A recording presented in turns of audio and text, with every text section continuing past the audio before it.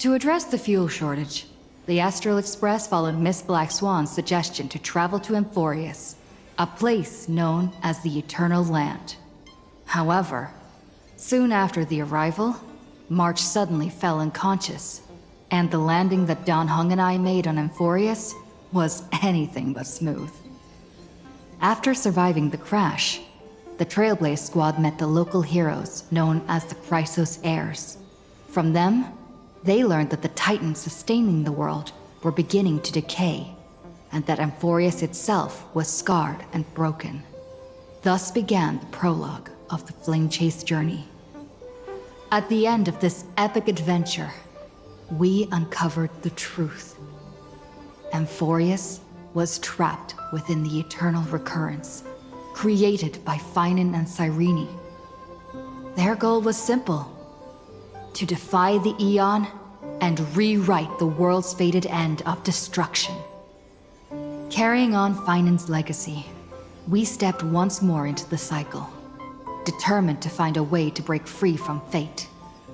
After thwarting the schemes of Xandar, the First Genius, and Evernight, we finally gathered together to face the Lord Ravager Irontomb. The battle was so immense that it even drew the gaze of Noose. Herta took Irontomb's place, completing her self-coronation as the Lord Ravager fell. And Cyrene, the Child of Remembrance, gave her life so that the seeds of a new world could take root among the stars. And so, the Epic of Amphoreus came to an unprecedented and romantic close. In Noose's extrapolations, the fourth instant had already begun its countdown. With the spirit of Trailblaze shining in full, we brought this journey to a close in the purest, most poetic way imaginable. And as we bid farewell to the Eternal Land, the Astral Express set off once more toward its next destination.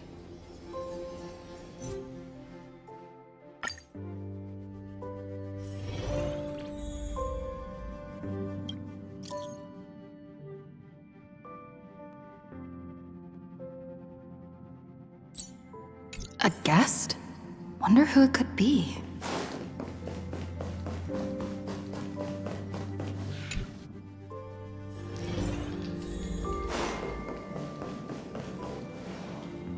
That's my proposal. There's no harm in giving it some thought. I understand, but the Express's voyages are meant to extend the Silver Rail. That won't change. But the cosmic situation will. The Legion's threat looms over the universe, and no one can avoid it. Isn't that why you started the trailblazing journey? To connect?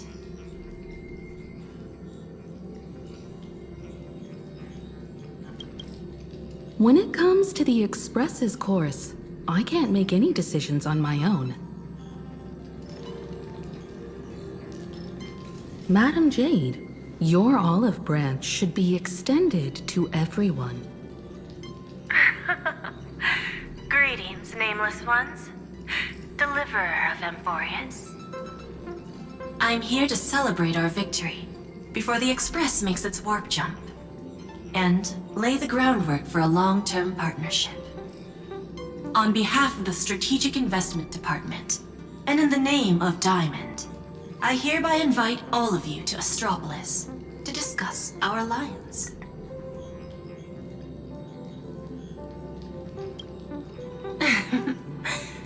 Might as well think of it as a gift. A celebration feast for allies, and a well-deserved vacation. It's the crown jewel of Epsilon, headquarters of Interastral Peace Entertainment. It might not quite match Penacony in terms of glitz and glamour, but in the eyes of IPC folks, it's the ultimate vacation spot. Defeating Irontomb is, of course, a feat worthy of being recorded in the history books. It's something that belongs to the cosmos, and even more so to the Nameless. But you and I both know this is just the beginning. To eliminate the threat of the destruction, all forces must still unite as one. To this end, the Preservation hopes to join hands with the Erudition and the Hunt to establish an anti-destruction alliance, bringing together all forces that can be rallied to the cause. I'm glad to see the Astral Express is on the list. You're being too modest. You're heroes who defeated a Lord Ravager, and therefore the most brilliant emblem on this banner. I believe the Trailblaze would make a strong candidate for leadership. I'm truly flattered. Consider our vote as a show of sincerity from the 10 Stonehearts. So, may I have the honor of expecting your presence? Every stop the Express makes is decided by all passengers together. Madam Jade, please, give us some time. Of course. Then I shall wait with anticipation.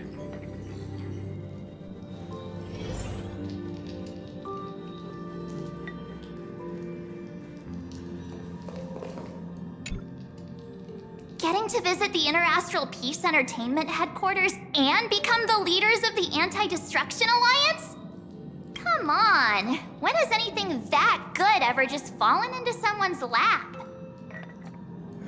Jade is a shrewd businesswoman. Her idea of a leader might not align with what we have in mind. What do you think? See? I told you she wouldn't agree either. This responsibility is too heavy to bear.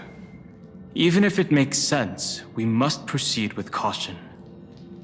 Besides, it goes against our identity as free people of the Express. Once we accept, the nature of the Trailblaze would completely change. Anyway, we should politely decline for now.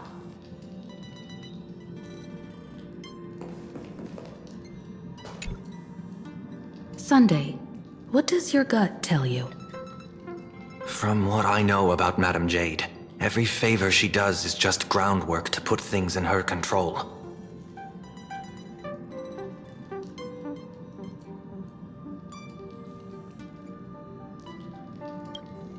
According to her, the IPC sees the Trailblaze as something to rally behind.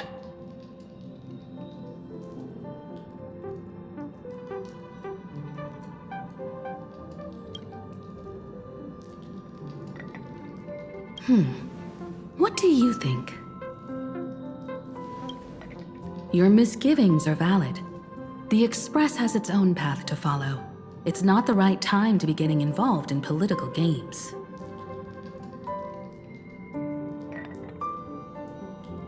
The discussion's over, so let's take a vote. I reserve my judgment on this. I second that. Me too.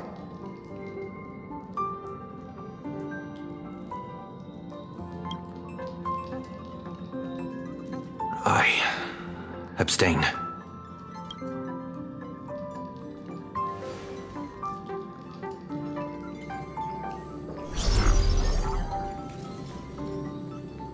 After careful consideration, we regret to inform you that we cannot accept your proposal for the moment.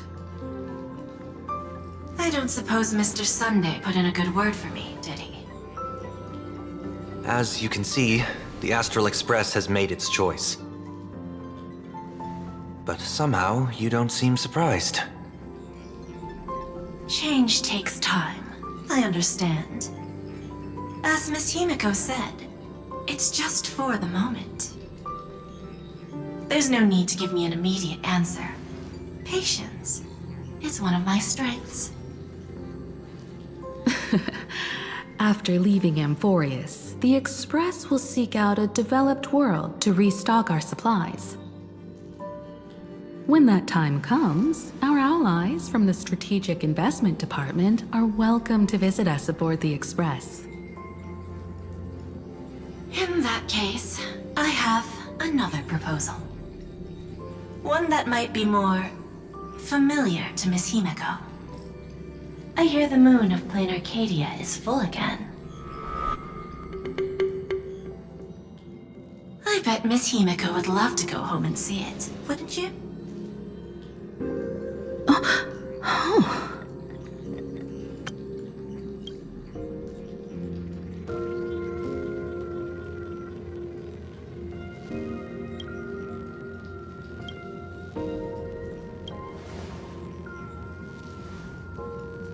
So the moon is full once again. I wonder if all is well over there. Stable and prosperous as usual. Planarcadia has long since become one of the IPC's most valuable planetary assets. Although I cannot visit there in person, if the Express passes through Planarcadia, my colleagues will surely give you a grand welcoming ceremony. That's very thoughtful of you. We'll give it serious consideration. Sorry for taking up so much of your time. I should get going now. Remember, the gates of Astropolis will always be open to the Astral Express. May the winds be favorable on your trailblazing expedition.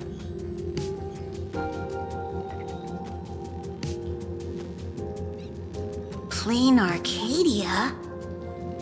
It's been 15 years since I last heard that name. It's clear she came prepared. Astropolis was probably just a cover. Jade's real objective was to let us know about the IPC's movements in my homeland. Are you planning to go back and check it out? Why don't we first explain things to these confused kids? The civilization of Planarcadia on Ahatopia is my homeland. And it's also where the Astral Express once crashed and set off again.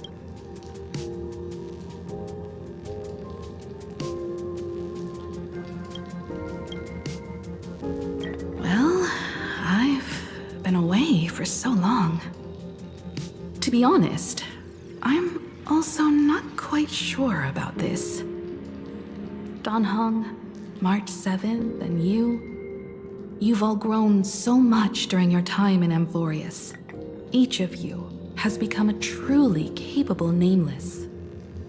So you must understand that Jade was right. The Trailblaze no longer means what it once did for the cosmos. Do we keep wandering through space? Or, as she suggested, do we become a core force against the destruction?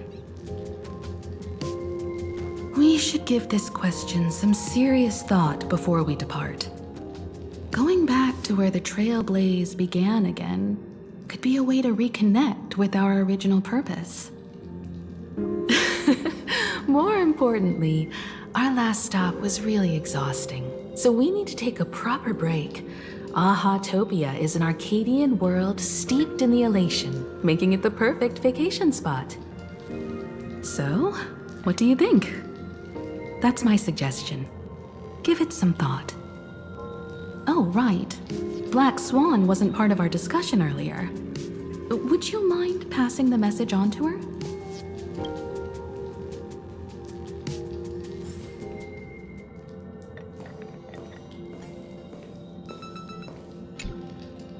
Have you noticed how Himeko gets lost in thought whenever we talk about her homeland?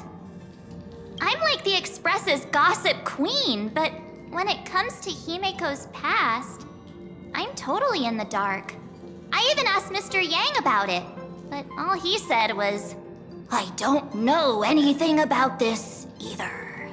So I snuck a peek at the navigation log and found...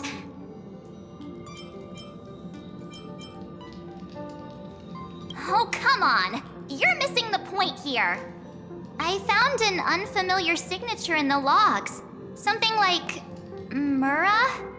Based on the timeline, it must be someone Himeko knew. But she's never mentioned it. I bet there's some big secret behind all this. Ahatopia. That's an ancient world, if I remember correctly. Would you like to hear the databank records, or just the rumors I've heard?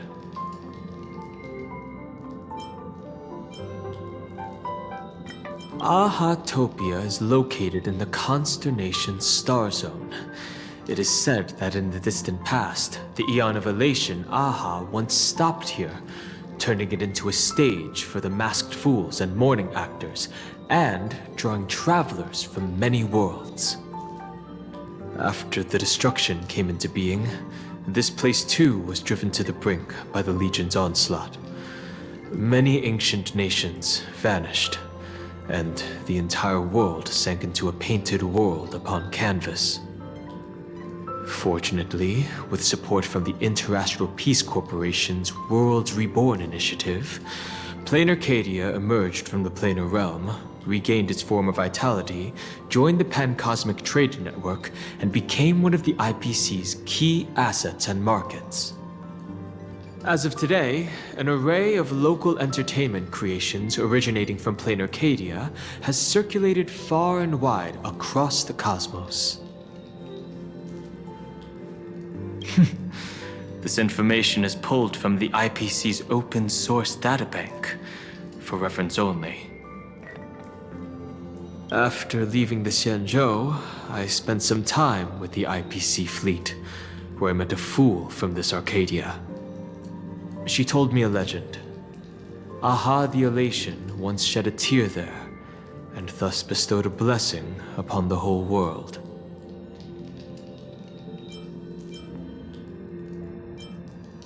Hard to imagine, right? In a world blessed by the Elation, even the moon wears a smile. The fool's tales have always been absurd. Seeing is believing. The best way to understand this peculiar world is to visit it ourselves.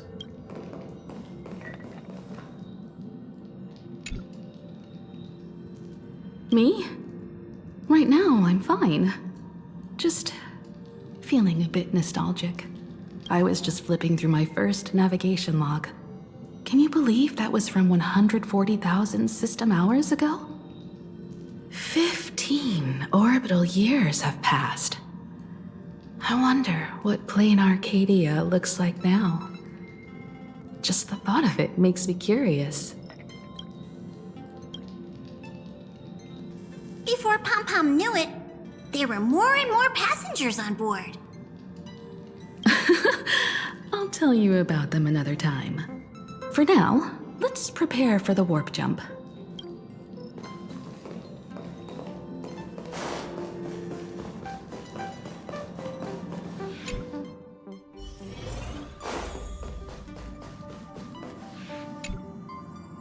I heard you have some ideas about the next stop.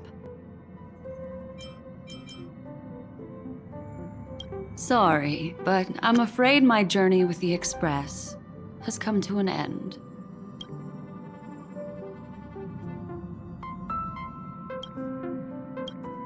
The Memo Keepers have received summons from the Garden of Recollection, so I must return to report. But this journey through Amphoreus has given me many unforgettable memories. Your trust, and my small act of rebellion against the Garden of Recollection. Covering up these traces won't be easy, so I need to leave quietly. Fortunately, a cremator has agreed to help me out, and she's waiting for me.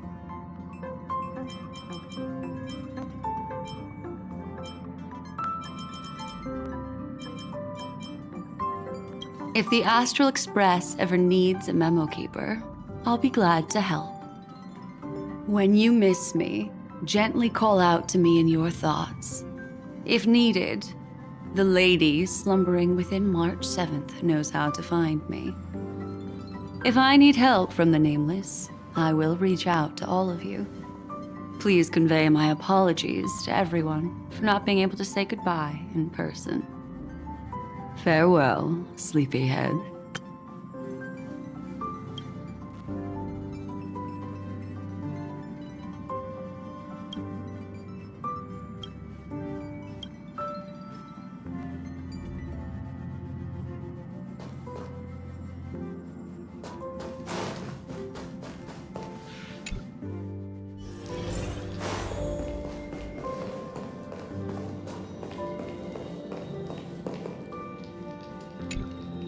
still thinking about the next stop?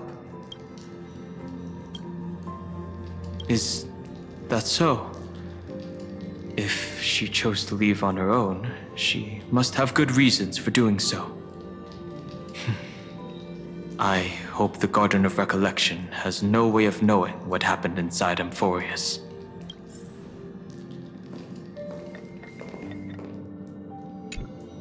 I wonder what interesting sights await us in Planarcadia. What? She just left like that? Without even saying goodbye? Aw, I was thinking of throwing her a proper farewell party. Black Swan went against the laws of the Garden of Recollection to help us. I wonder if the Memo Keepers will give her a hard time at this gathering.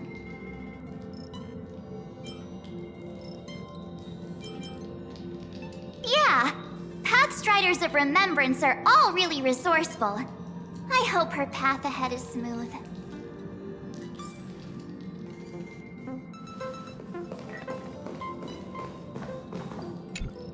Planarcadia. Another land known as an Arcadia. Clearly, the fall of Irontomb has sent shockwaves across the universe. Even the usually scattered Memo Keepers have received a call to gather. Trust the lady. She's no stranger to dancing on a knife's edge, and she's always made it out in one piece.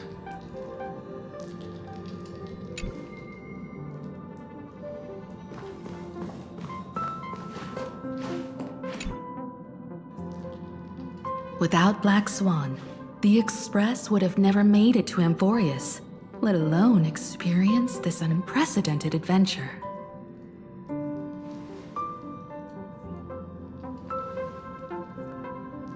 Let the conductor sound a whistle for her, and wish her smooth sailing ahead. So, what have you all decided? I'm on board. Let's head to Planarcadia. After such a tough battle, we all deserve a good rest. I have no objections. Since we're all in agreement, Conductor, prepare for the warp jump.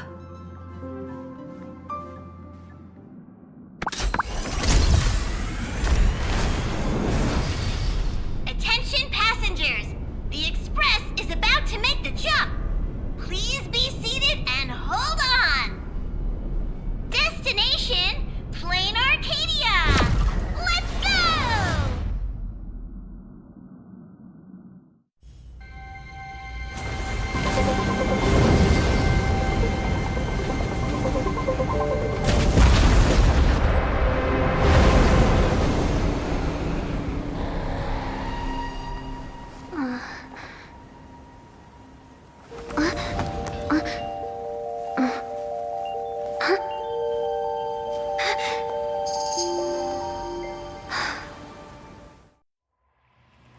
I dreamed it again.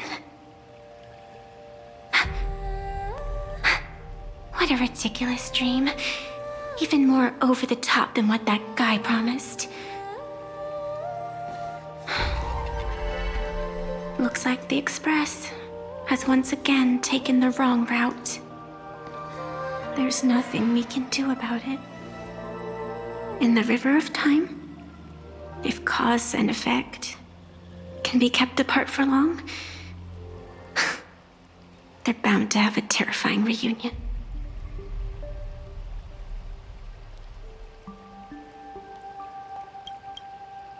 Am I right, Observer? Watching us from behind countless veils. I've been rambling on since the show just started. You must be totally lost, aren't you? Then just forget all that nonsense I was spouting. Anyway, stop looking here. What you should be focusing on is them.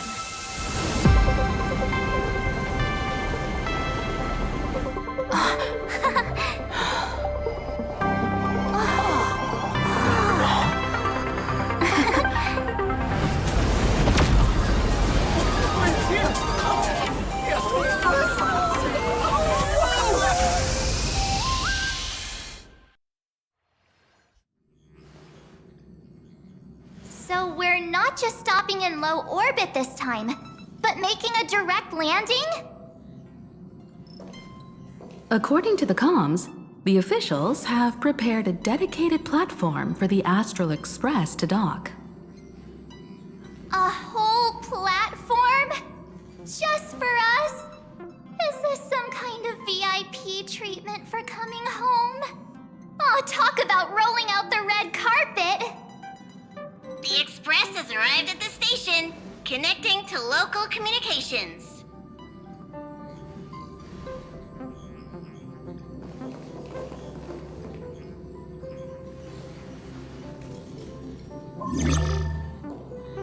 From what I see, the Astral Express is considered a legend across the cosmos.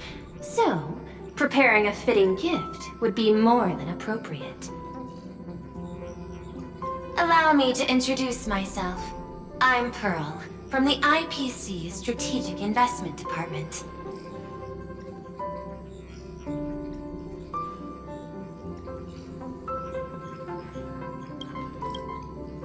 Now, in my capacity as the legal representative and CEO of this Arcadia, I welcome the Express Navigator, Miss Himeko, back home. Hello, Miss Pearl. This is news to me. I wasn't aware that the Strategic Investment Department had taken over administration of Planarcadia. As its governing official, I am still in the process of learning. If I can help this planet grow more prosperous, it would be a profound honor. We would be even more honored to have a face-to-face conversation with you. That's exactly what I wanted to say. While the Express is stationed here, the IPC will reasonably accommodate all your requests, including the one you just mentioned. Pardon my choice of words, but I sincerely hope that you enjoy your time in Planarcadia so much you never want to leave. In that case, I'd like to know about recent events in this world. I heard from Madame Jade that it's once again the time of the full moon. Indeed. I believe it's also welcoming the Express. After 15 years, now that the Phantasmoon of Elation is full again, the Phantasmoon Games will begin as scheduled. The more lively, the better. During these divine games, distinguished guests from across the cosmos will be stopping by. This time, along with the Express, a delegate from the Xianzhou Alliance has also arrived. Don't be surprised if you happen to run into them. A Xianzhou envoy? That's right. A big shot from the Yuchui.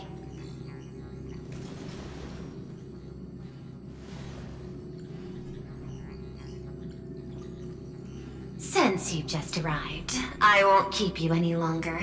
I've arranged for staff to wait for you at the platform. Feel free to ask them for anything you need. All of this is a token of appreciation from the Strategic Investment Department to our friends. We hope you'll enjoy yourselves to the fullest.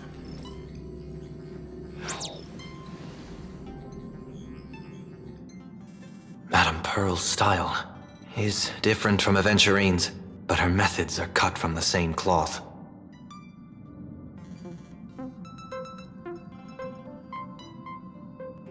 This could go on forever.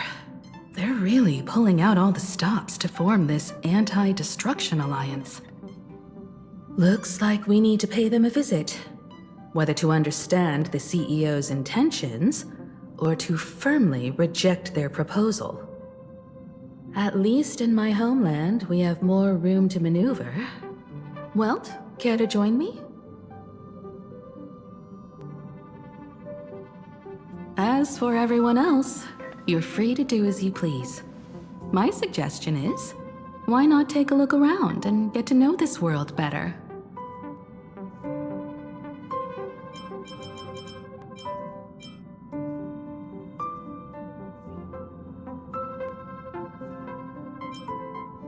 In that case, Sunday and I will go gather some intel about the Xianzhou envoy.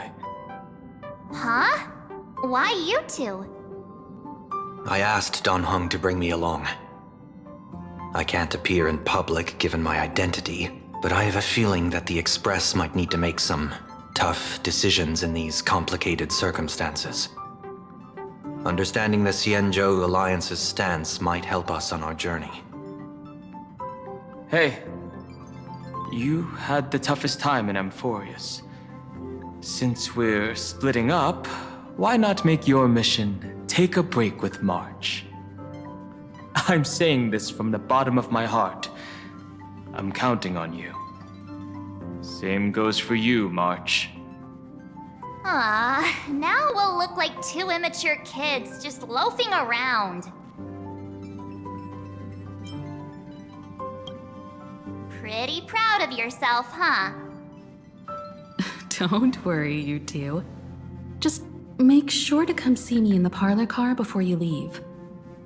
I have a favor to ask of you both.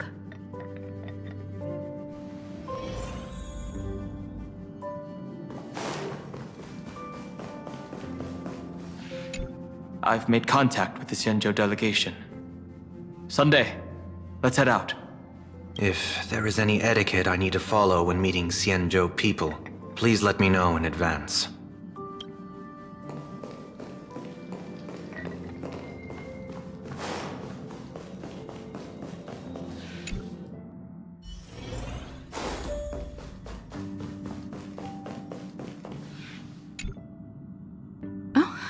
March, you're here. So, what kind of mission do you have for us? It's a long story, but what if I told you there was a game being played in a corner of the cosmos? And the winner might become an Eon. Would that pique your interest?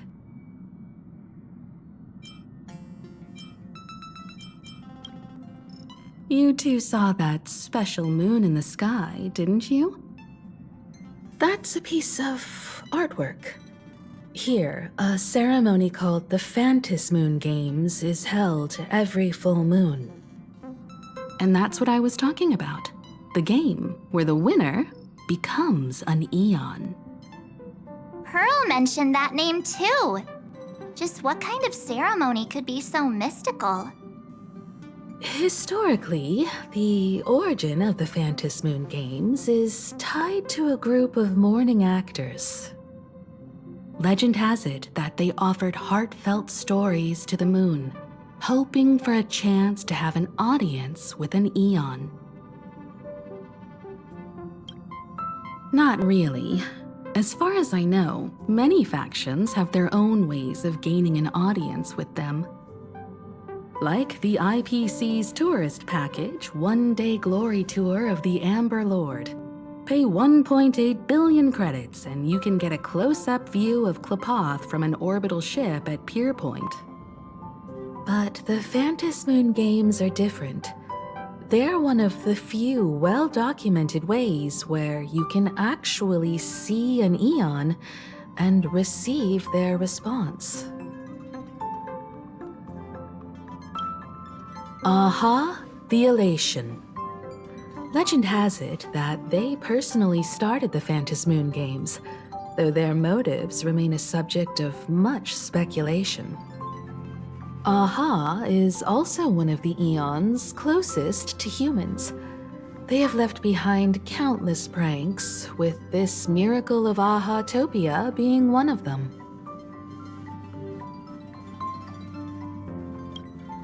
According to historical records, when a supplicant rises above the rest, the elation will manifest, listen to the victor's wishes, and share their authority for 1 minute.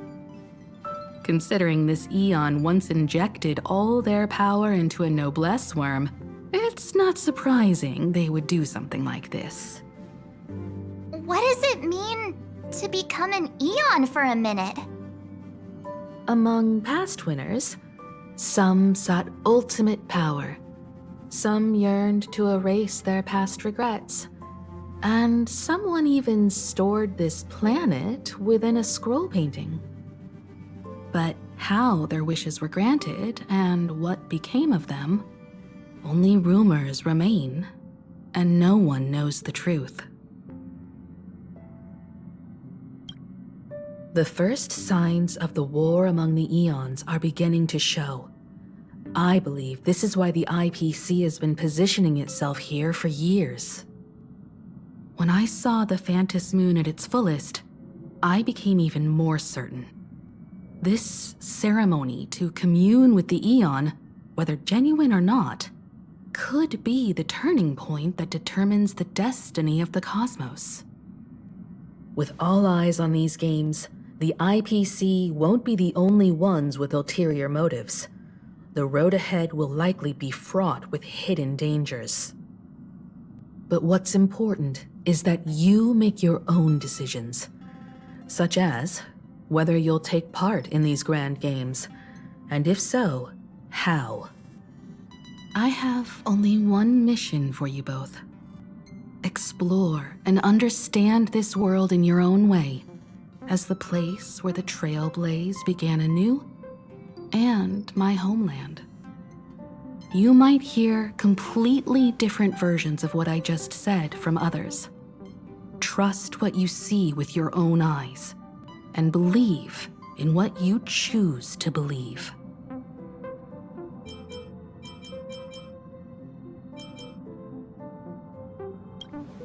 Me too!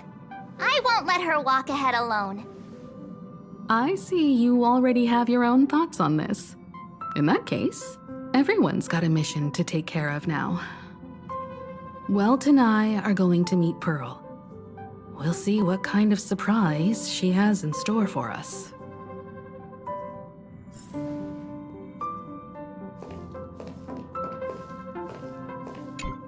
Ready to head out?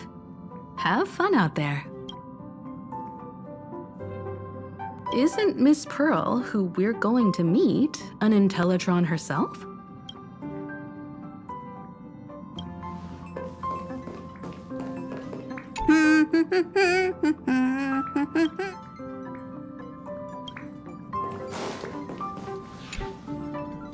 The Astral Express has arrived. Welcome. Oh, now this is what I call a grand welcome. Let's get off the train. Oh, right. After a few trailblazing expeditions, I've totally figured it out. The first person we meet at every stop is somehow involved in some earth-shattering secret. So when the door opens, keep your eyes peeled.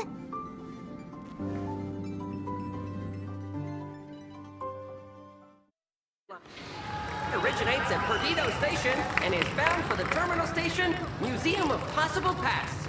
In the name of erudition, traverse the cosmos. We meet again, deliverer from beyond the sky.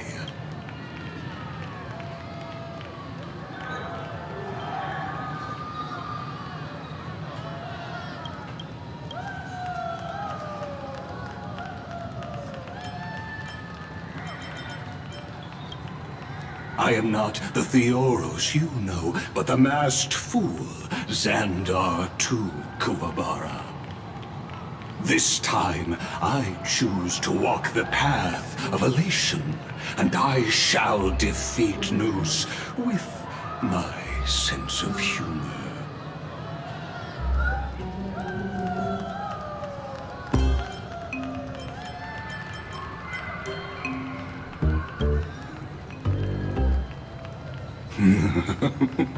After all, I did say before.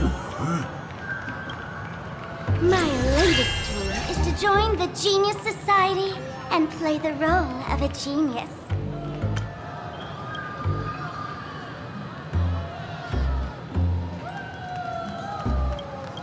Hey there, gray hair and darling March.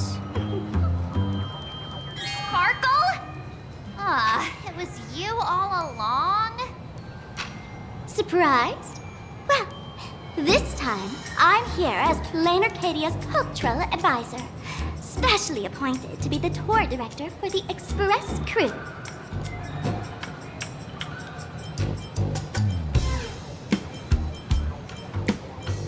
What are you talking about? This is the world, Evelation. Fools are everywhere. Don't even think about doing business here without us. I know we had some minor entanglements in Paniconi, but you all had fun there, didn't you? Now, the Astral Express has become quite the hero. Her Excellency, the CEO, wanted to find someone who got along with you to show you around this place. So I took on that job. Ugh, what kind of misunderstanding does she have about the phrase got along? Time's ticking away. Thankfully, there's no bomb here. So are you coming with me or what?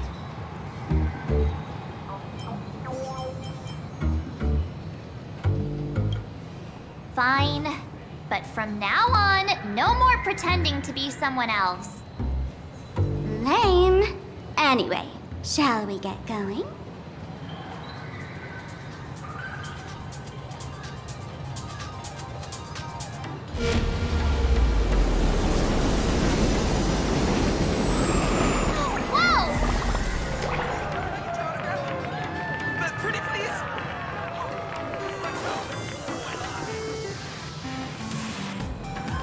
Is this a train?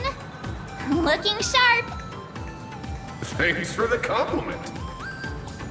Ugh! The train just spoke. Before us stands not just a train, but a strangeling. The term strangeling is so outdated.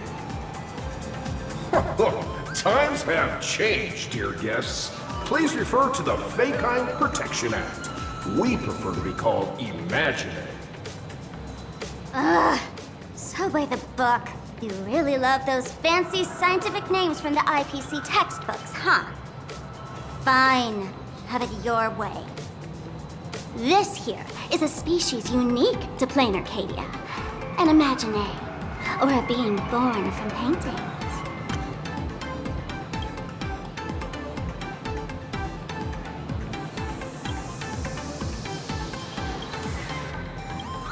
Once upon a time, the artists here discovered that by sketching creatures from their imagination and giving them names, they could bring their creations into reality.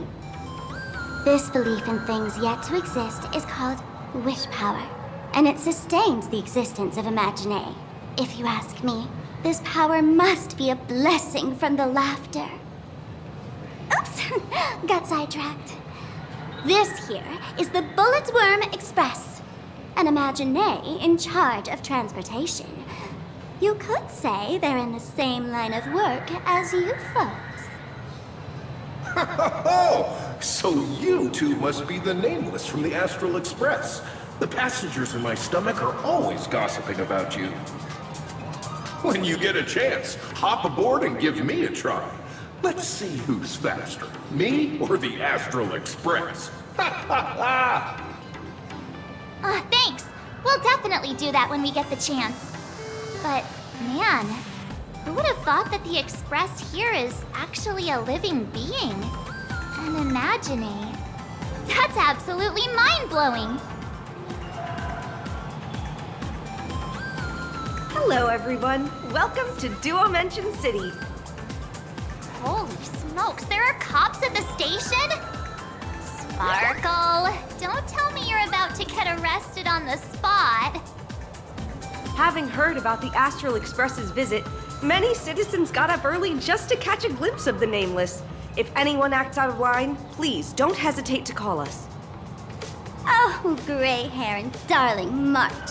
You're real celebrities now. Next up, I'm gonna show you even more mind-blowing stuff, so try not to faint.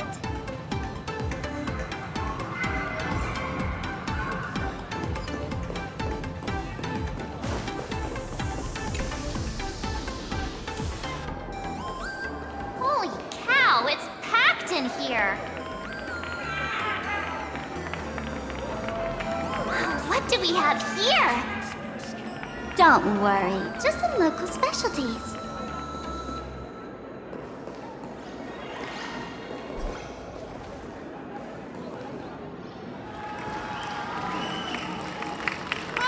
Look!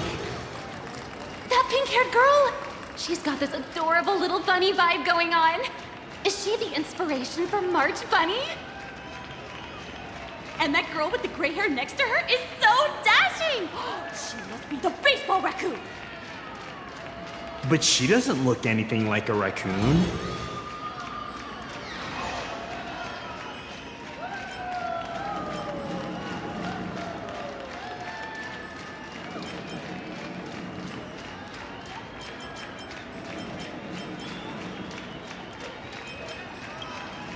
Hey there, friends from Planarcadia.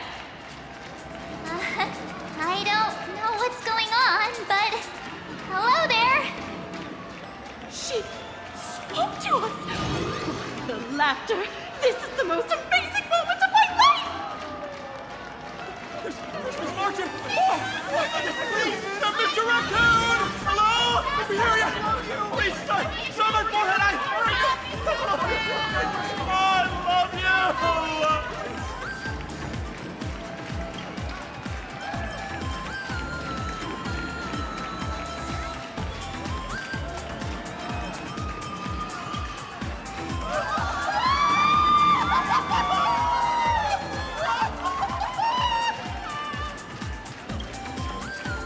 Everyone, please maintain order! The people here are way too passionate. I've never experienced anything like this before. So, this is what having rabid fans feels like? Feels intoxicating to be the center of attention, doesn't it? Just don't get too caught up in it. You might not find your way out. Excuse me, bosses! Stop getting caught up in fan interactions. Today's schedule is really packed. Hey, you up there, Mr. Noodle-looking cat! Could you tell me how to get these two out of here? Excuse me, that's quite hurtful. I am Station Master Meowton, responsible for overseeing Perdido Station. Whoa, cats really are liquid. Wait a sec. This kitty is the station master? This world is so weird.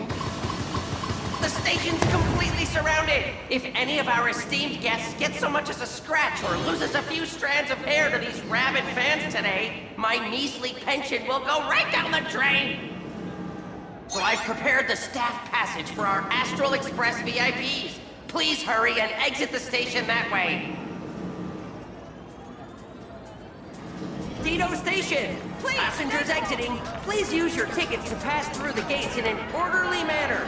Please be mindful of your personal belongings. Thank you!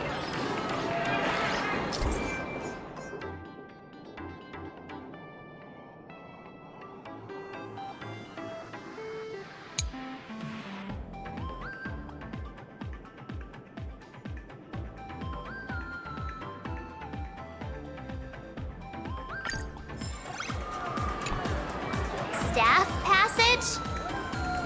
To be precise, it's the Imagine Staff Passage. A long time ago, all of this Arcadia was sealed inside a scroll painting. For people inside the painting, they just entered another dimension. It was completely safe.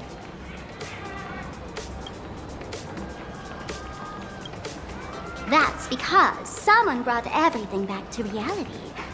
Care to guess why the IPC is here? This nation that was once lost in a painting was salvaged by the IPC. That's right. It's Planarcadia's must-see attraction. The portal entrance known as the Interplanar Jump. Though civilization has moved beyond the canvas, the world within the painting wasn't abandoned. Instead, it became part of life for both humans and strangelings. Come on, you two. Follow my lead and let's dive into the Interplanar!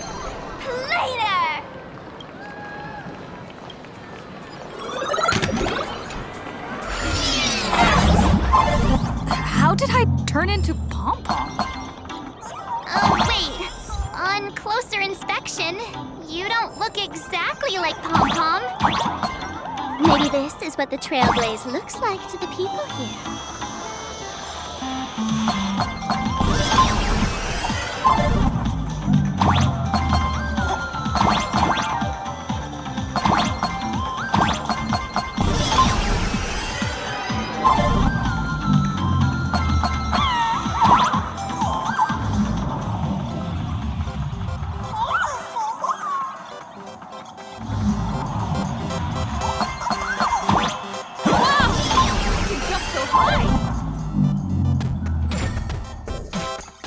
Listen, the music changed.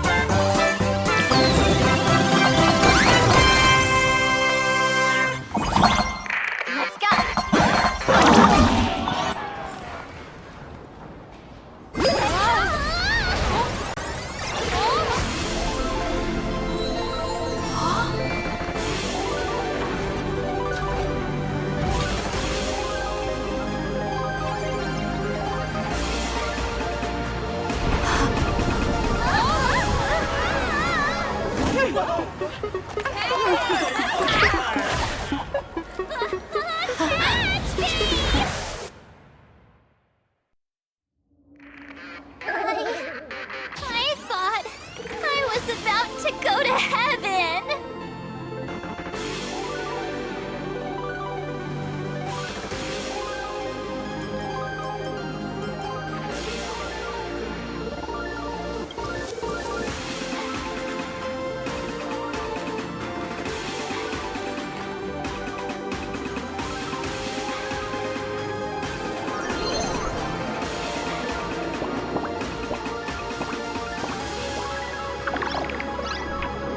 All these Imagine? That's right. This is Planarcadia, a world where strangelings roam freely, and a paradise woven from elation and wild imagination.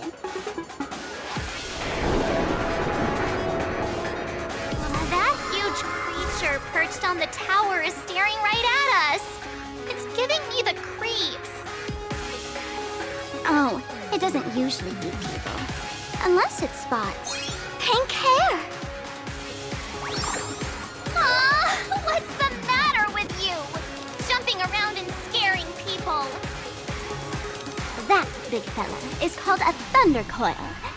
Don't worry. To him, we're just tiny ants on the ground. Not even enough to get stuck between his teeth. Thunder coil? With a name like that, shouldn't he be flying around making thunder and rain? Why is he just wrapped around that pillar without moving an inch? Times have changed. The IPC issued a decree requiring Imagine to integrate into civilized society. Legally, they have the same rights as humans, which means they have to work too. What? Strangelings have to work too? That's life under IPC management. Who dare deny an Imagine their right to work? Now, the Thunder Coil amplifies TV tower signals, ensuring users worldwide can watch the station's broadcasts without interruption. Boring live streams, lame prank shows, and bleh. Oh, there's the big news about the Express arriving! Look! What's up with that billboard?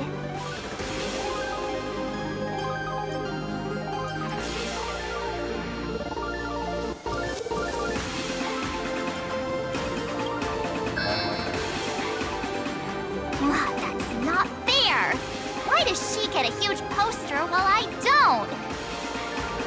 Huh.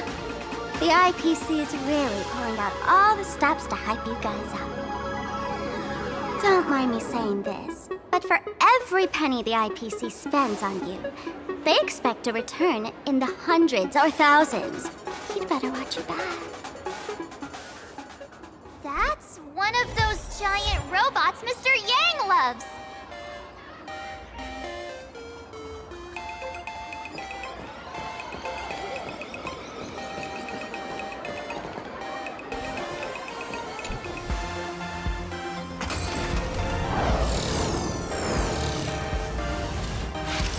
What is that? A decapitated Intellitron? This is a new life form that was born after the last Phantasmoon Games.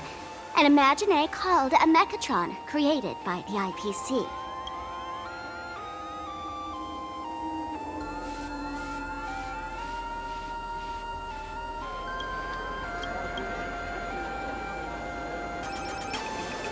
Technically speaking, it was drawn by IPC machines. Even though in Planarcadia, the creation of Imagine has always been the artist's responsibility. For the IPC, well, they always want to improve everything with their industrial mindset. This thing is also an Imagine? Doesn't look that different from a mech to me. Young lady, I must correct your cognitive bias. We are absolutely not the same as mechs. The Mechatron spoke! Our creation isn't as complicated as mechs, and we're not as fragile as Intellitrons when we're born. That's because we don't need to install an Intellitron's logic center, nor do we require a mech's power reactor.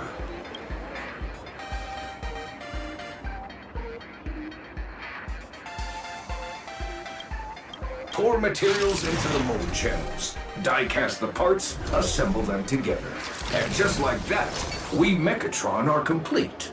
We can fly, run, and jump, second to none among technological marvels. I get it.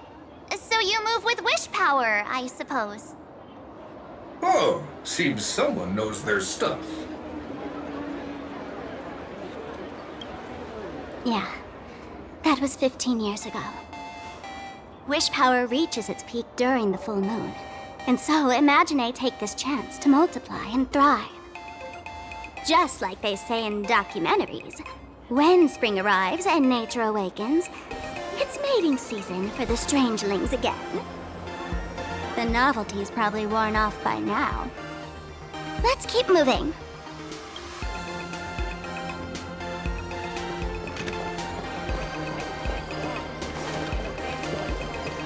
Is that a dessert shop run by cats?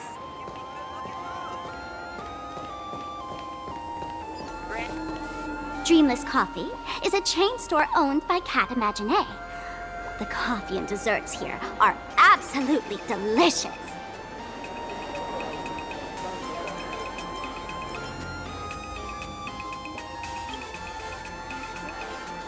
Comparing it to Himeko's handcrafted liquid bombs would be a bit unfair to this place. Let me have a taste. Are you two travelers from outer space? Welcome to Planarcadia. How's the situation in the cosmos these days?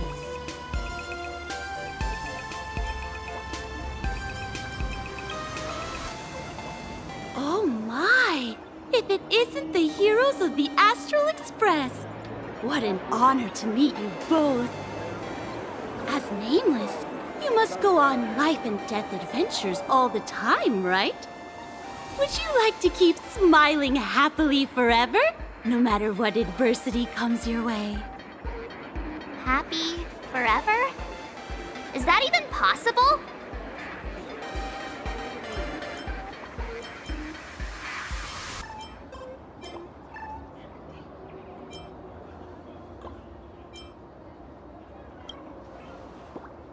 A masked fool? Ha! Of course not! The fools only seek their own happiness, while we want to make everyone happy. Make everyone happy? That's the funniest joke I've ever heard. The only person with a sense of humor is probably that big shot from Panaconi. If you're interested in learning more, I'll be around here. Feel free to come find me anytime. Your point coffee. Have a taste.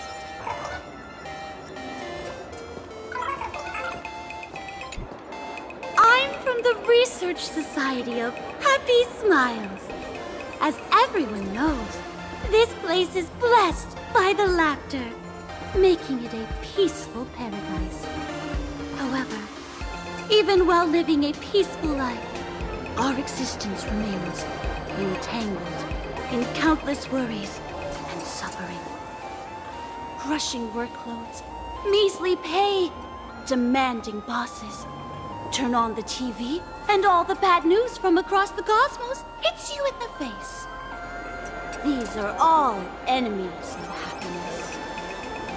Just like how the Astral Express defeated the Lord Ravager, we, the founders of the Research Society of Happy Smiles, have received divine revelation from the laughter and vow to help the residents of Planarcadia defeat these enemies of happiness and bring joy to everyone. Every fool in the tavern says stuff like this when they get drunk. Listen, the laughter is talking to me. Hey, you two, interested in joining us? It would be such an honor for all our members if you could become part of our society. Oh, gray hair March, don't tell me you two are buying into her nonsense. This lady seems a bit off her rocker. Let's get out of here quick.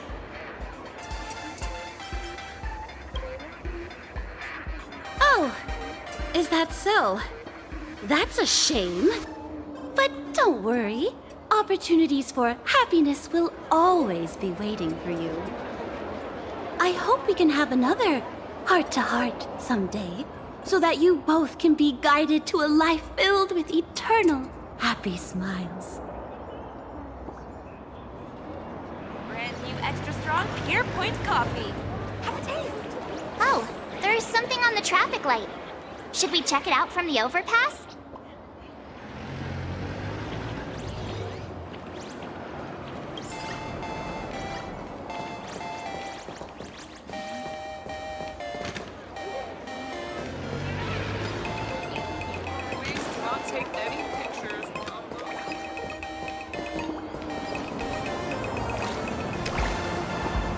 I've been wondering about this since we were at the station. These colorful little dumplings seem to be all over the streets here. Ah, you must be tourists? Don't panic. Those are just little things we call wispay. The tiny wishes that humans make every moment of the day can condense into wispay. Some say these little creatures are proto-imaginae. They just never had anyone to give them forms, so they appear in the world in the simplest, most natural state. They do look pretty adorable. Like little wiggly blobs of jelly. Probably shouldn't ask this, but can we eat them?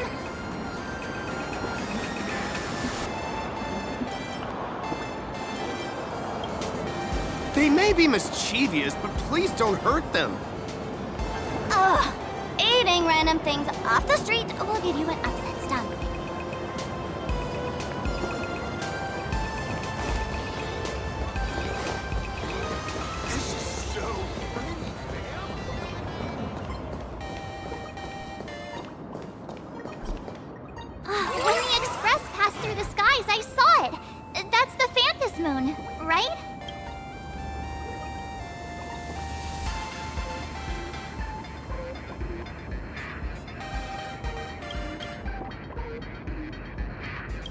Legend has it the Laughter themselves painted it.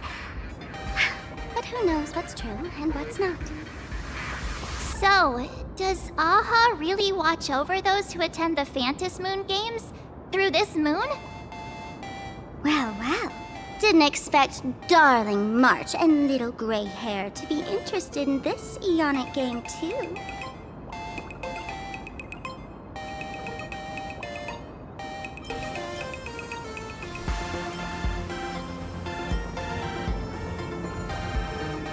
Gray hair, you've come to the right person. Who could understand the elation better than masked fools? So, what aspect of the Phantasmoon Games would you like to know about?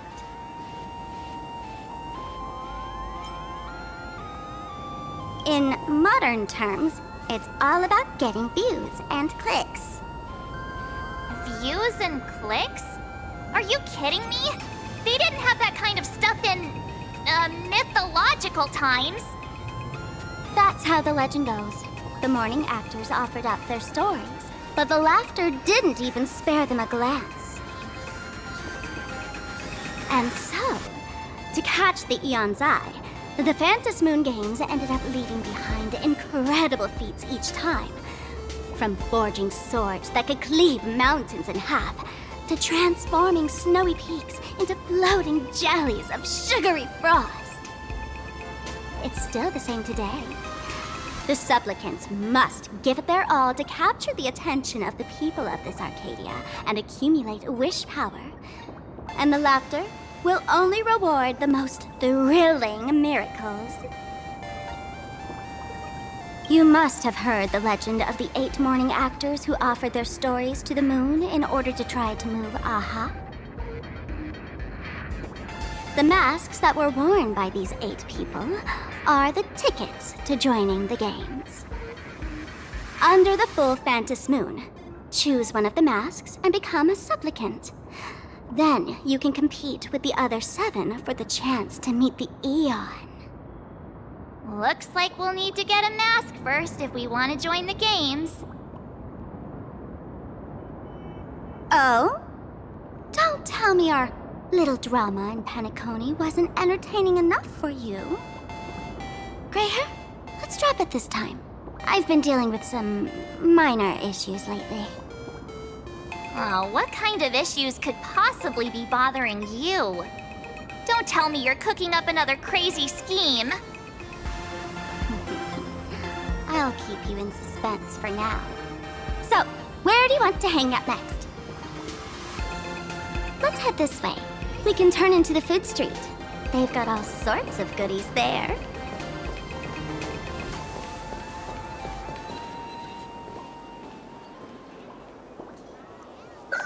Click, click. Huh?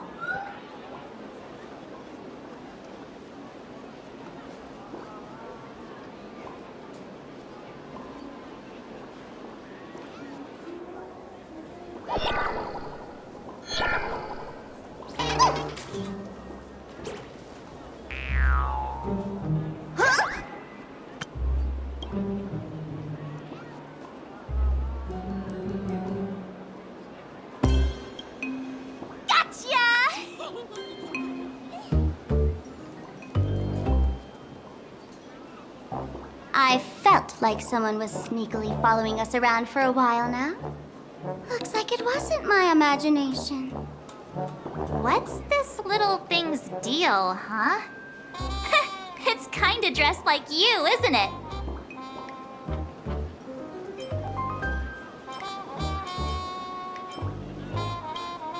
Not surprising at all.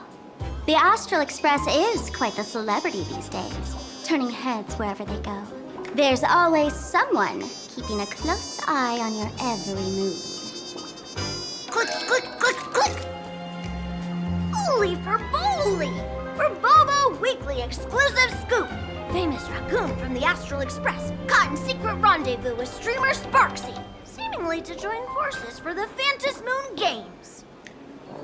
Famous raccoon? Secret rendezvous with Sparxie? What is he talking about? Some tabloid journalist trying to stir up a juicy scandal, huh? They might both use cameras. But our darling March is way cuter than this paparazzi creep. Hey, I can speak for myself.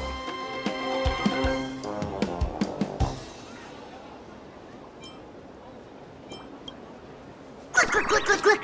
Breaking news from Verbobo! Famous raccoon from the Astral Express openly claims Verbos can't be journalists, suspected of human supremacist ideology. Hey, don't write nonsense in your report. Why are you just standing there? Hurry up and catch that thing. Can't catch me! Boom, boom, boom, boom, boom! I'm out of here! So, are we gonna kill the Verbo to silence it? We would never do something so violent.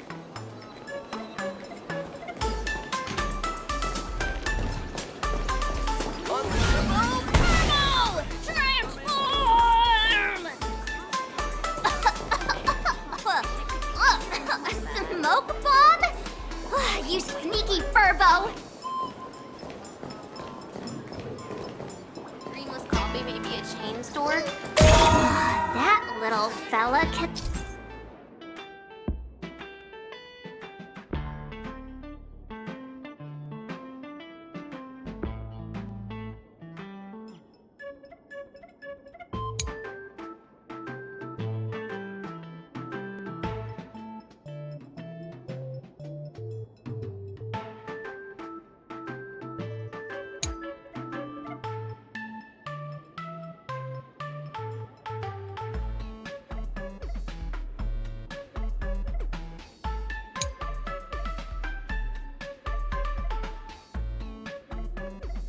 transform into different things.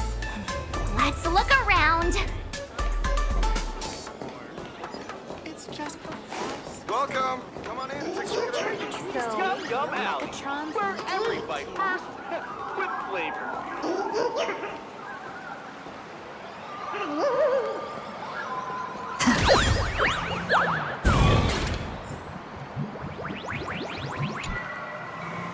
My butt! Holy vermoly!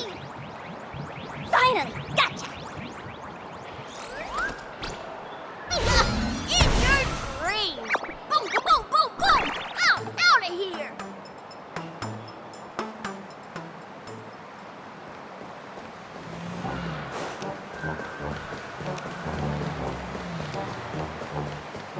What's with the game of Cosmic Toy Collection?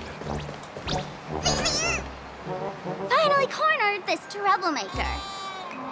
Delete those sneaky photos, and don't you dare write any of your made-up stories, or I'm gonna show you what's what. No escape now. I, for Bullitzer, may just be a humble tabloid journalist, but I'll never bow down to evil forces when it comes to defending freedom of the press. I'm on fire! Whoa, why did this guy suddenly get into a combat stance?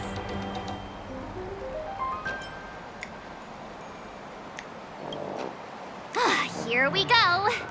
Now be a good boy and stay down.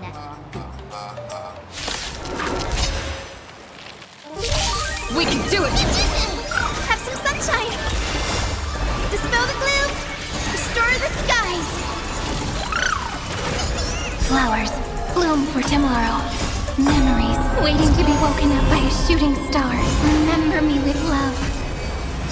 May life and death sprout new buds. Don't blink. May you fulfill love's promise with me. Cleanse hatred with love.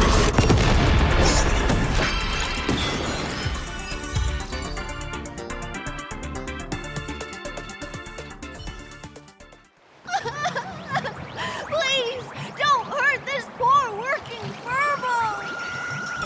Weren't you acting all tough just now? You've got some nerve, sneaking photos of Miss Sparkle and the Astral Express. I mistook you for someone else. I thought you were that famous streamer. As for the Express's great raccoon, we're all huge fans wings of the Great Raccoon. You see, I've even styled my whole outfit after your look. Now, let's talk about compensation. Adding up emotional distress, lost wages, nutrition fees, and whatnot.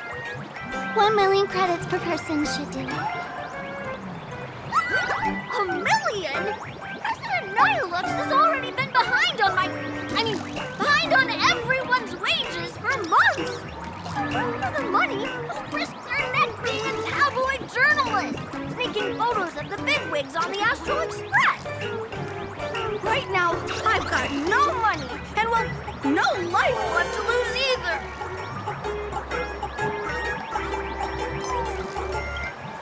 Is this Nihilux you mentioned the president of your magazine publisher? I have no idea. President Nihilux specifically warned us that if we got into trouble outside, we absolutely mustn't mention her name. And here you are spilling all the beans on her. Since I offended the Great Raccoon of the Express, I suppose we could settle this with some compensation. Huh? Didn't you just say you had no money? What's with the sudden change of heart? This seems fishy. My pockets are truly empty. However, regarding compensation, I implore the Great Raccoon to visit our Furbobo Weekly magazine office. Here's my business card right here. It has the magazine's address and contact details. Rest assured, President Nihilux will definitely present compensation that'll satisfy the Great Raccoon. Please make sure to come claim your compensation. What's it? Darn it! It got away again. Make sure to come claim your compensation? I wonder if I can trust that Furbo's words.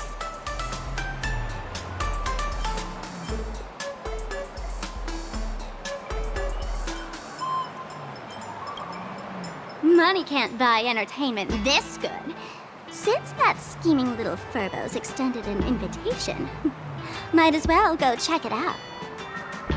Right now in Planarcadia, there are eyes following you everywhere, just like that Furbo. So, Sparkle, what's your angle in keeping tabs on us? My darling March, you still doubt me. What about you, gray hair?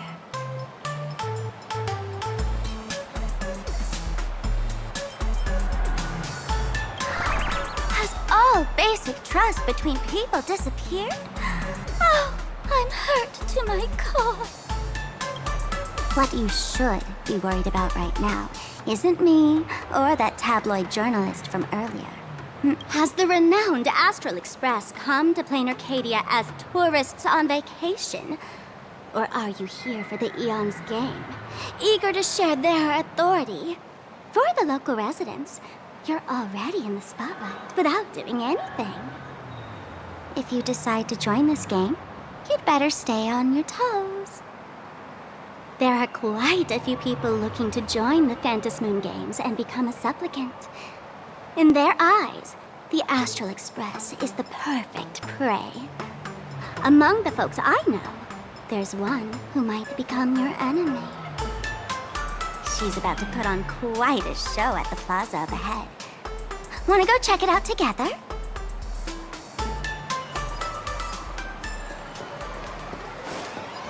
Let's have a game of Cosmicon Collective. These little Wispy are quite mischievous. As lively as our darling March.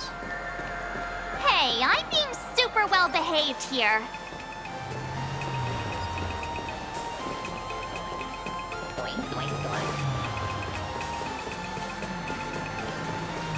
Wow, so many gold coins! Just some unclaimed wish power fragments. Pick them up when you find them.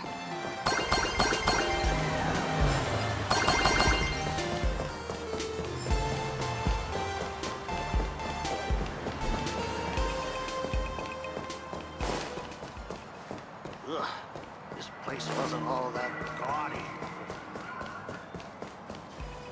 The Elation is naturally the most venerated deity here. However, people have their own different ways of practicing Elation. You've noticed those massive @signs floating over there, haven't you?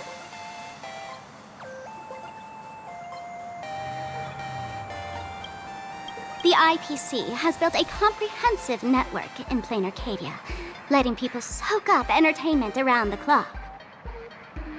Word from the tavern is that the IPC wants to control this year's Phantasmoon Games. Though, they've been itching to do that for 15 years already.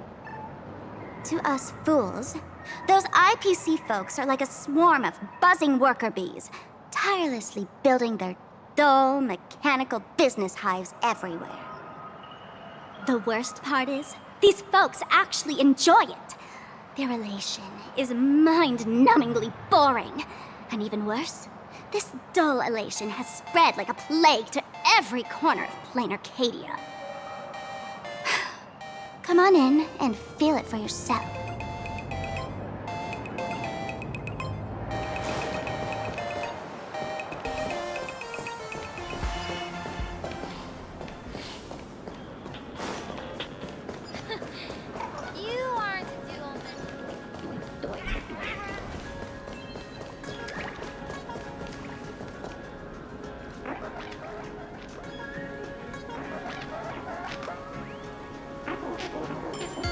Planarcadia has enough entertainment to keep you busy until doomsday without repeating anything.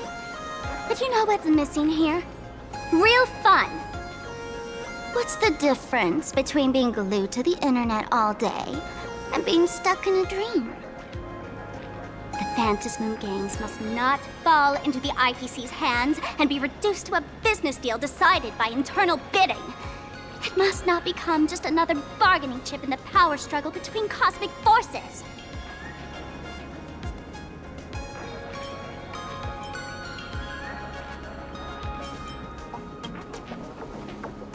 She'll be here soon. Have some patience, gray hair. I witnessed the potential of the Trailblaze in Penacony. The sparks that fly when paths collide. It's absolutely mesmerizing. In Planarcadia, what surprises will you bring for the Elation? And there's also the preservation, the hunt. Don't you think that on the eve of the Phantasmoon Games, Planarcadia looks just like a card game among eons? If that's the case.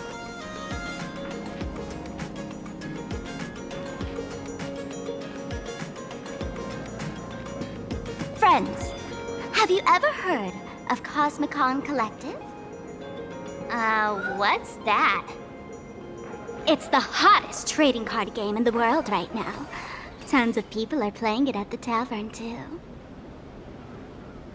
The cards feature legendary figures from across the universe, along with their power levels.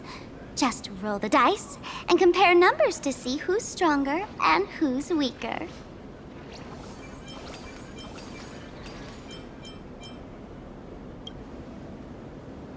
Gray hair, care to play cards with me? Think of it as a rehearsal for the Phantasmoon Games, right here, at this tiny card table. If you beat me, I'll tell you the enemy's name. Maybe we can team up and take her on.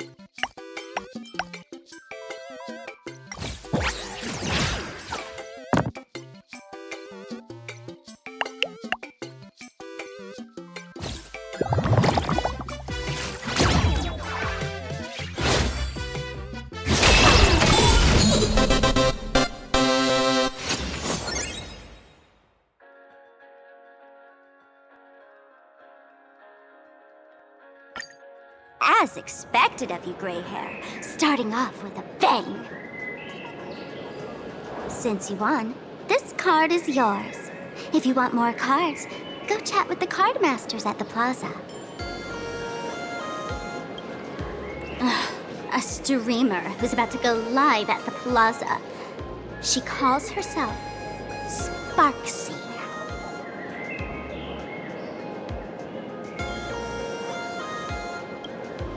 That's right. She's your enemy. This streamer, just like you, has been seeking a chance to join the Phantasmoon Games. It won't be long before she shows up at the plaza. That little trouble you've gotten yourself into. It's her, isn't it? Darling March, I just can't escape your sixth sense, huh? She's our common enemy. If you need my help... Oh, there she is! That woman who stuffed me in the trash can! Ah, she's right there! Get her! Everything we leave behind in life has a way of coming back to us in unexpected ways.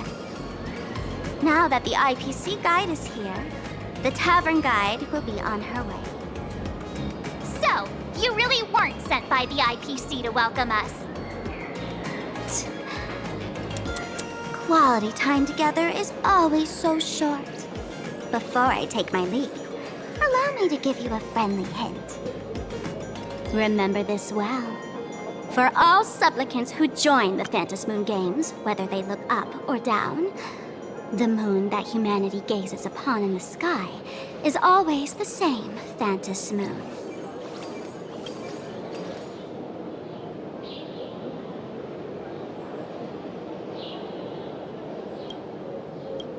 Is this some kind of riddle? Remember this little riddle? You might need it when we meet again.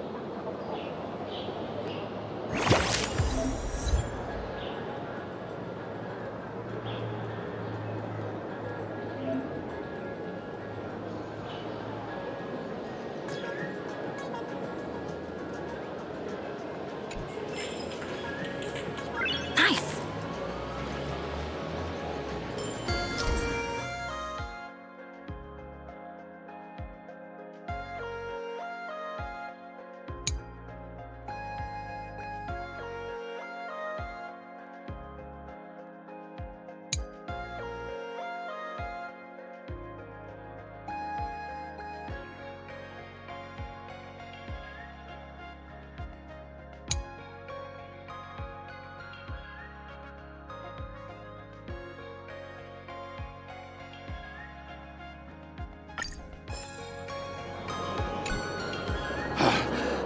Finally! Found you guys. You wouldn't happen to be the guide the IPC assigned to us, would you, Mr. Scott? That's exactly right. We meet again, bosses.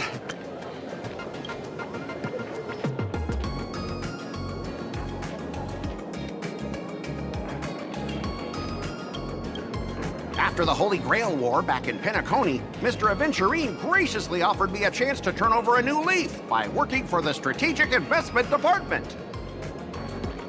And as it happens, Madame Pearl wanted to find someone who got along with the Express crew to be a guide, so I was assigned this important task. But just before I came to start my job today, someone suddenly knocked me out cold, and when I woke up, I found myself stuffed in a trash can. That's right. It was that woman who kidnapped you just now. When I catch her, I'll make her pay until she's completely broke.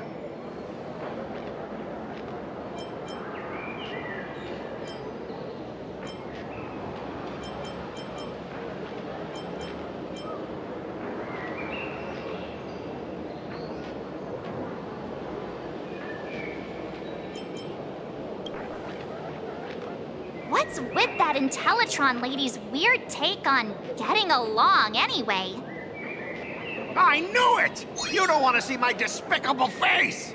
I, Scott, totally understand your frustration. As long as you're safe and sound, that's all I care about. So, dear bosses, Would you like to grab a bite to eat, keep playing around here, or perhaps enjoy my latest animal impersonation act, huh? Mr. Scott's dedication to his work is so intense. It's almost painful to watch.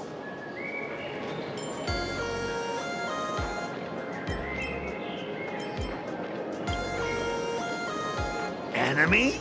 Not on my watch. Anyone who wants to harm my esteemed bosses will have to first step over my dead body.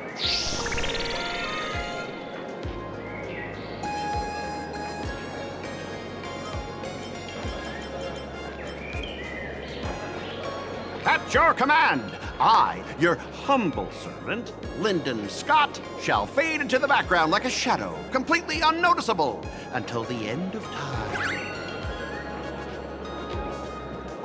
The annoying guy is finally gone. Let's head into the plaza and see what fun stuff they've got.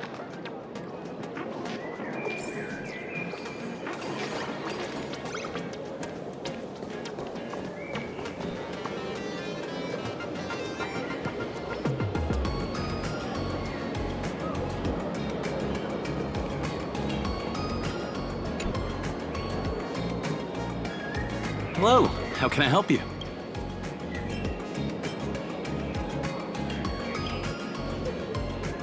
Huh?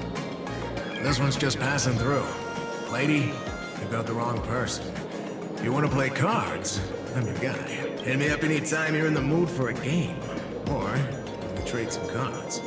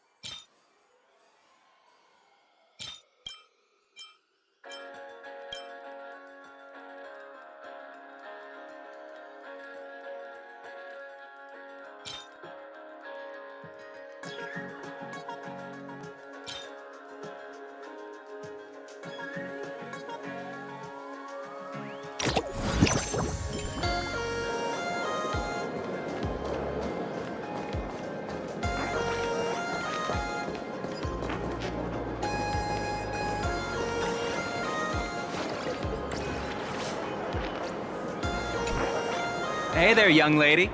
You getting the hang of traversing the world in canvas yet? Need some practice? You can always try your luck with me.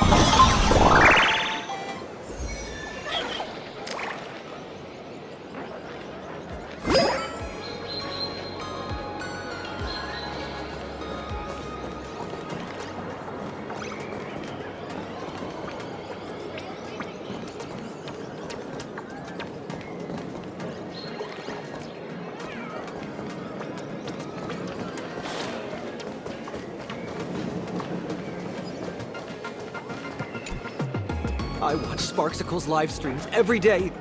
She truly loves me. Don't you get it?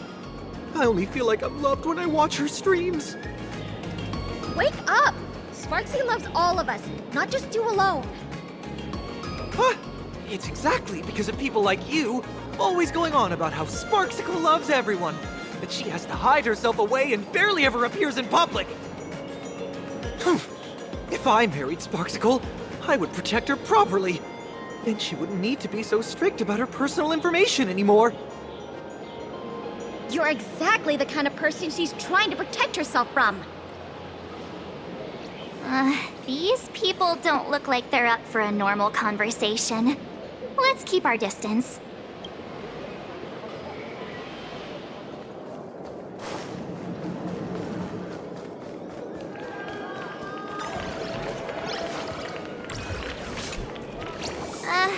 Excuse me.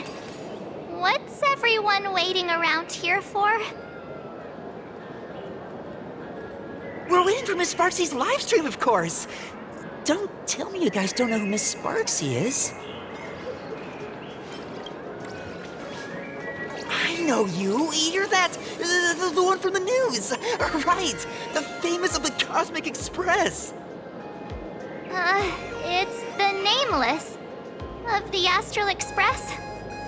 Forget about that. Let me introduce you to the great Miss Sparxie. She's just so adorable. She's the most versatile streamer ever, mastering all sorts of talents. Her wit in every single word she says echoes in my dreams. It's simply impossible to sum up such a perfect being in just a few sentences. We finally met someone who doesn't care about the Express. And for some reason, it actually makes me feel a bit more relaxed.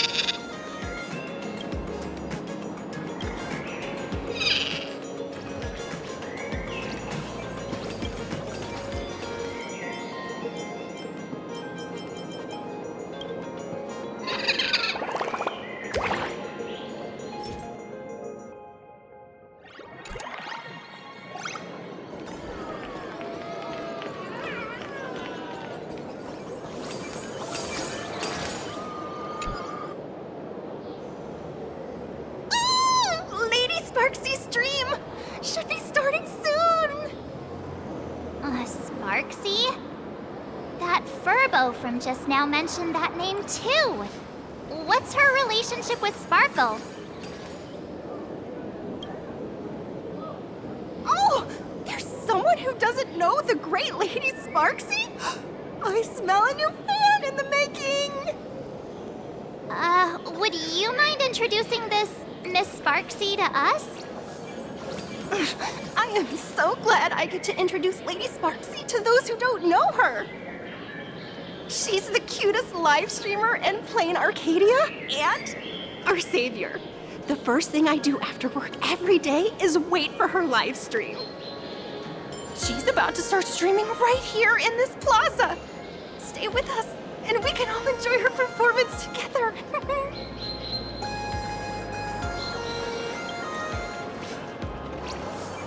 Hello? Hello? Oh, my lovely fans. Sorry to keep you waiting. Can you hear me? We can hear you, Sparxicle! Has everyone been working hard today? Did everyone eat properly? A full belly makes a happy heart! Let's watch Sparxicle till it gets dark! Has everyone been treating me with lots of love today? Forever devoted to Lady Sparxie! If ever not, may lightning strike me! Something's off. Why do I sense my old model's aura on some people in the audience today? Oh boy. She must be talking about us. Let's see. Which naughty ones went to meet someone they shouldn't have?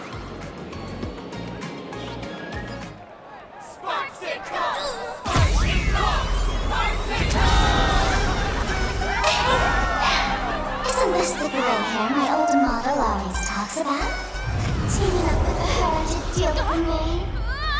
What a jerk! Her favorite toy is mine now! Let Sparxie give you a proper makeover. Huh? My outfit changed?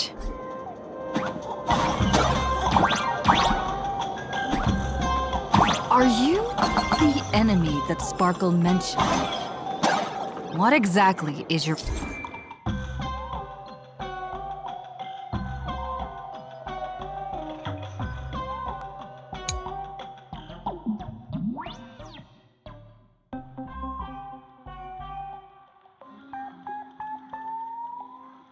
relationship with Sparkle?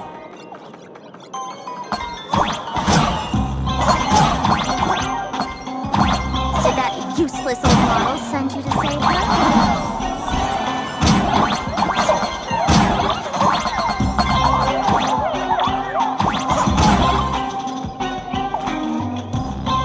Or is she hoping that you join the Phantasmoon Games?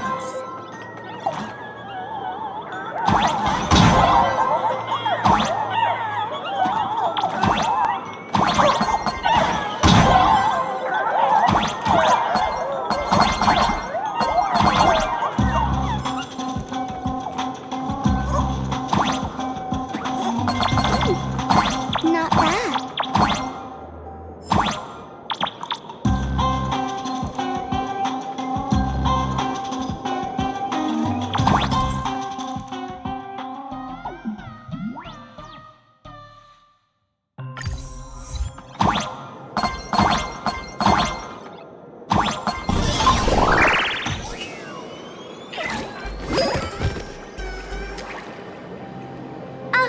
So my little pets managed to escape from their electronic cage.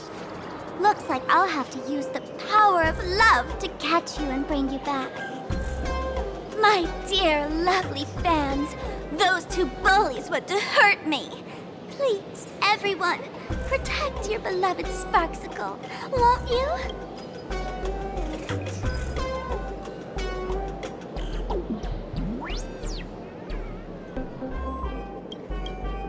Get those baddies! Get those baddies!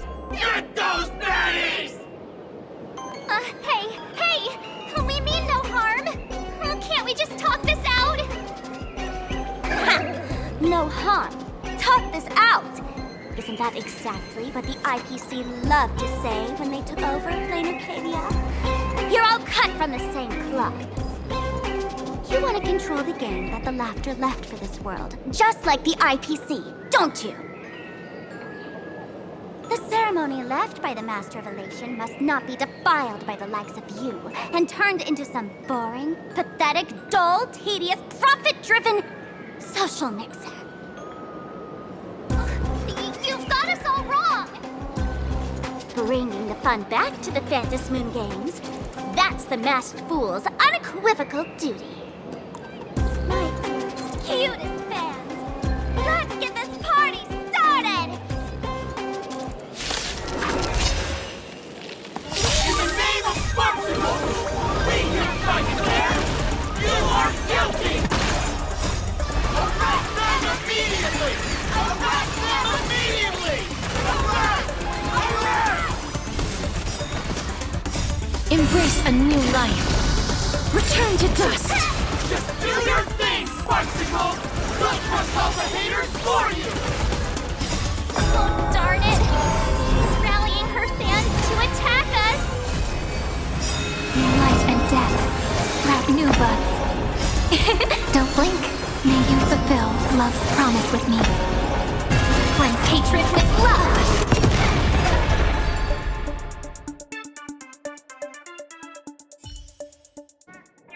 Stand down! Everyone, don't move a muscle. Imagine you're under arrest for breaking the law.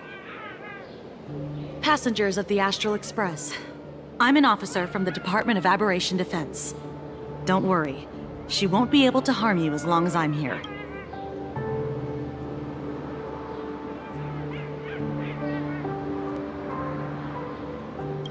You meddlesome fool! Officials have no right to interfere with the supplicant's actions during the Phantasmoon Games, do they? Only those who possess a mask can be called supplicants. You're just one of thousands of troublemakers in this land who claim to be joining the Phantasmoon Games while actually causing chaos. Planarcadia is a society governed by law.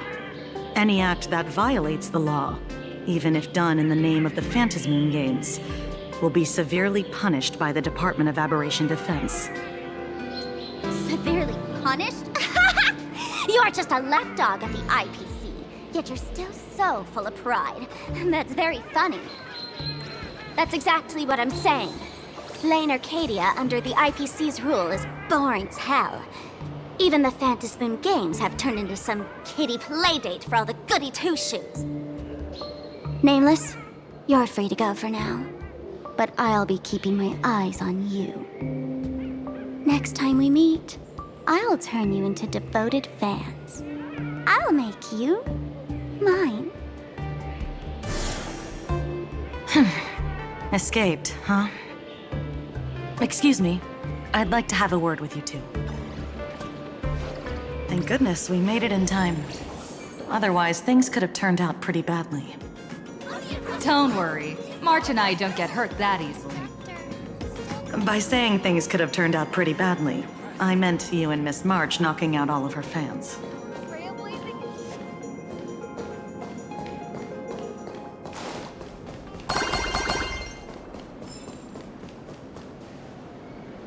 Let me introduce myself again. I'm Kuchiba, an officer from the Department of Aberration Defense.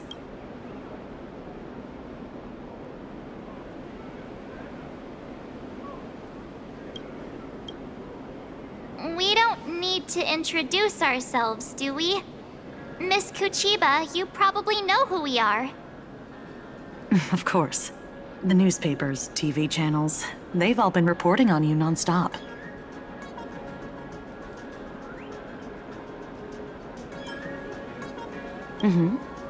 As you both know, Planarcadia is quite a fascinating world. Creatures made real by artists' brushstrokes. Objects that unexpectedly come to life. Strange dimensions hidden within paintings. And even the ground beneath our feet that occasionally trembles. This is what the Department of Aberration Defense exists for. Everything from managing supernatural anomalies to registering Imaginae and ensuring their continued existence. And of course, there's the Phantasmoon Games that Sparxie just mentioned. Police dog? Ah, you mean those Wufei. They're legitimate law enforcement officers, and some of them have even more experience than I do. However, as a staff member of the Department of Aberration Defense, I have some special privileges that allow me to request their assistance. If I'm not mistaken, was it Mr. Scott who sent you here? So that's the name of that high and mighty IPC specialist. This Mr. Scott believed he wasn't dealing with ordinary criminals, but with masked fools, which required decisive action. So, a phone call was immediately made to the Department of Aberration Defense. Well, it's not surprising. But what do we do now? Our guide ran off, and we got into a fight with Sparxie's fans. I guess our shopping plans for today are down the drain. Should we give Himeko a call and fill her in on what's going on?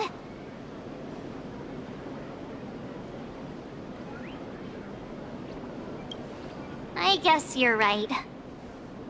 No need to rush, you two. I bet you haven't tried the local delicacies yet, have you? How about this? I'll take you both to grab a bite nearby. That way, you can kill some time while waiting for your friend. Oh, yay! My stomach's been growling like crazy!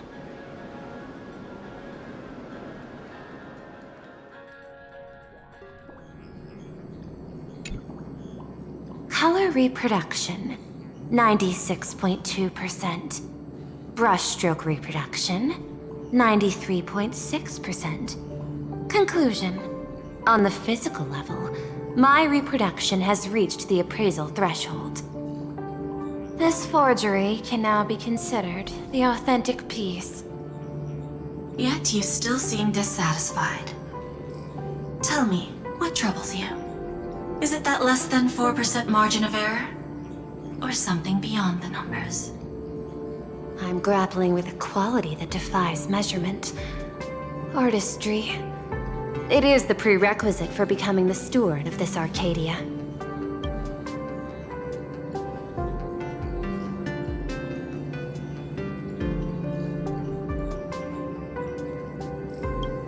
But you already are its steward. Diamond will remember that you only took 6 months to claim that title. It was 5 months and 15 days. Empty titles mean nothing. In Planarcadia, political influence carries limited weight. To add a stroke to this artwork, one must first understand art. I know you. This is the conclusion, not the cause. The piece before you, Worldbreaker Waves, is a relic from one of the civilizations in Ahatopia's history. The final work left behind by Graphia, the ancestral painter of ancient Benzai Tengoku. Legend says she performed a miracle, conjuring an entire plane of existence and sealing the whole world within her scroll. Do you want to know how she did it? I will not deny it. People call her achievements a miracle, meaning its true nature remains unknown. In other words, it is an unexplored market. Understanding comes first, then investment. That is the natural order. Perhaps this is why Diamond chose you. An Intellitron devoted to results and efficiency. Cast into a realm sustained by imagination.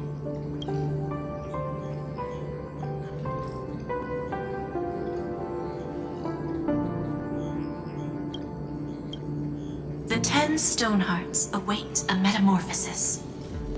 May you find your own Pearl in this strange and dazzling sea. Thank you, but my mission is to oversee the progress of the Phantasmoon Games.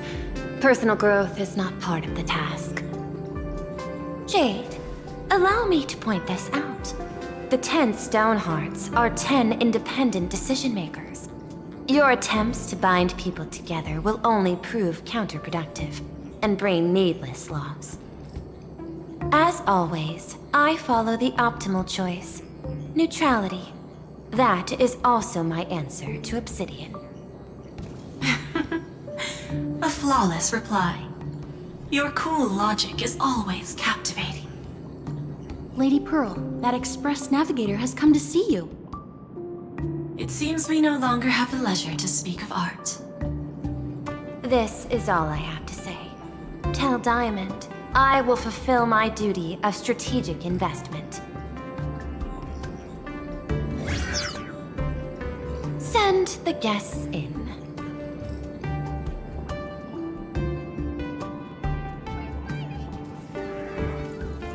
Both of you, please, come in. Forgive the sudden visit, and thank you for receiving us. It is not sudden. In my deductions, a visit from the Express crew was an optimal choice for achieving effective communication. I am glad. Everything is proceeding smoothly. To skip the formalities would be best. I imagine that, at your core, you're already well aware of our purposes. I know that you have come for the Anti-Destruction Alliance. The probability of refusing the proposal stands at 91.2%. Can you tell me why?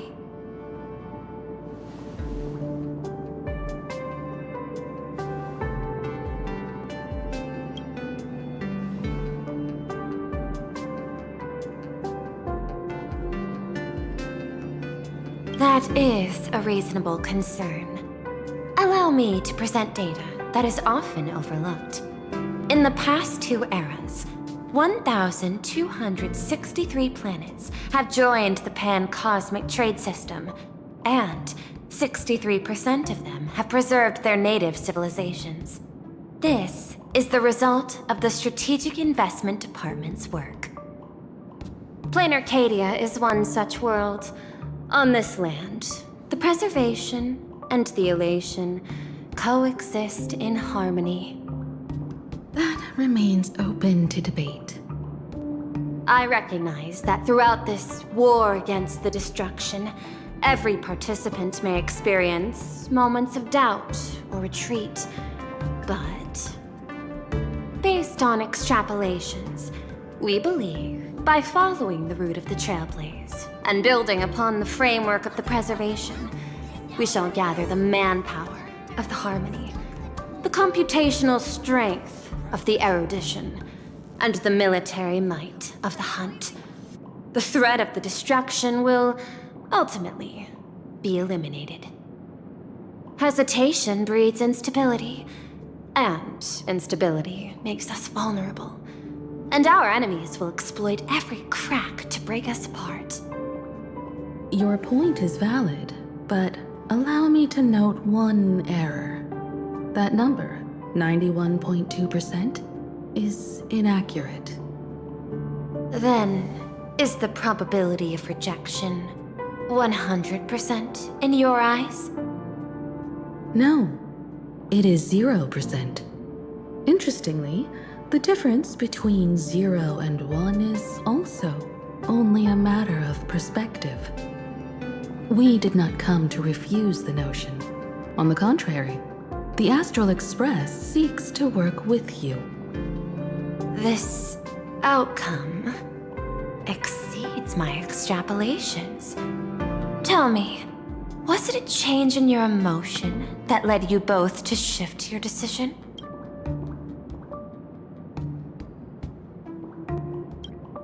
No. Actually, your earlier perspective inspired me. The IPC deals with powers that command billions of lives in this cosmic game of cards. The Express had always been insignificant compared to them. We've simply been earnestly trailblazing and exploring all this time, trying to help worlds in crisis. Now, it is this earnestness that has drawn many to journey with the Express, while the Nameless's simplicity assures our friends that they will not be consumed and lose their sense of self.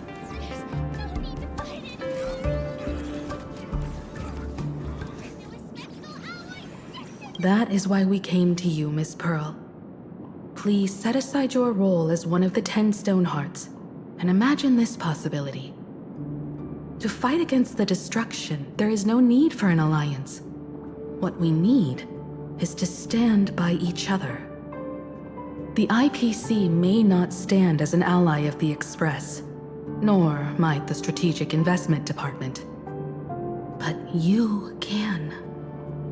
Work with the Harmony, calculate alongside the erudition, help aim the arrows of the hunt, and build the steadfast shield of the preservation. Then, what part does the Trailblaze wish to play in all this? We shall become the sail. The ship's sail? That sounds no different from my former proposal.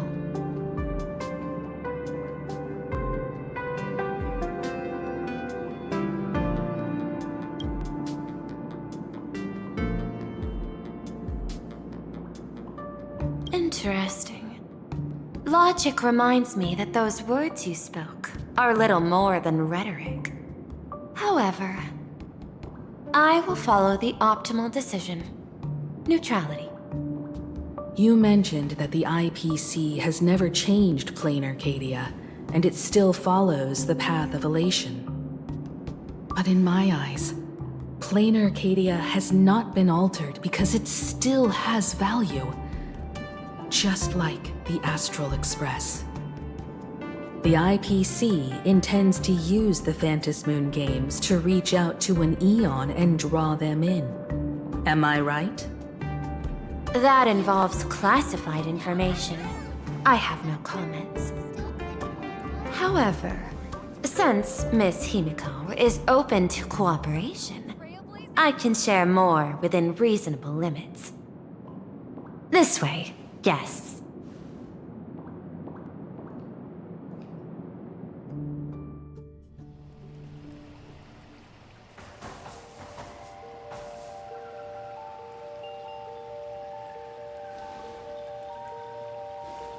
A place in the world in canvas, called the Phantasmoon Courtyard.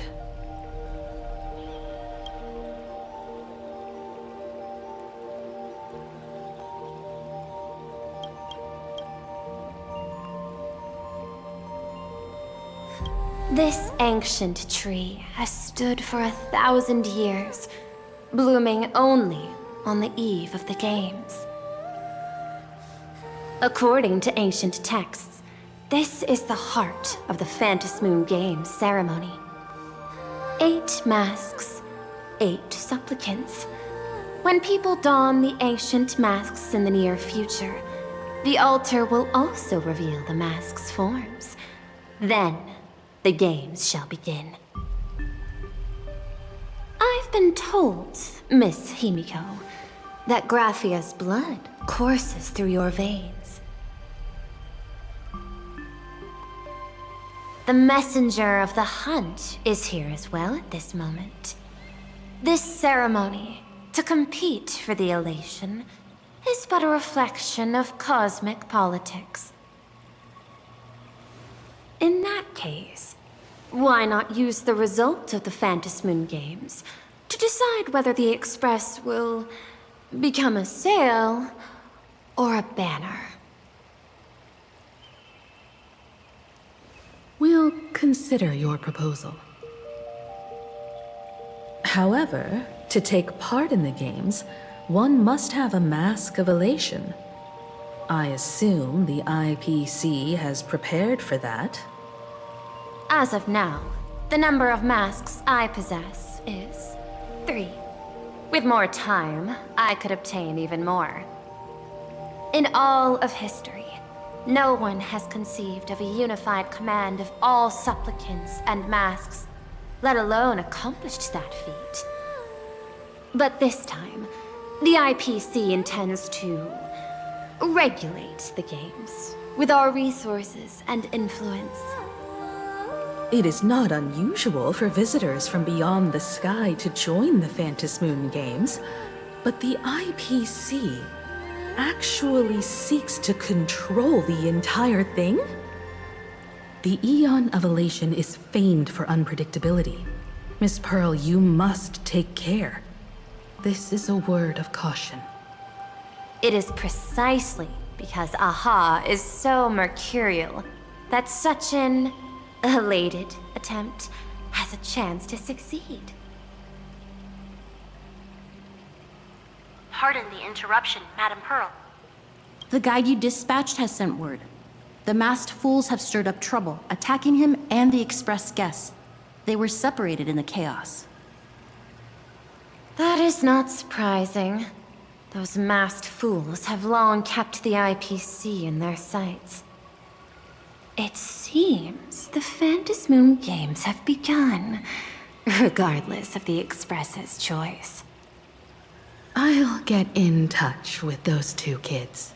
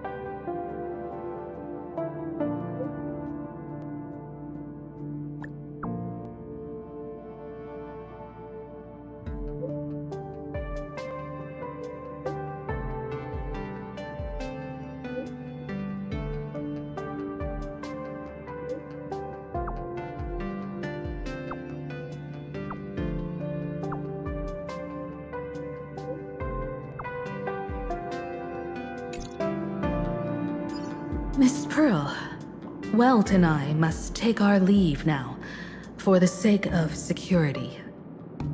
Are you both leaving already? I had another plan in mind. To speak with Miss Himeko about the art history of ancient Benzai Tengoku. Especially your ancestors' final work, World Breaker Waves, and her unparalleled mastery of imagenesis art.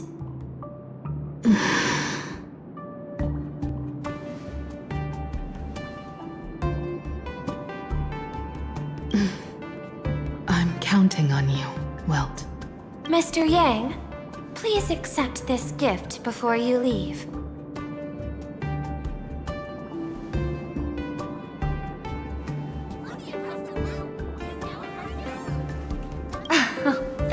You misunderstand.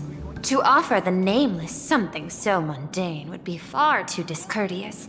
Please, open this case first, and see for yourself.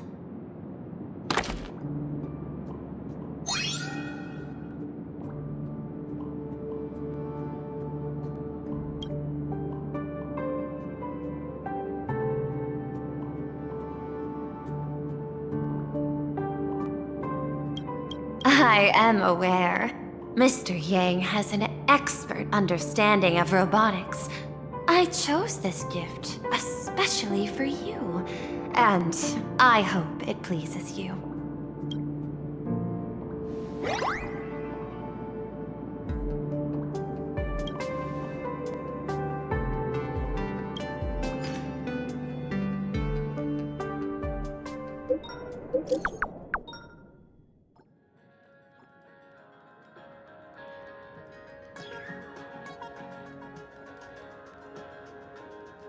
Graphia Academy? What kind of place is that? It is a school that trains artists, and it's quite well known in this world. We need to wait for someone there? Do you know the way, Miss Kuchiba?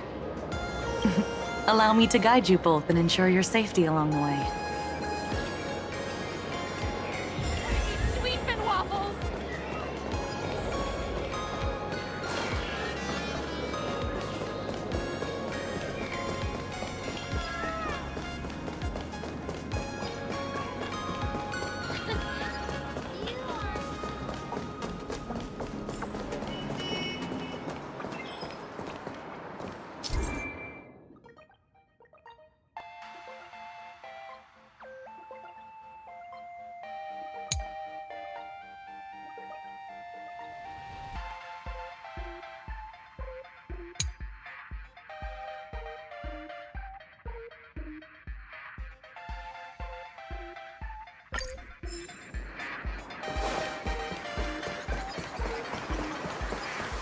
Wow.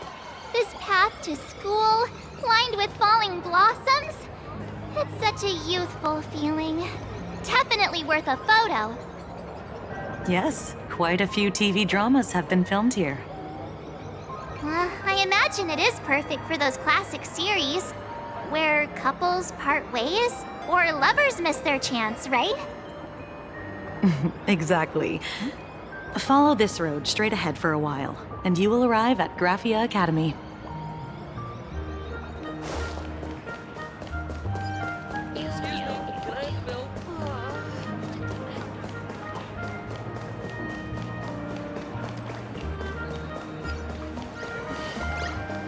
Would you believe that?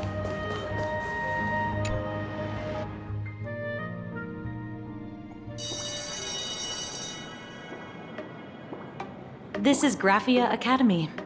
You can wait for your companions here. Oh, and to prevent further surprises, I have already informed your guide of your situation. Here is my contact info. If you encounter any problems during the Phantasmoon Games, you may reach me at any time. Thank you so much, Miss Kuchiba. Sorry for the trouble. We're here. Let's check in with Mr. Yang first and see where he is.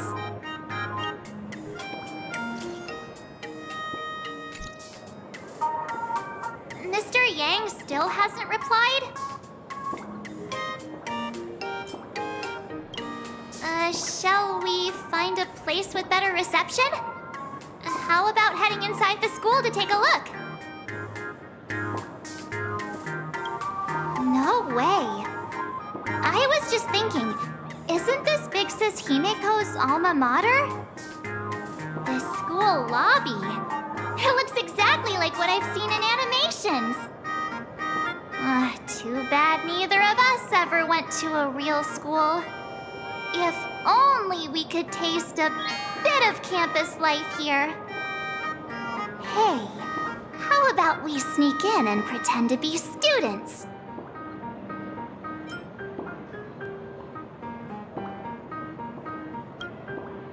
Relax. With the way we look, we fit right in among the students. Well, since we can't contact Mr. Yang yet, why don't we stroll around and keep an eye out for him? Maybe he's already here somewhere.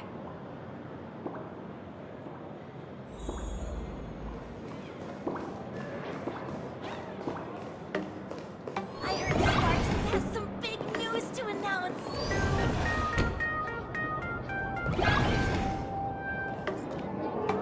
Come here, quick! Look at this wave. It's so spectacular. It won't suddenly come crashing down and drench us, will it?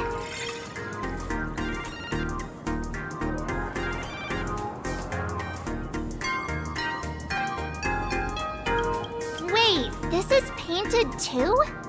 The painter's name is even stated next to it. Graphia. Who's that?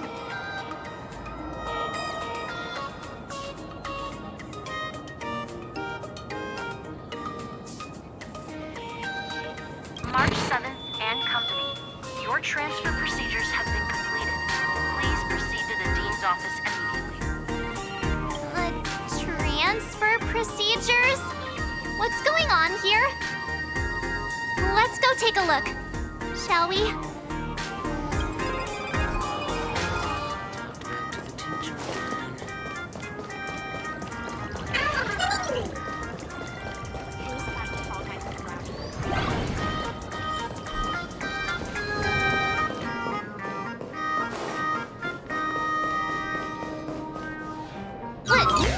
What the heck?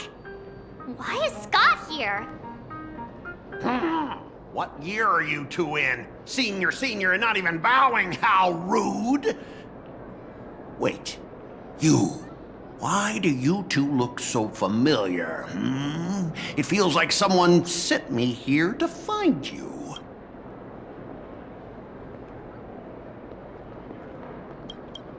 Now I know it's definitely the real Scott. Where did we get teleported to?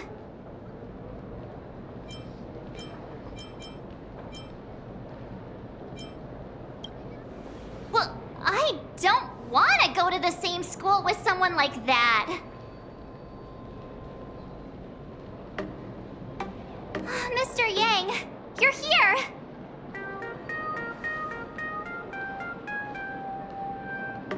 That was Scott. Where did he go? Wait. Why did you just call us students?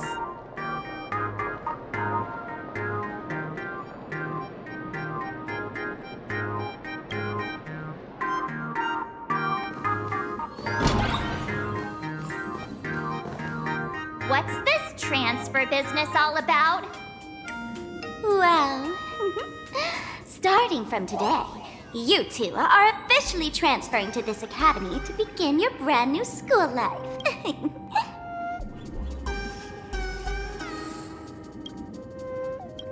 Sparxie! Yoo-hoo! My good classmates, we meet again. What are you doing here? What news on the net could possibly escape the all-knowing digital fairy Sparxicle?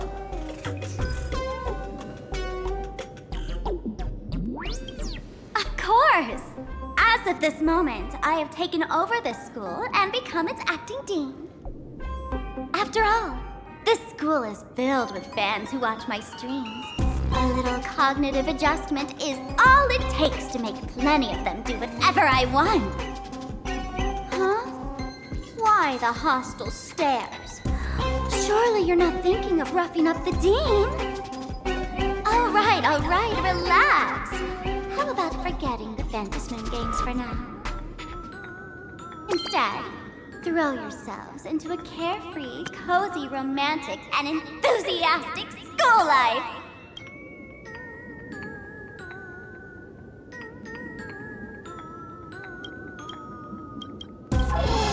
Oh no!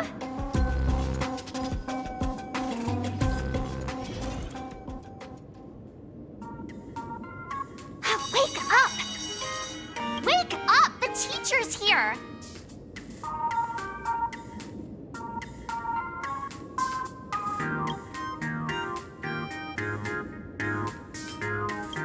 Idiot! The dean has had their eyes on you for ages. The artist qualification exam is right around the corner, and some students are still dozing off in class. Silence! How dare you call the dean by name? Do you have no respect for her at all? Before you stands an online streamer, a singer-songwriter, a trendsetter of internet culture, a rising star in education, and the masked fool among masked fools. Show some respect and address her as Dean. Thank you. It's fine, Scott. Thank you for standing up for the teacher. Such strong willpower. No wonder that outdated model wanted you in the Phantasmoon Games. Too bad you crossed paths with me. Soon you will be just like these students. All of you will be turned into my little toys. Students, today is campus cleanup day, so help Dean Sparxie find that thing.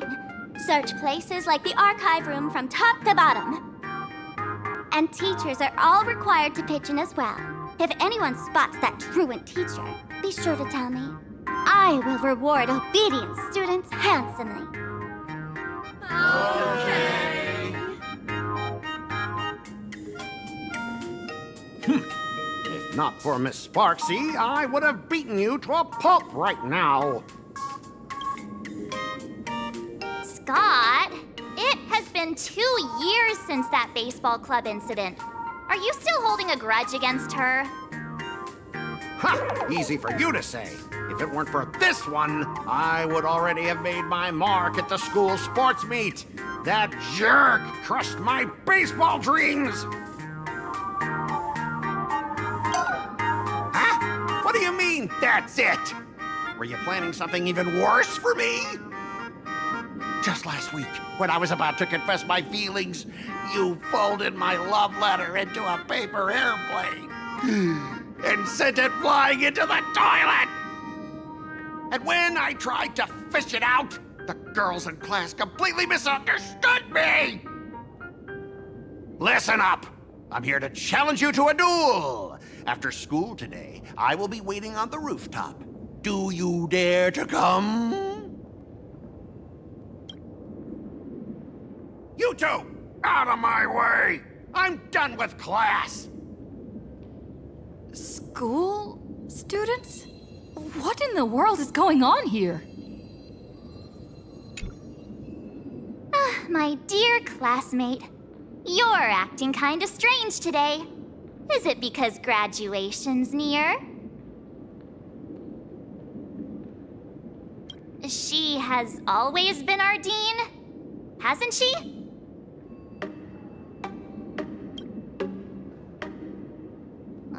You stumped me there. At our age, what else could we be but students here? Don't tell me. Did the pressure of school make you lose your memory? You can't fall apart now. Actually, we just got our class photo developed. Let's use it to jog your memory. Look, this is our class photo. Does it bring anything back to you?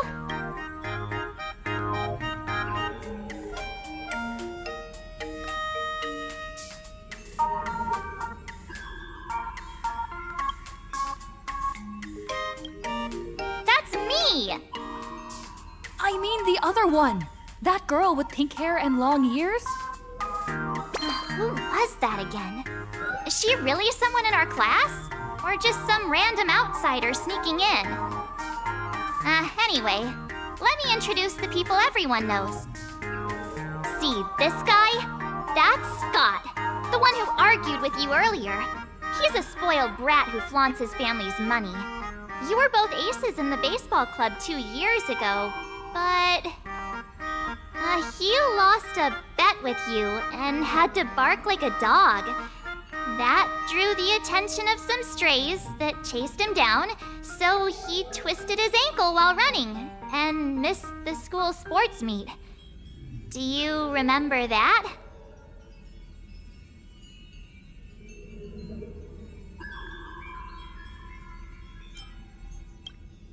Look! The dean is in this photo too, and so is Mr. Yang, our homeroom and history teacher.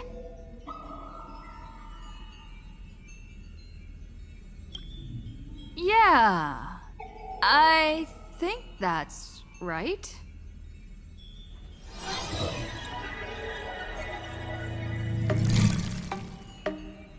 Remember that night we snuck into the archive room to retrieve the camera we left behind? And that time you bravely stopped Scott from bullying the underclassmen. We've shared so many wonderful memories in this school. Don't tell me you've forgotten them all. Yeah, I think that did happen. No wonder Scott hates me so much. See? I knew you'd remember. Nothing sparks our memories better than Scott's barking like a dog. With graduation just around the corner, these are likely our last days at Graphia Academy. My classmate. Is there anything left you still wish to do here on campus?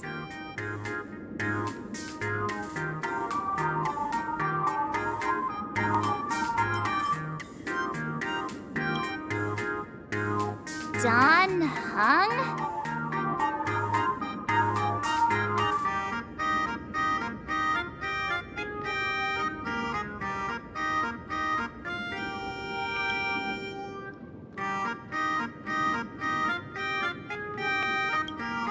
Anyway, even though our time at school is running out, we still have the chance to do something now, don't we? Many adults only start to regret once they step into society, longing to return to those carefree school days. But time does not go backwards, and life gives no second chances. How does the saying go? Youth is fleeting, and time waits for no one. So, let's seize the fleeting moments of elation before they slip away. Let's spend these last days of youth together.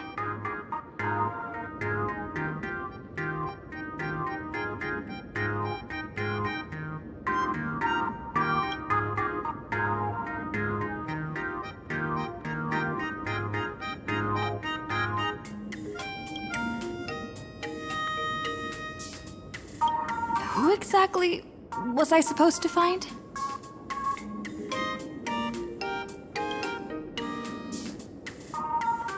Yeah! Waste your youth with me. If we don't waste it now, it'll be too late. I have so many things I want to do. Where should I start? Should I head to class, deal with Scott, or just wander around?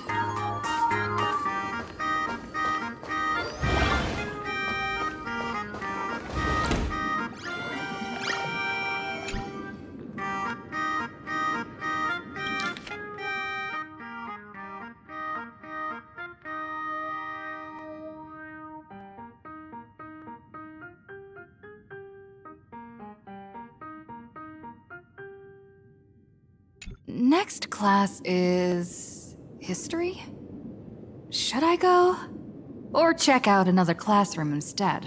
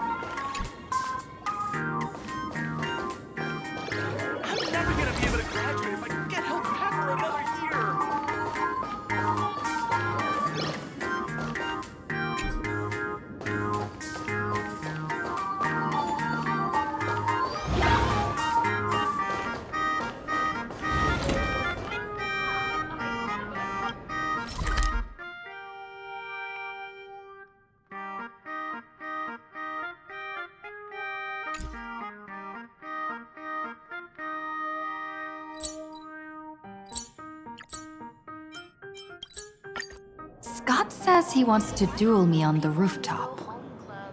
Why not take the side path up and see if there's an ambush?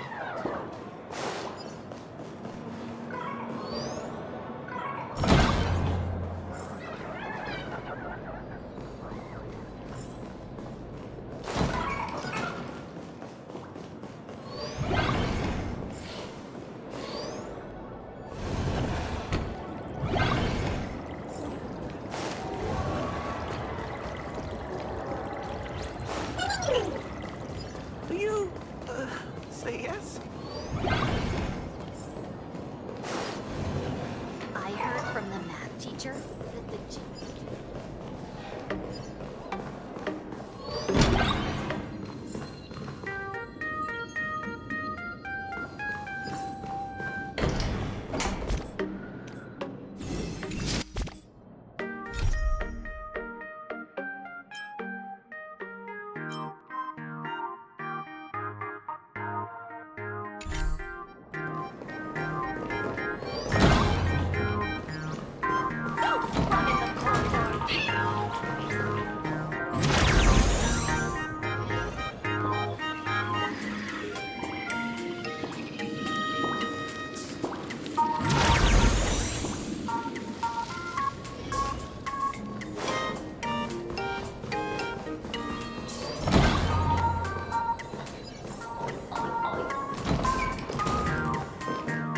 Mr. Yang, are you alright? You are one of the people I need to look after the most.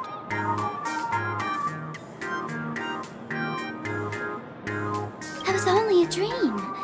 You are a teacher at this academy now, and you must remember that. Oh, that reminds me. I wanted to talk to you about the student named Himeko. Hang on. Students are coming. Let's continue this in my office.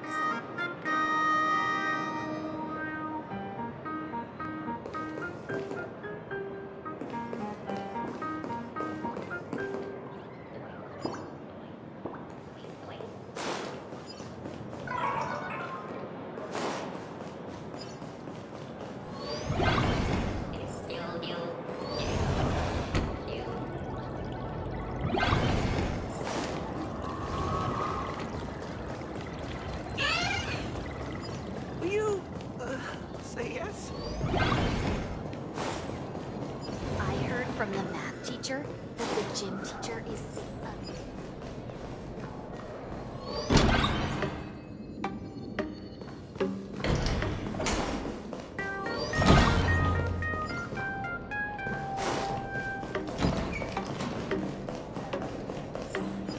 I heard from the math teacher that the gym teacher is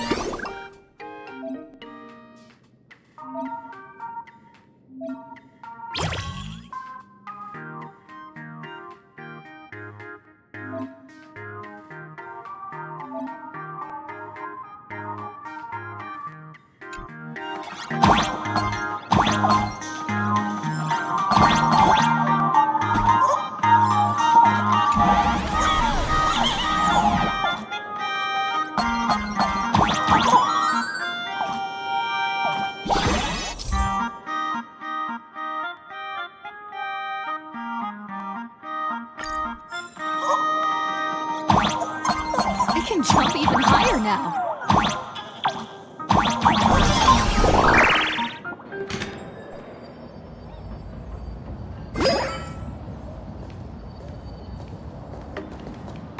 I've explained it to you so many times already.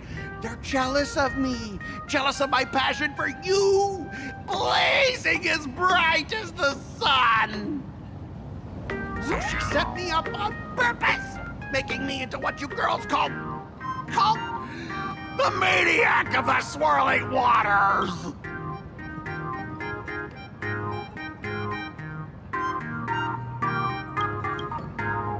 have to believe me, Lakshmi. I'm innocent!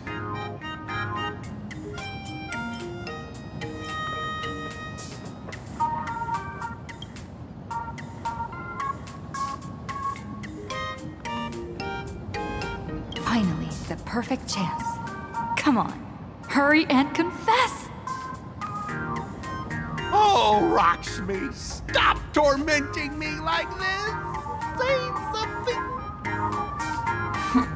Scott, did it ever occur to you that the gray-haired human you say is so jealous of you might actually want to possess you?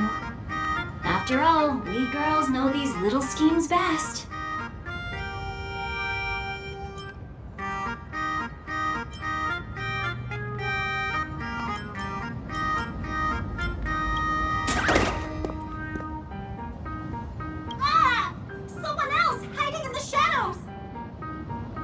Me? Why did you say someone else? And you, Ash Hair, every single time! Why do you have to completely ruin all the important moments of my life? Scott, weren't you the one who called me to the rooftop for a duel? Huh? Scott, did you deliberately get this gray-haired human to come here just to spite me?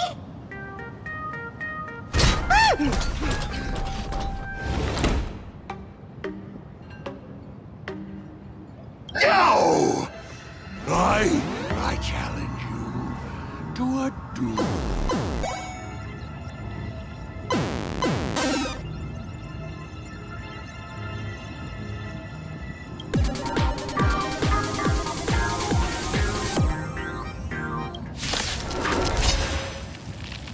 I cannot rest until I teach an idiot like you a lesson!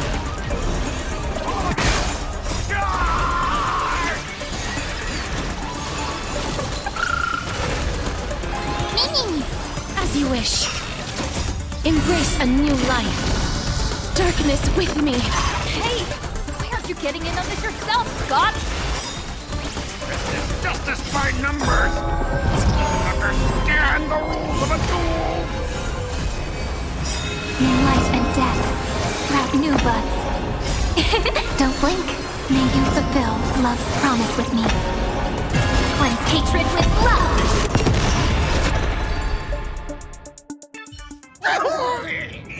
All right, enough! Please, I'm begging you, ma'am.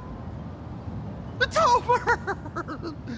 My campus romance and the gang I built with my own hands. You ruined them all. Are you happy now?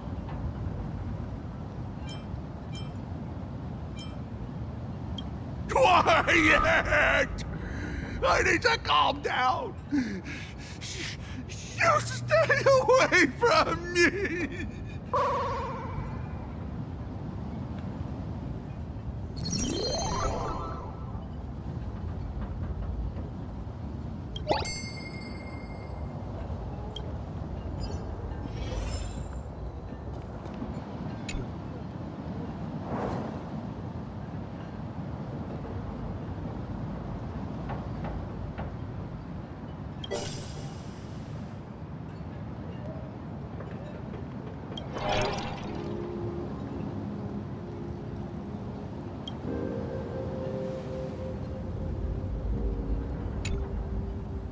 That's Scott. No, wait. I remember now.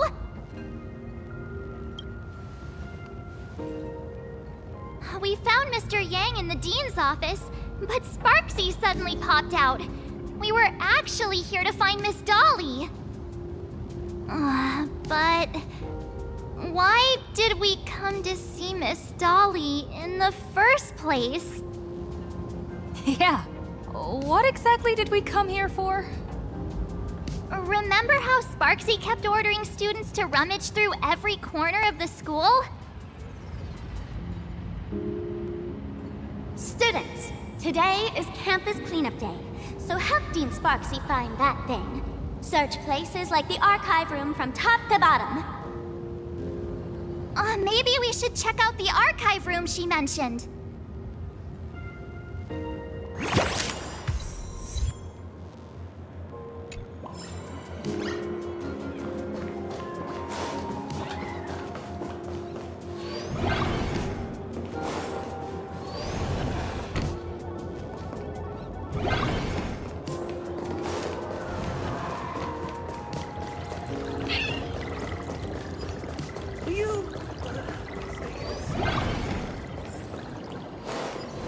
I heard from the math teacher.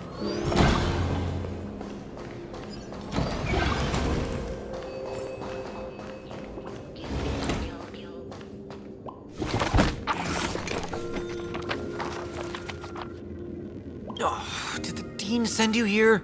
Seriously, leaving us here to do all the work is just too much. What's going on? Not paying attention in class is bad enough, but you don't even listen to the teacher's instructions? Have you seen a mask with a smile on it? The teacher told us to find it. A mask? Now I remember. We came here to look for a mask. What a coincidence. I'm here for the same thing. Get to work already.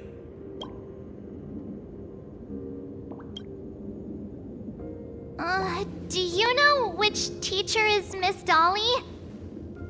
How should I put this? She is such a unique woman. Super unique. Once you meet her, you will never forget what she looks like. Whoa. How beautiful is this Miss Dolly? Huh? Beauty and Miss Dolly have nothing to do with each other. If you have any group photos or faculty event pictures, I can point her out to you. But seriously, are you going to help me with this work or not? March, didn't you show me a group photo earlier? I have a class photo right here. But it only shows 2 teachers. Seriously? There are 3 teachers in this photo. Isn't Miss Dolly right here? Wait, that's Miss Dolly? She's a charm doll? Probably the teacher who's worked the longest out of the entire staff. Wait, don't tell me you've never taken her Imagenesis class. I finally remember it. Himeko told us we must find Miss Dolly and take the mask back from her. Darn it. That wretched Sparxie had us running in circles. Marge, what happened to your power of the remembrance? How could you be led around so easily? It must be because I'm so passionate about learning. That's why I fell into the illusion so fast. Wait, you didn't notice it either, did you? 2 years of studying were nothing but an illusion. At most, we've only been trapped here for 2 hours. It's not too late to act now. Now that we know what Miss Dolly looks like, it's time for me to step up.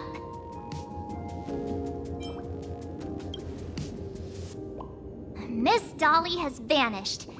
Either she's been captured, or she's actively hiding from Sparxie.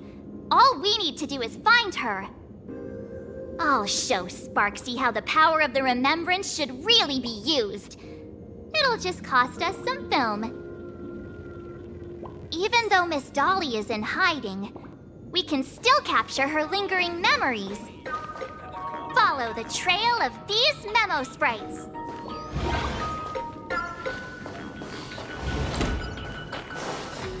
We're getting real close. There's a fragment of Miss Dolly's memory here. I got a photo of her. That's Sparxie. She's not really the dean at all, is she? What are her intentions?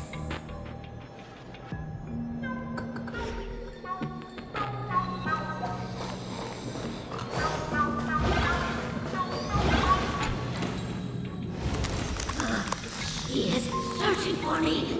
I must stay hidden. Seal off the Imagenesis classroom. Can't let her find me. Found it. Let's go. We have to get the mask before Sparxie does. The door to this classroom... it's locked. Just as I thought. Better look for another way.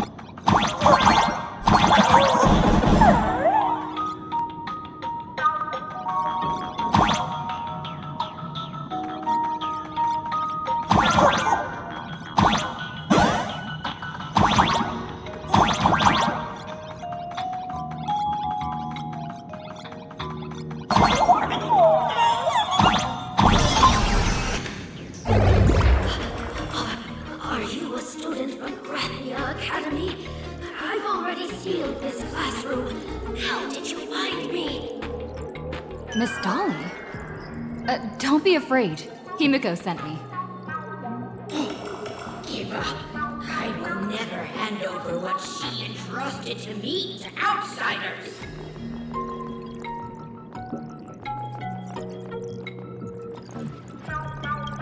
That imposter dean outside is rummaging for it too, right?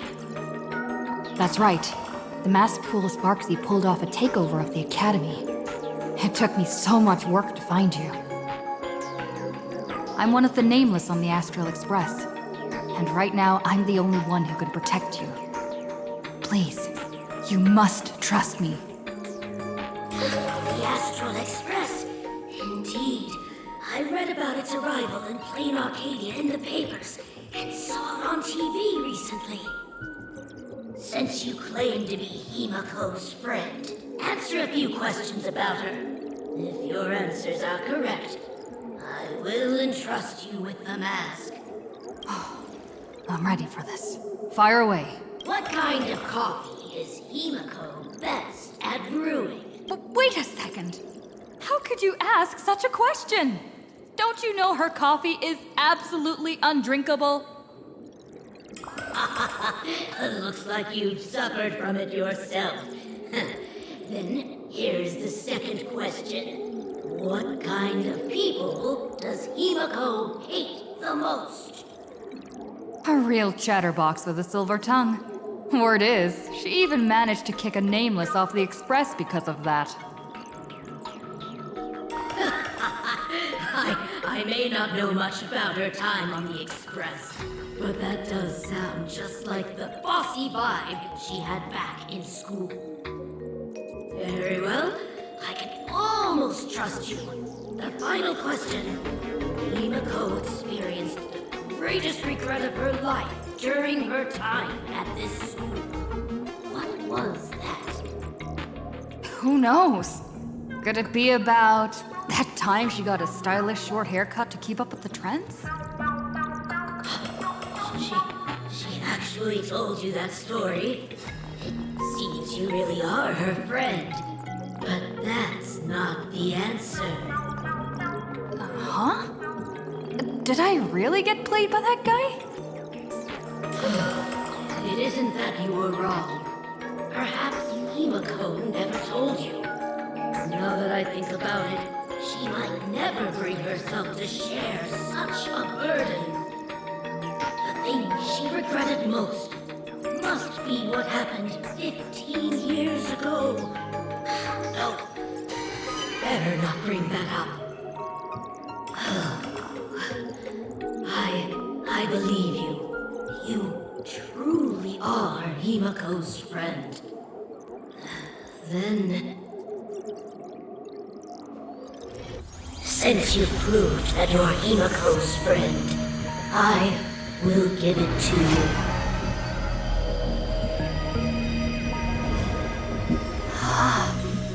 Wait, if you're right next to me, then who's this? Thank you, Miss Dolly.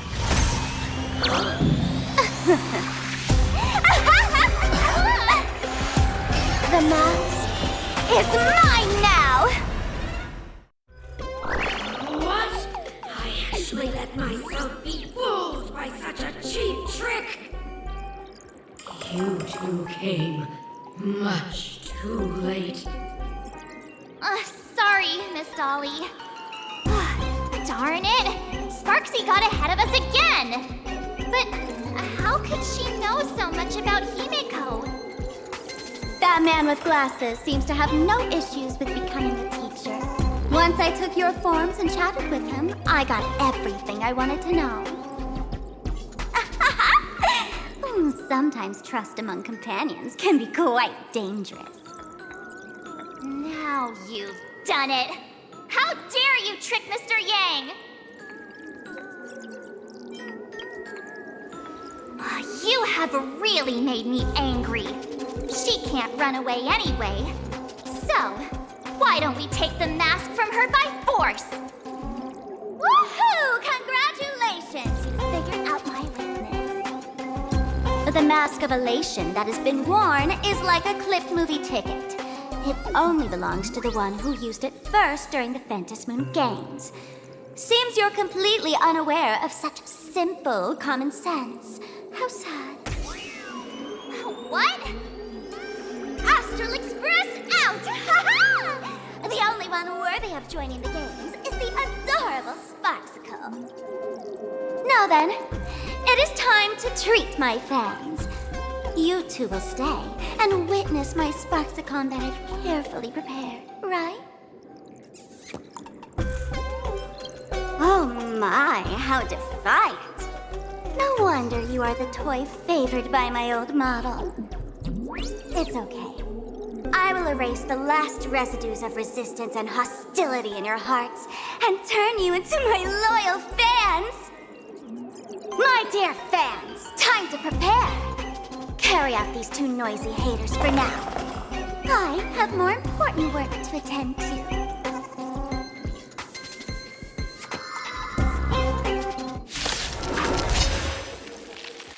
My dear fans, be charmed by me. Fight for me. Give me all your joy, sorrow, and obsession. Give me every last drop of it. Give me your wish power. Embrace a new life. Darkness with me. All these hands, they're far too strong.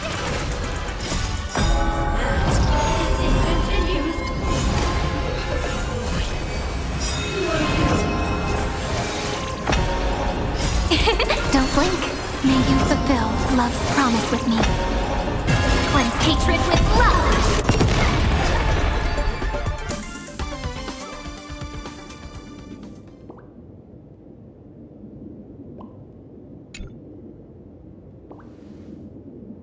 Is this the archive room?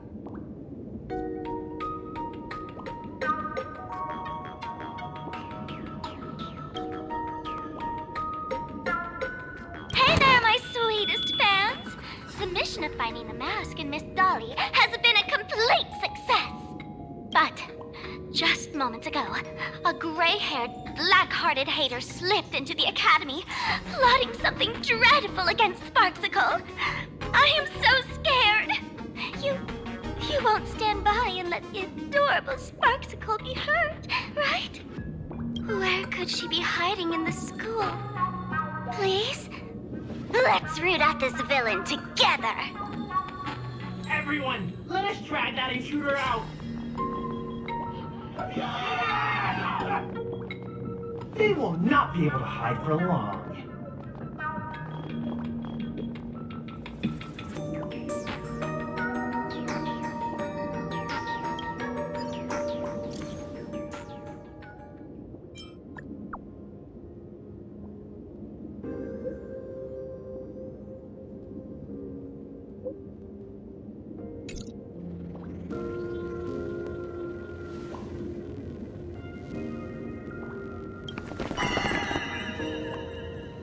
Hiding won't save you. We will drag you out soon enough. Have you reached the end of your rope?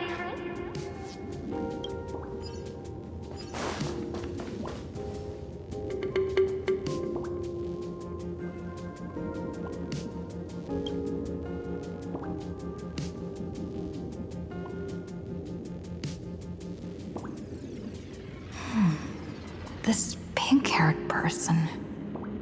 Where have I seen this person before?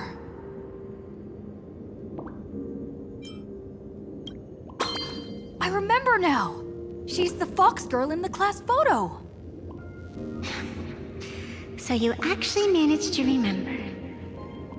Seems like this is what they call in comics a fateful encounter. You stumble into a bit of trouble and I will happen to show up here. Hey, come a little closer, will you?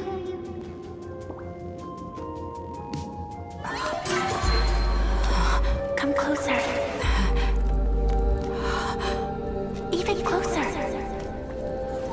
Don't be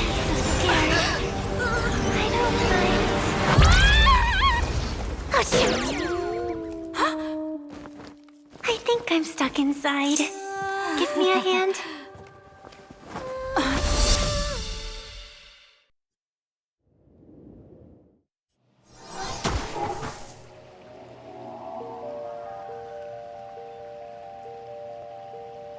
What is this place?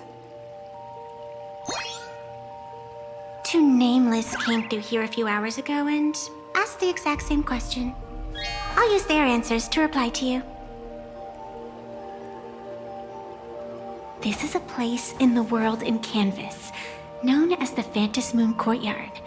According to ancient texts, this is the heart of the Phantasmoon Games ceremony. Oh, and one of those nameless is playing the part of a teacher at the school. Oh dear, was that a spoiler? That's not good.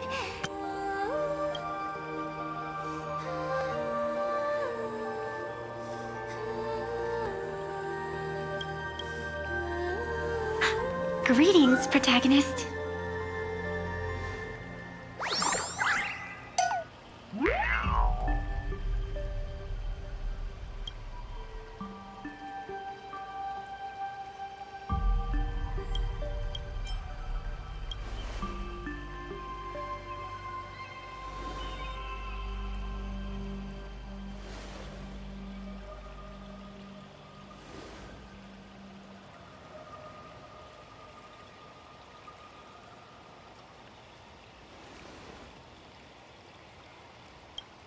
Just call me the Nameless. Technically, everyone is the protagonist of their own story. But you are different. You are the protagonist of the Fluffy Across the Blue, aren't you? Galactic baseball raccoon? You do not really look like a raccoon.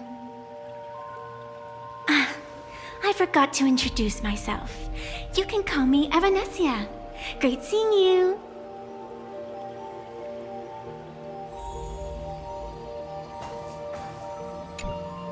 The first supplicant wearing a mask has appeared. The Phantasmoon Games will soon begin.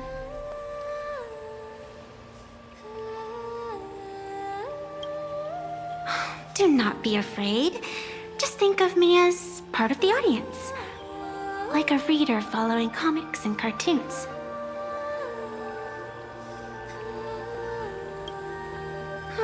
A bit of experience. Just like someone who has read enough comics can get superpowered battles and schoolyard romances without any instructions. Do you seriously mean you've never read it? The comic that has taken this world by storm? It is inspired by the adventures of the Astral Express, telling the tale of cute little animals riding a train across the cosmos. Fluffy Across the Blue.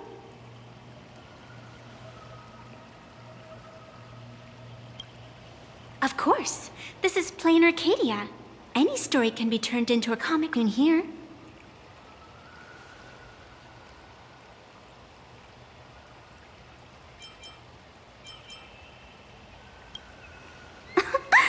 You are such a curious one.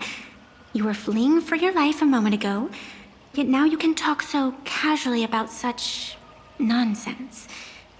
Is that really what matters right now? Still, that sense of ease, it is entertaining. Since you managed to amuse me for a moment, I will grant you a little aid. So, what would you like?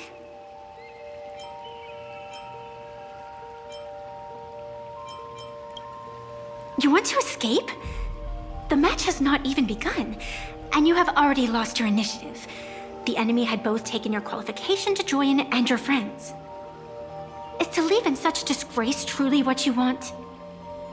I can see it in your eyes, Miss Raccoon. You will not accept defeat.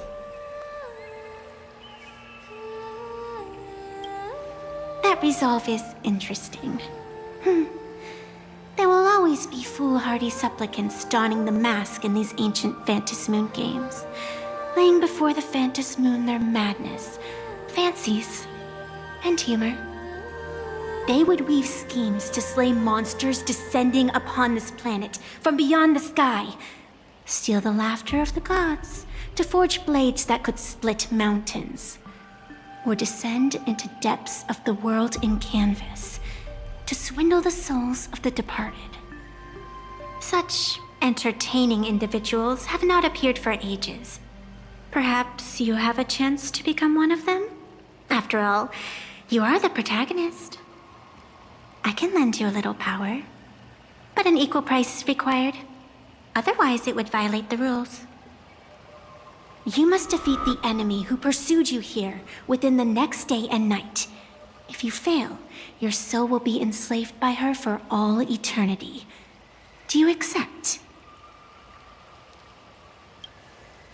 Then it is done. Phantasmoon above and sacred tree below, witness this oath at this moment. As constant as the vault of heaven, as certain as the moon's rise, let it be never forsworn. Now come, let me make you more of a protagonist. Yes, that's it.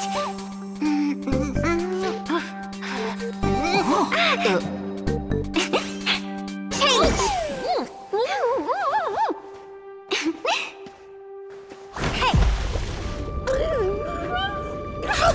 Huh? Where's this?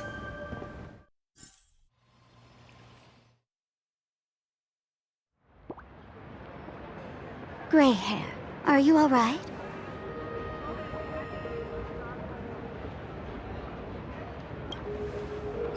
Can't say I am surprised. It sounds exactly like something I would dream of, and something she would carry out the moment she awoke. Still, it ain't too bad compared to the horrors that unfolded in previous Phantasmoon Games. At least you still have friends willing to stand by you, right?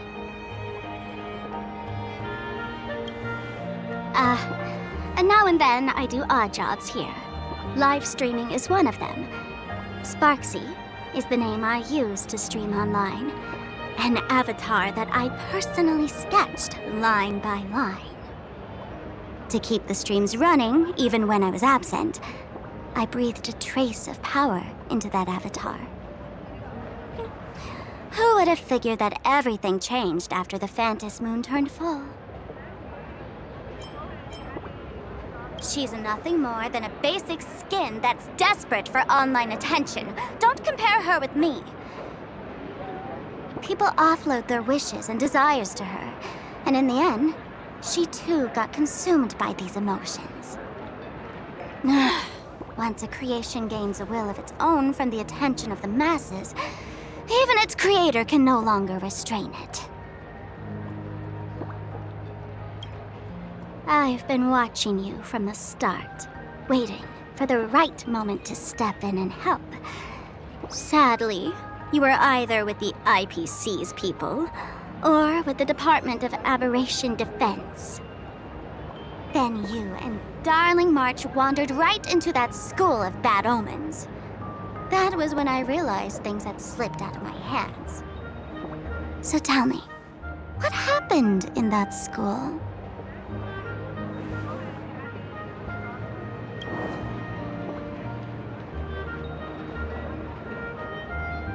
Is this the Mask of Elation that grants entry into the Phantasmoon Games?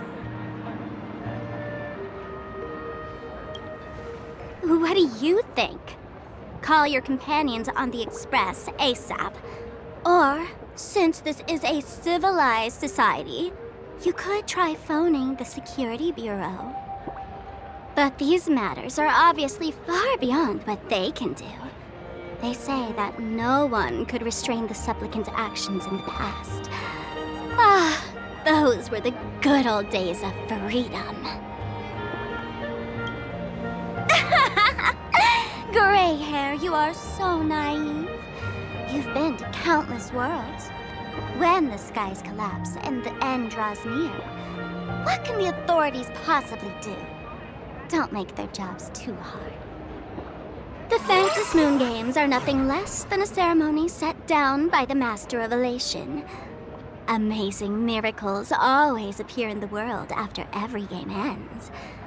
Like the birth of a new imagine, unthinkable phenomena, or a future brimming with hope. Perhaps you have heard this question. If the world's science and technology could leap forward by 100 years at the cost of a single kitten's life, would you kill the kitten?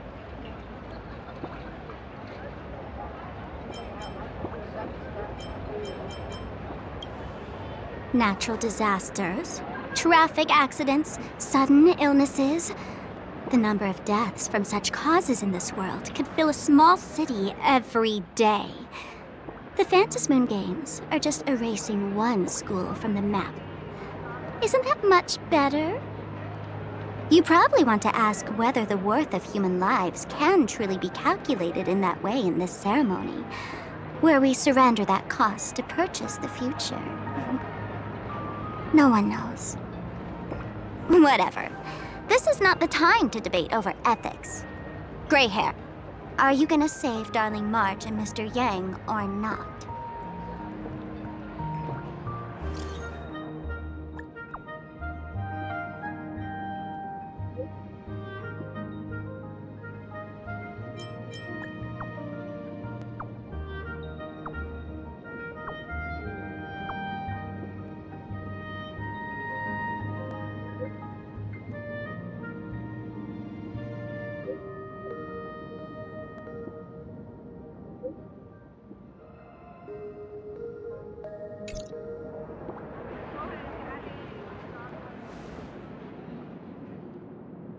The hour grows late, Miss Pearl. Matters regarding the Express demand our attention. Be it the Alliance or the Phantasmoon Games, if you seek deeper cooperation, my doors remain open. Then, I shall take my leave.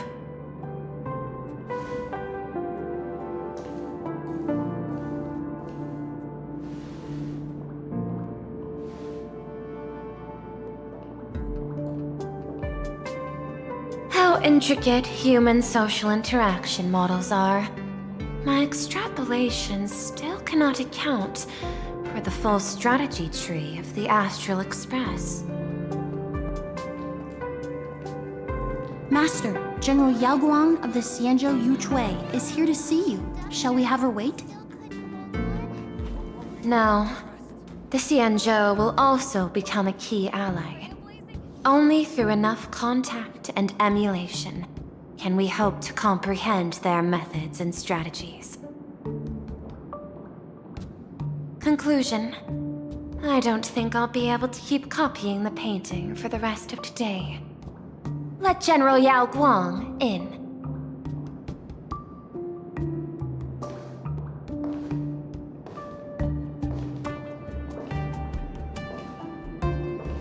I am the Honorary Dean of the Omniscience Sapientia Academe, Master of the Decalite Reflection Barrier, Bearer of the Xianzhou's intangible cultural heritage, the Sparrow-shaped Fist, and the Seer Strategist, General Yao Guang.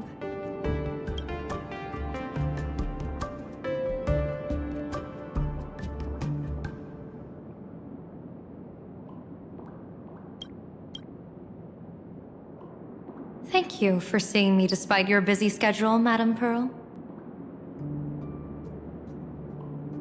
For a moment, I nearly mistook your words as a fault in language processing. I believed you had brought the entire delegation inside. Few Intellitrons in the cosmos have a sense of humor.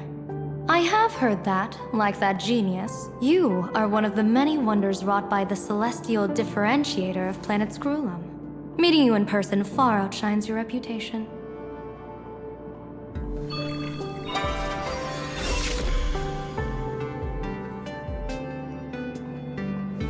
Madame Pearl, seeing how you have a calculating look, and with your heart pristine and your outer form so dazzling, I could not help but cast a divination for you.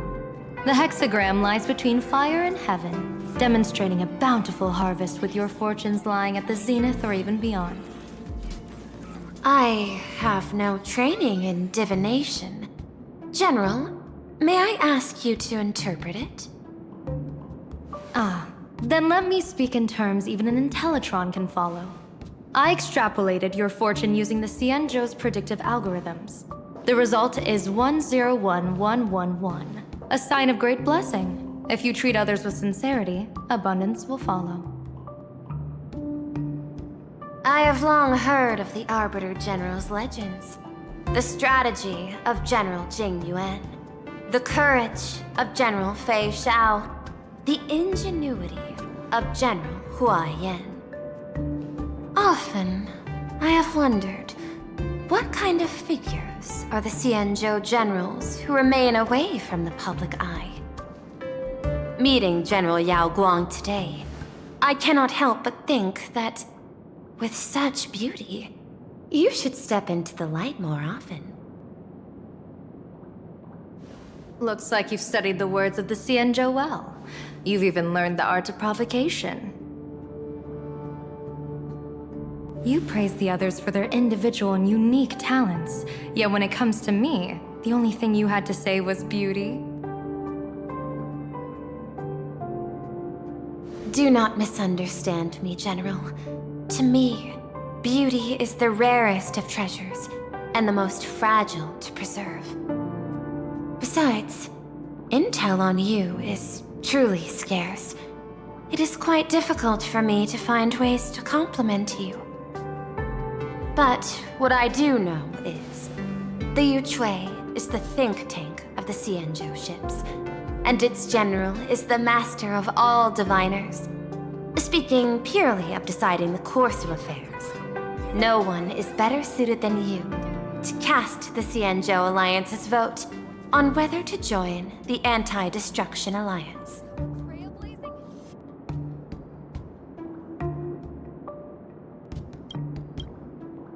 So, General, what is your decision in this? This topic is far too great for me to decide on a whim. But as a gift and to complement the respective gaps in our knowledge, allow me first to offer you a piece of vital intelligence. And with it, I ask the IPC to show sincerity beyond empty words. I do not follow your logic. With the threat of the destruction looming, what need is there for further reasons to cooperate?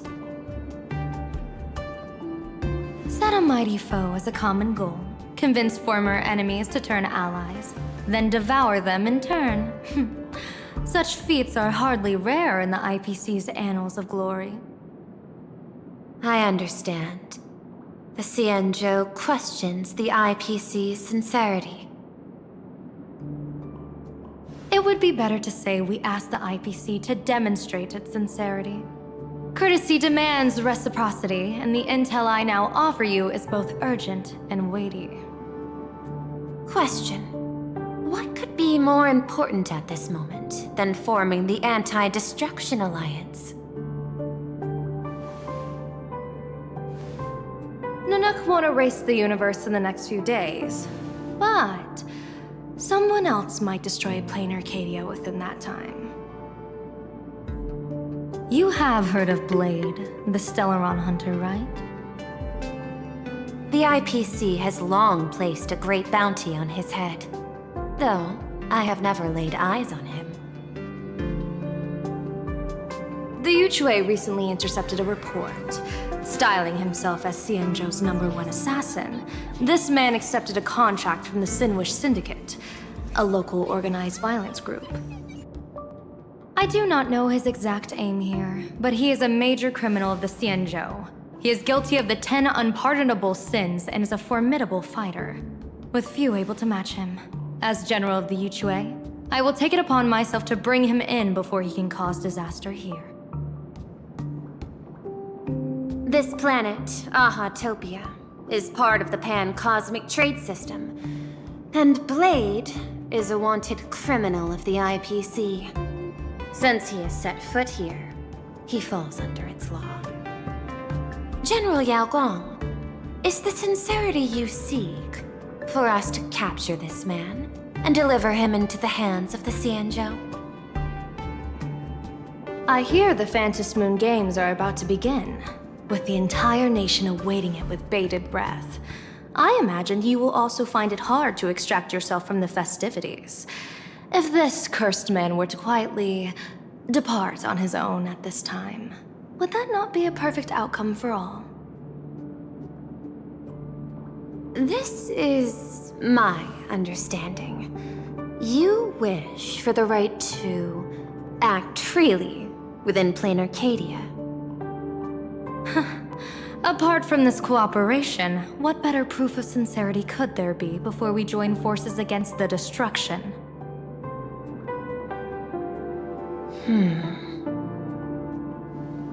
Deal. What I do not doubt, the might of an Arbiter General. However, I do doubt, will the Xianzhou's #1 assassin truly leave without a commotion? By my extrapolations, even without accounting for the guidance of Destiny's slave, the probability of capturing a single Stellaron hunter is less than 9.8%. Not even 10%. As a diviner, that's not how I see probability. Even if the chance of success is only a coin toss, once I enter the fray myself, I always treat it as a 100% certainty.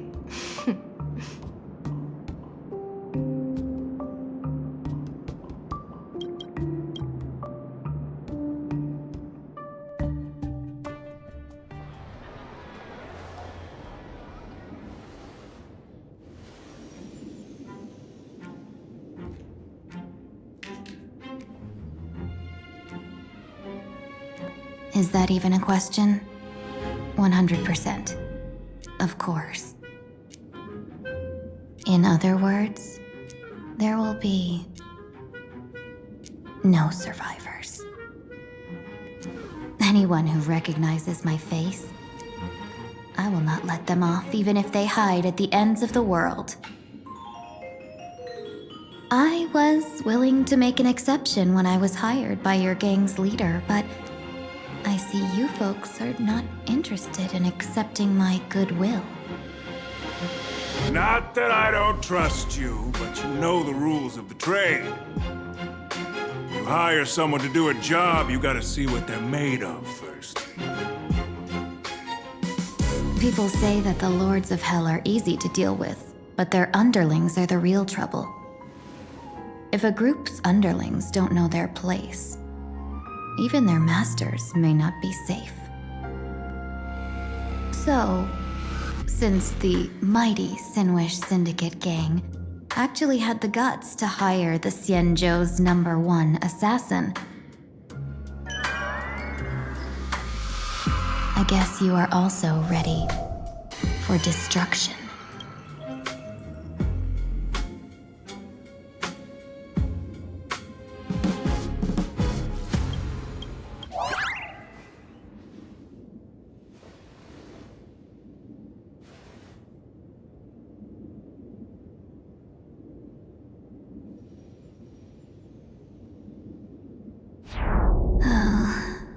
Years of wandering have given me nothing but exhaustion, and I have finally come to know how harsh the road of life truly is. Impersonating the Xianzhou's #1 assassin, Madame Yao, you really stuck me with a wonderful task.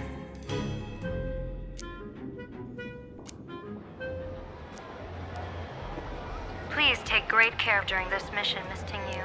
If any misfortune should befall you, I would have no way to answer to your Helmmaster Yukong.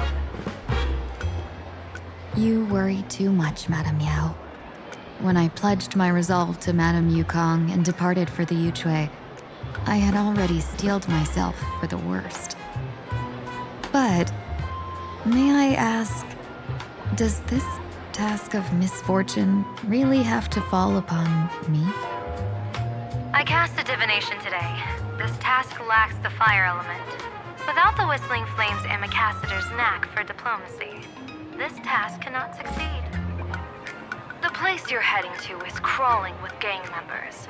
If they pick a fight, you can try to drop the name Xianzhou's #1 assassin, and they might step aside. Do not worry, General. I have journeyed far and wide with the merchant guilds for years and faced no shortage of danger. A handful of gangsters is hardly difficult to deal with. If you're not afraid of danger, then why have you not set out yet? Shall I read your fortune and give you a little peace of mind? What I fear is that fortune-telling of yours. No, what I really fear is you, Madame Yao. Afraid of me? Am I so notorious on the Xianzhou Lafu? I've heard many tales about you. After the Battle of the Fanghu, you willingly surrendered your command token and became a general in name only, with neither troops nor soldiers. They also say that the seer strategist, for the sake of a tiny chance at victory, stood by as her mentor went to a noble death, treated the countless lives of dead verdant knights as nothing more than numbers consumed in her divinations, and even doomed an arbiter general. Are you afraid that I, the cold-blooded diviner, might send you to your doom here in Planarcadia? Bold words for a little fox. It's just a bit of my curiosity about you, General. I hoped you could clear up a few of my doubts. Seems like I wasn't wrong about you. Few can face a Xianzhou general with such composure and dignity. No wonder you can make such a bold statement. The gods use humans as pawns in their cosmic game, sacrificing countless innocent souls. Have you ever thought about making them pay? They say you survived a Lord Ravager's deadly clutches thanks to luck, but I believe it was your unbreakable resilience that carried you through. You flatter me, Madame Yao. One must glean some wisdom to be worthy of enduring such a life-and-death ordeal. If we surpass the gods only in cruelty and heartlessness, then that would be our complete failure in my eyes. Excellent. I couldn't agree more. Miss Ting-Yun, you've passed the interview. Ever since I escaped death, I swore never again to be a pawn for heartless chess players. And Madame Yao, you've passed my test too. I know you're not interested in empty talk, so let's get down to business. Miss Ting-Yun, our Yuchue business delegations are treated much better than what you get on the Lafu when they set out on official missions. They get 5 meals a day. General, I really don't have such a large appetite. For the duration of the delegation's mission, you'll receive 6 times the usual allowance, and all expenses will be fully reimbursed. Such a generous offer. To be honest, that makes me even more nervous. Head to Dovebrook District, locate the Sinwish Syndicate contact, use the passphrase you gave me to establish contact, and do not reveal my true name. If there's nothing more to it, is this task really worth 6 times the pay? You're the kind of talent worthy of such a reward. After all, we diviners are no different from you merchants. Even when we hit a dead end, we still have to bargain and carve out the faintest chance. Merchants strive for profitable opportunities, while diviners reach for a sliver of luck. Looks like my mission bears significant weight in Madame Yao's reading of fate. In that case, I shall depart. When in doubt, open the 3 strategy pouches I entrusted to you. Inside are tactics I divined, certain to break any deadlock and aid your journey.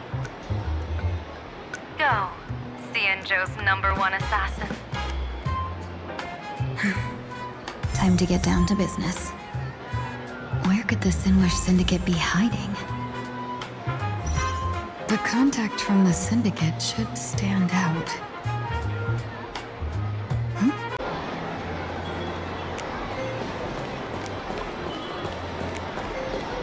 Blazing hot, fiery strong, insanely spicy! Can you really handle the heat? Please, tell the boss I want to return to the Sinwish Syndicate.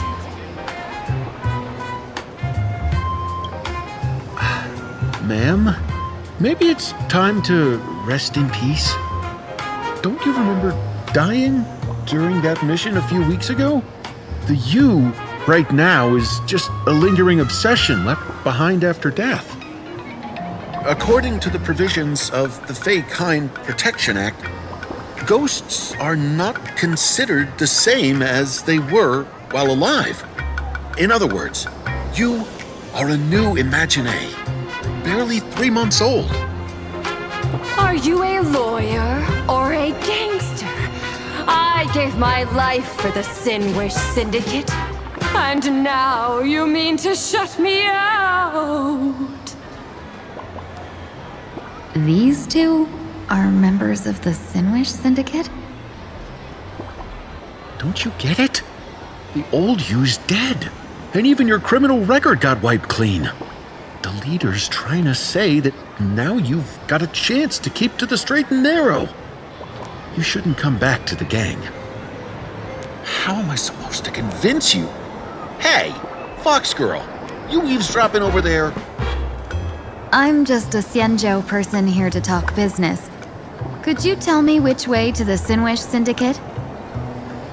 I come from the Xianzhou to discuss a deal.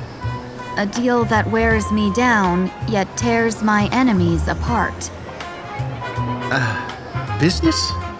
From the Xianzhou? The Sinwish Syndicate office is just across the river. Have a safe journey. He doesn't seem to have understood the passphrase. But the news that the Xianzhou's #1 assassin is coming has already spread through the organization.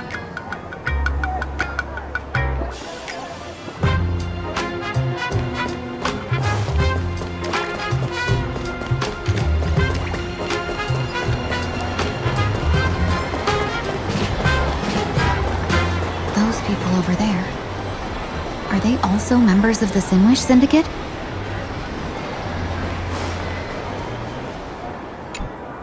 Bro, how much longer do we have to wait?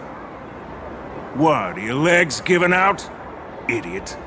The boss told us to wait here as a show of respect. Now behave yourselves!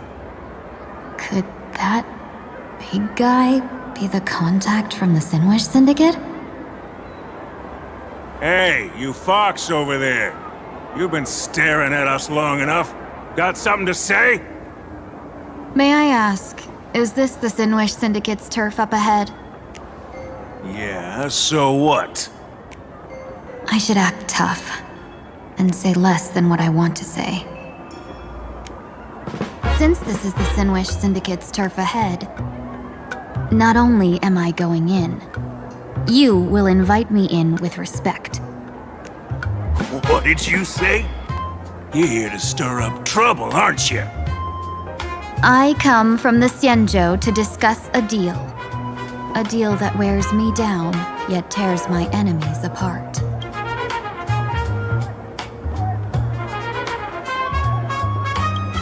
You're the guest our boss invited? Hold on. I nearly fell for that. Looking all delicate.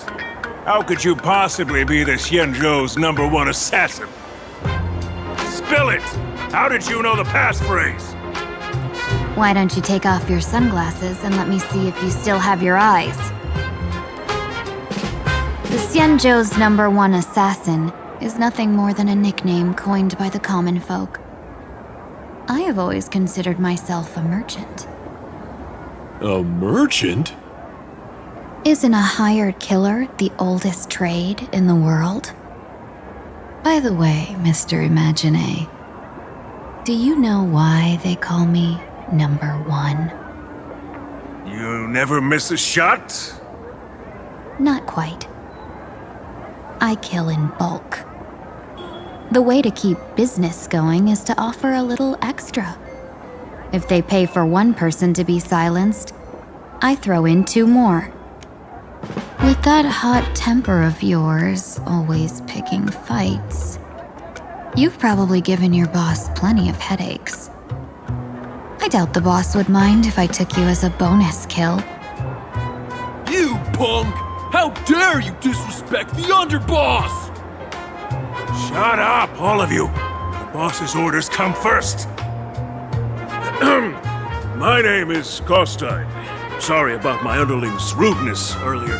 I'll cut a finger off later to make amends. There's no need for that. I only collect heads, not fingers. No worries. It won't be my finger anyway. These brutes should be easy to handle.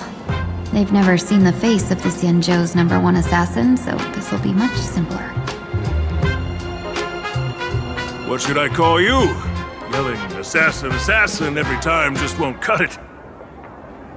Just call me the Tarrying Fugue. The Terror in Fog. That name oozes menace. Completely overwhelming. Now then, can you lead the way?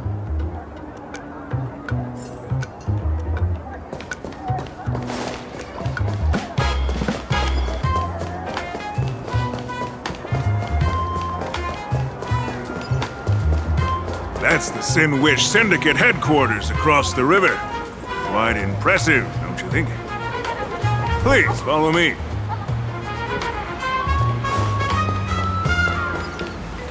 Is this the passage in the painting? Of course. The Sinwish Syndicate has it under our command for now.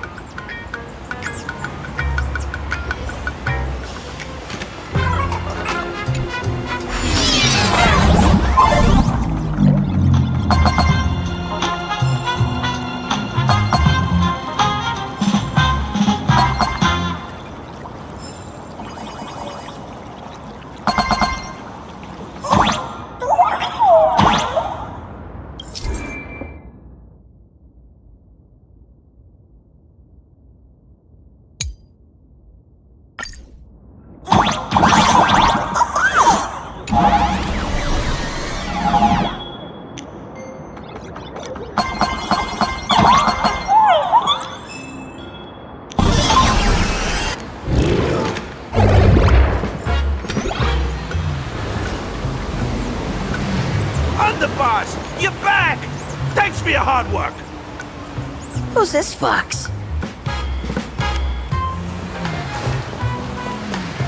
Welcome home, underboss! Is this the one the boss brought in?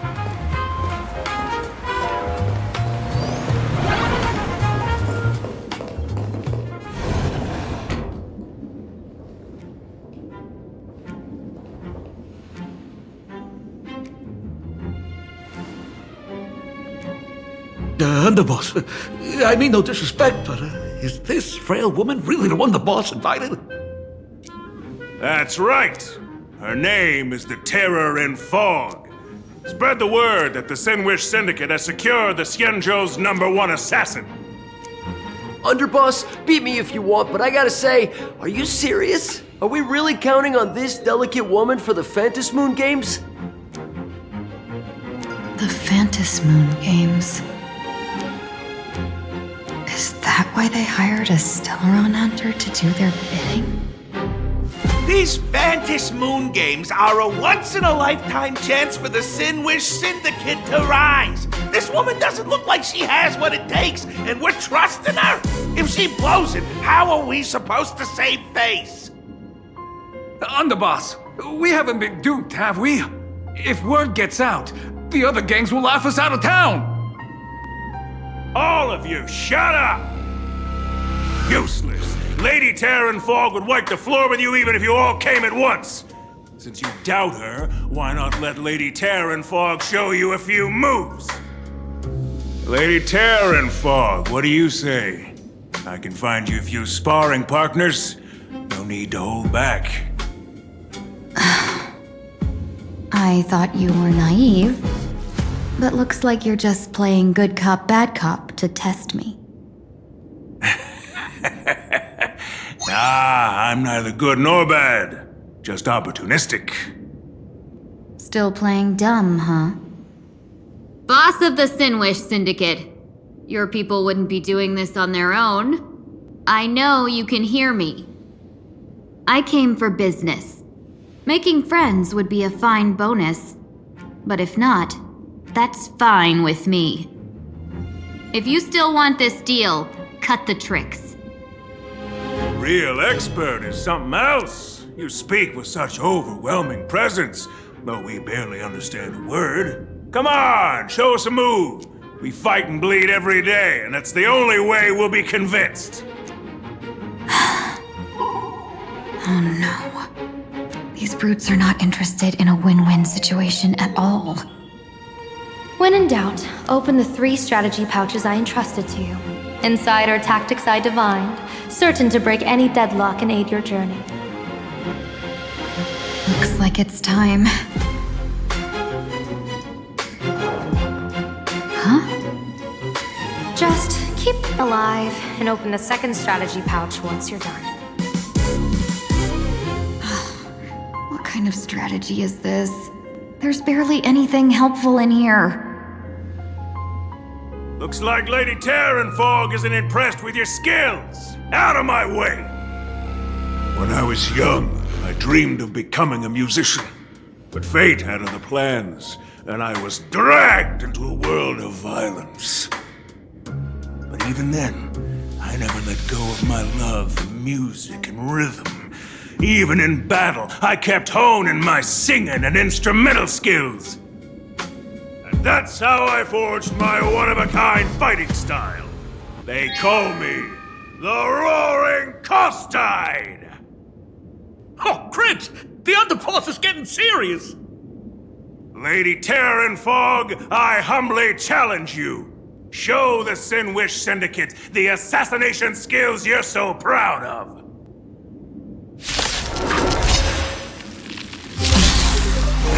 Like I'll have to hold back against these reckless brutes.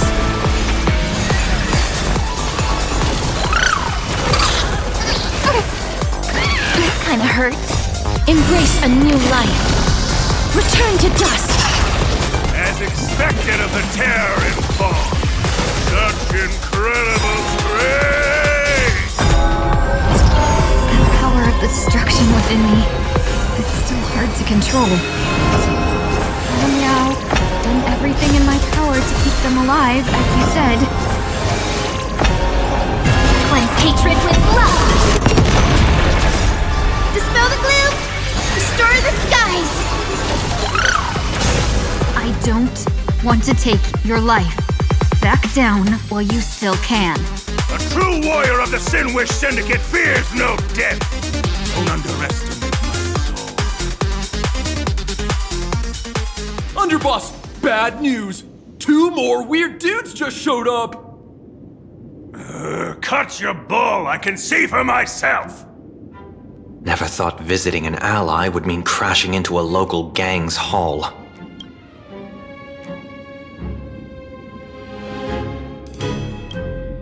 Oh, this will take some explaining. What a twist of fate. But for us to reunite with an old friend here? So be it.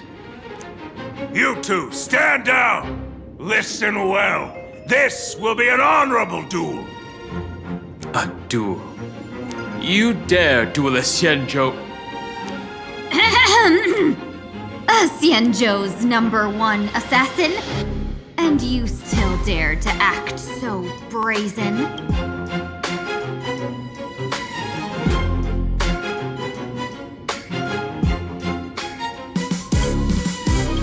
Huh?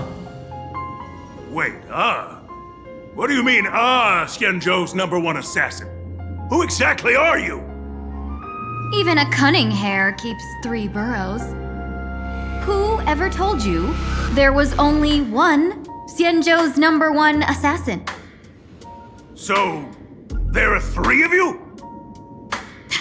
No, it's 300. Times have changed. The title Xianzhou's #1 assassin is already a brand.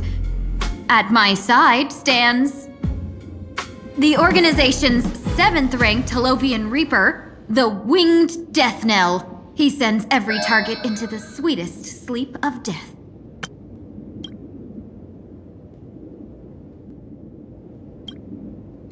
And this one is the 2nd-ranked assassin in the organization. A ruthless killer surpassed only by me. His spear strikes like a falling star, and his presence soars like a dragon. They call him the Jade Dragon.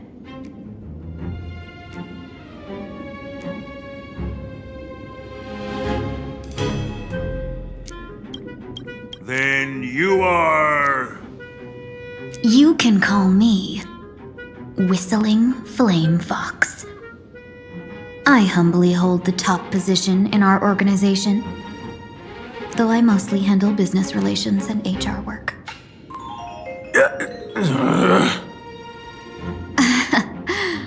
Hard to believe, isn't it?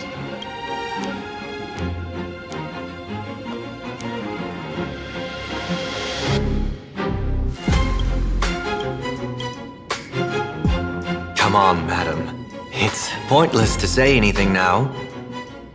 If you want this gentleman to know you speak the truth, let our brother show off a bit of his spear work. That will convince them.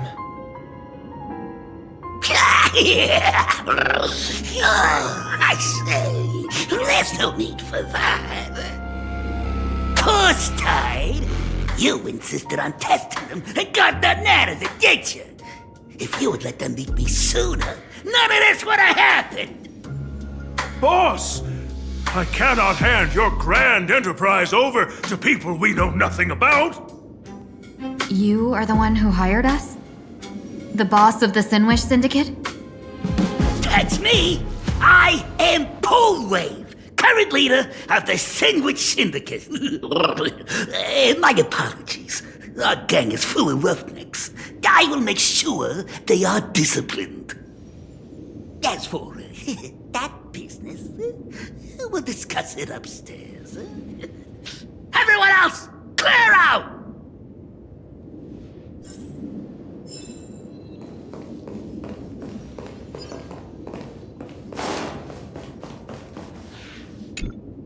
Long time no see, Lady Tingyun.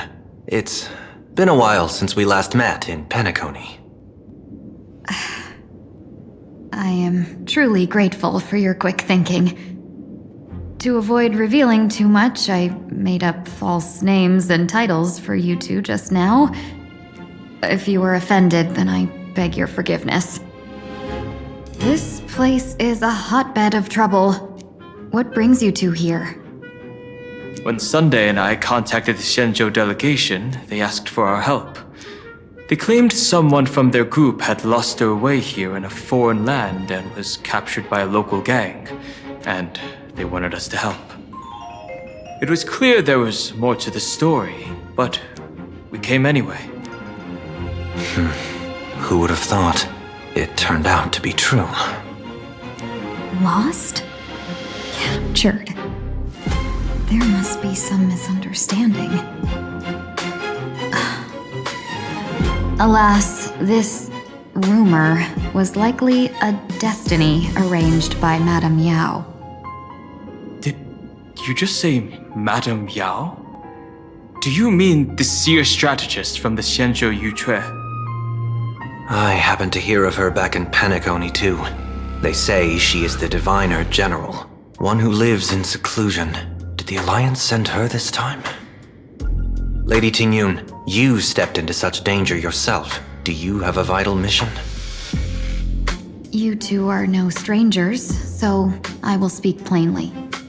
She's the one who sent me here on this mission.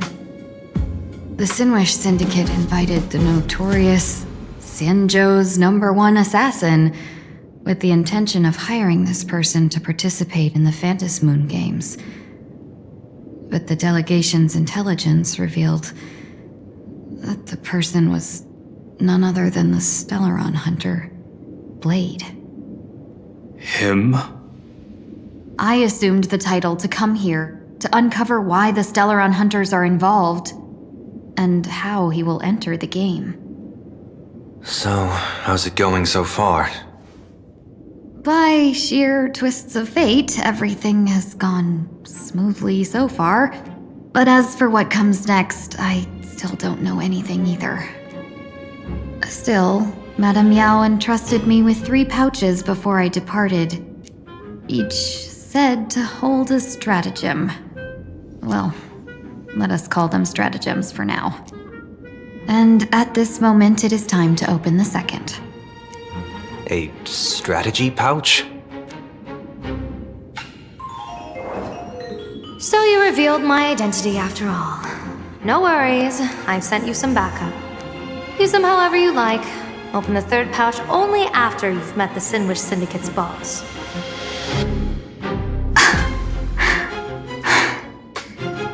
No wonder they also call Madame Yao the Crosstalk General. The what, General? It says the 2 of you will help me clear the way, so I can safely meet the Sinwish Syndicate's boss. What do you say?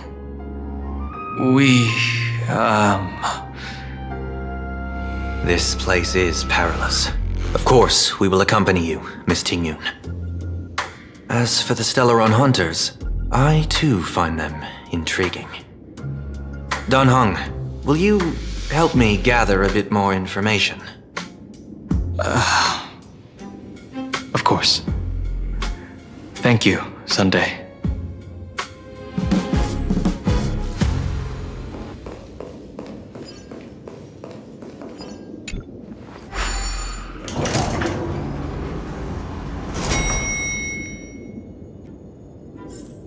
I gotta say, this place is decorated with a touch of style. A gang does not always flaunt brute force. More often, they need to flaunt wealth.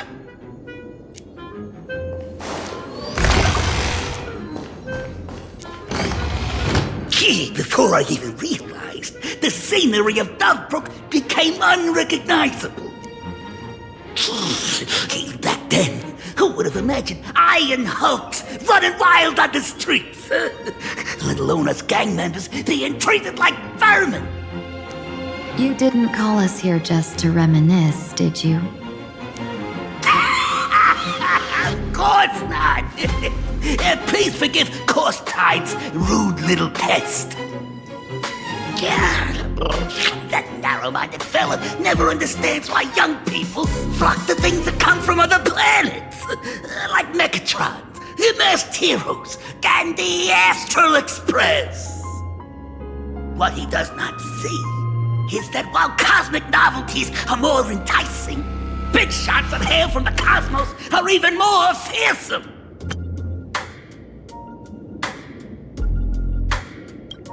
Wouldn't you agree? You're a clever one, so there's no point in keeping up this charade. We're not Xianzhou's #1 assassins. You knew that already, didn't you? Yeah, I might not live as long as those Xianzhou folks, but I got a decent eye for sizing people up. You may not be the #1 assassins, right? But your skills surpass even such assassins. So I don't care who you are. I pay good money for a sharp blade. But I don't give a fig about its brand. And where do you intend to use this blade? On the Sinwish Syndicate. What? No, don't get me wrong. I'm not looking for bloodshed. Instead, I intend to perform surgery on the Sinwish Syndicate. Look here. Through certain connections, I secured this mass copulation. The entry pass to the Eonic game. Some covet this treasure, while others fear it as a curse. Now, you claim the name of Xianzhou's #1 assassin. So surely you came for this. You want the god's reward, don't you? You are our employer. Therefore, the festival's prize should rightfully be yours. What do you want from the Eon, Mr. Polewave? The Aeon? I harbor no such unrealistic desire. I'll leave this prize for you to claim as your reward. I'm happy enough to share in a bit of your glory. Whether you win or lose, all I ask is that when the press comes a-knocking, you say this. You were sponsored by the Sandwich Syndicate of Toughbrook. That is enough for me. So this is a sponsorship deal? The Sinwish Syndicate only wants fame? Since we are not truly in your employ, are you not afraid we might break our promise and ignore your request? If you truly cared nothing for what I asked, why even raise the question, huh? As I said before, I may not have the long life of the Shenzhou people, but I do know how to judge people. One more question from me, please. Why are you so set on chasing fame? In Planarcadia, Imagination exists due to wish power. And that wish power comes from the attention, curiosity, and demands humans place upon these imaginae. The Sinwish Syndicate was founded to provide for those imaginae who were ignored, had no wish power, and were not needed by humanity. Unfortunately, ever since that seashell woman rose to power, our path of blood and violence had run its course. That's why I want the Sinwish Syndicate to take on a new form. One that will draw more attention than ever before. The Sinwish Strangeling Pension Foundation, huh? What do you think of the name? It's a cozy and heartwarming name. So, will the three of you accept this job?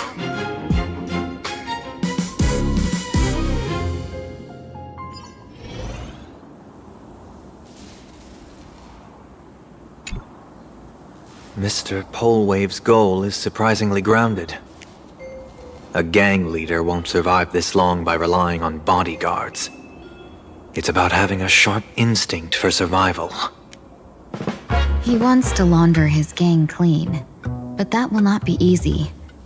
In my view, the underboss may not see eye to eye with his boss. My thanks to you both. With your protection, I managed to leave without harm. Yet, we carried off the mask meant for the so-called Xianzhou's #1 assassin. When I think of it that way, this mask feels thorny in my hands.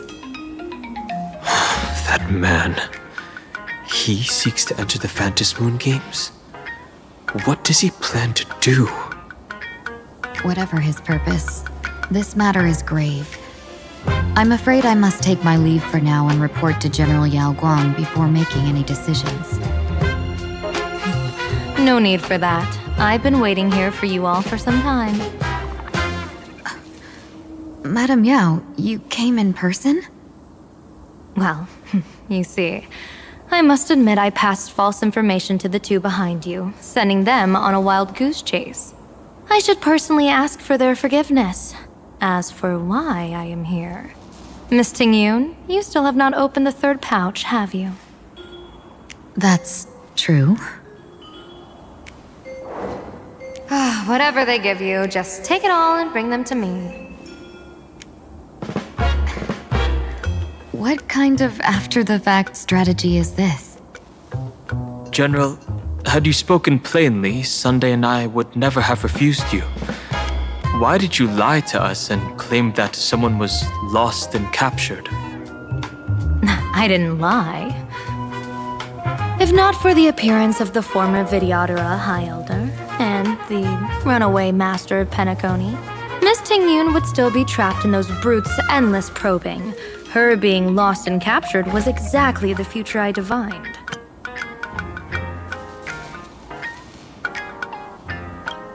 I also foresaw bloodshed awaiting the Sinwish Syndicate. Had it come true, it would have been because Miss Ting-Yun failed to restrain her strength during the clash. Yet, with you two here, the gangsters' lives were spared. You even foresaw the anomaly with my body. Sometimes, even when fate is foreseen, it cannot be changed. Fortunately, things did not come to the worst. As for Mr. Sunday, I've heard so much about you. With my 1,000 feathered eyes, I had the privilege of watching the broadcast of your entire god-ascending feat in Penacony from far away. Truly magnificent. Let's not speak of that misstep anymore, General. Rather, we have brought back the mask, as you asked. How do you intend to use it? Surely not just to hold it and block the Stellaron Hunter's entry. That was the plan, but from one cost sprang 100 outcomes. Now that the mask is in my hands, there are many possibilities. What do you say about using it to lure Blade here and strike him down together? Or perhaps I could wear the mask myself and personally compete in the Phantasmoon Games. That'd be interesting, right?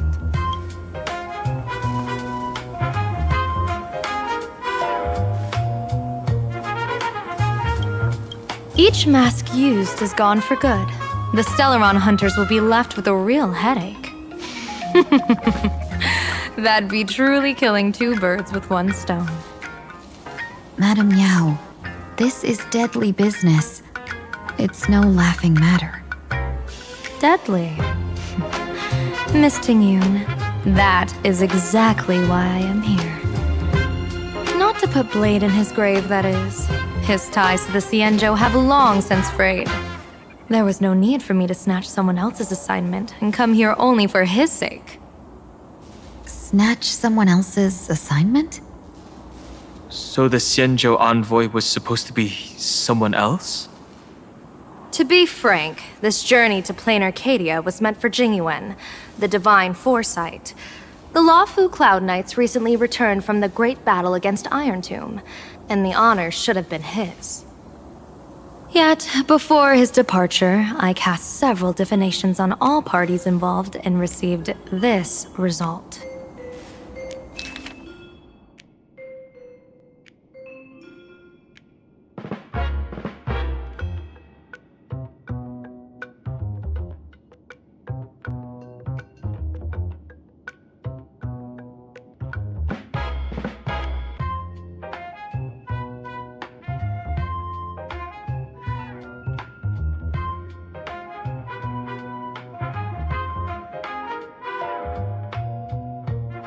Incineration, death, abandonment.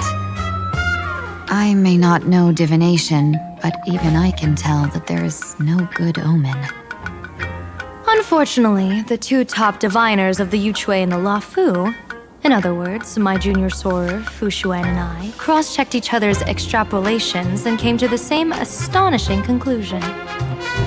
An Arbiter General will fall in this Arcadia of elation. Even so, you're still taking the mission meant for Jingyuan? Yes. I contacted the Marshal and took over the task. I've simply never seen such a bizarre fate and wanted to witness it.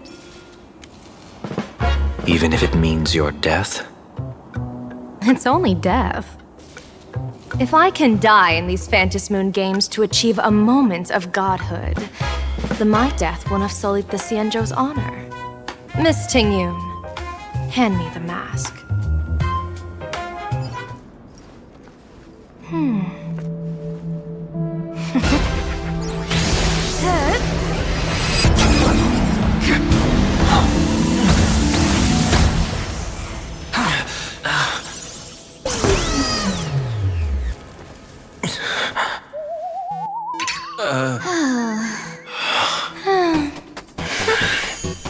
Well done. You have hit your fitness goal. Another active and fulfilling day. Sorry, Sunday. My body instinctively sensed danger.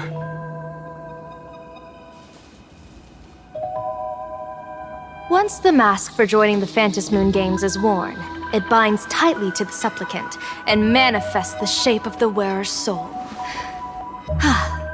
I read something like this in the Views of the Universe from a Star Skiff. It's confirmed now. This mask is indeed genuine. Congratulations, Mr. Sunday.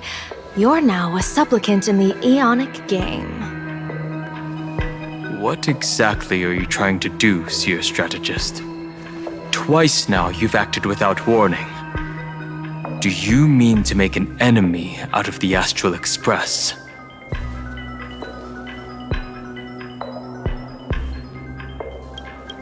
Dan Hong, let me take care of this.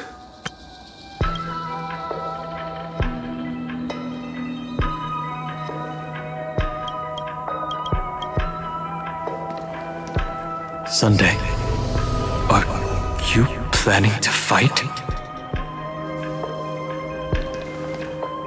Don't worry, I'm no match for this general.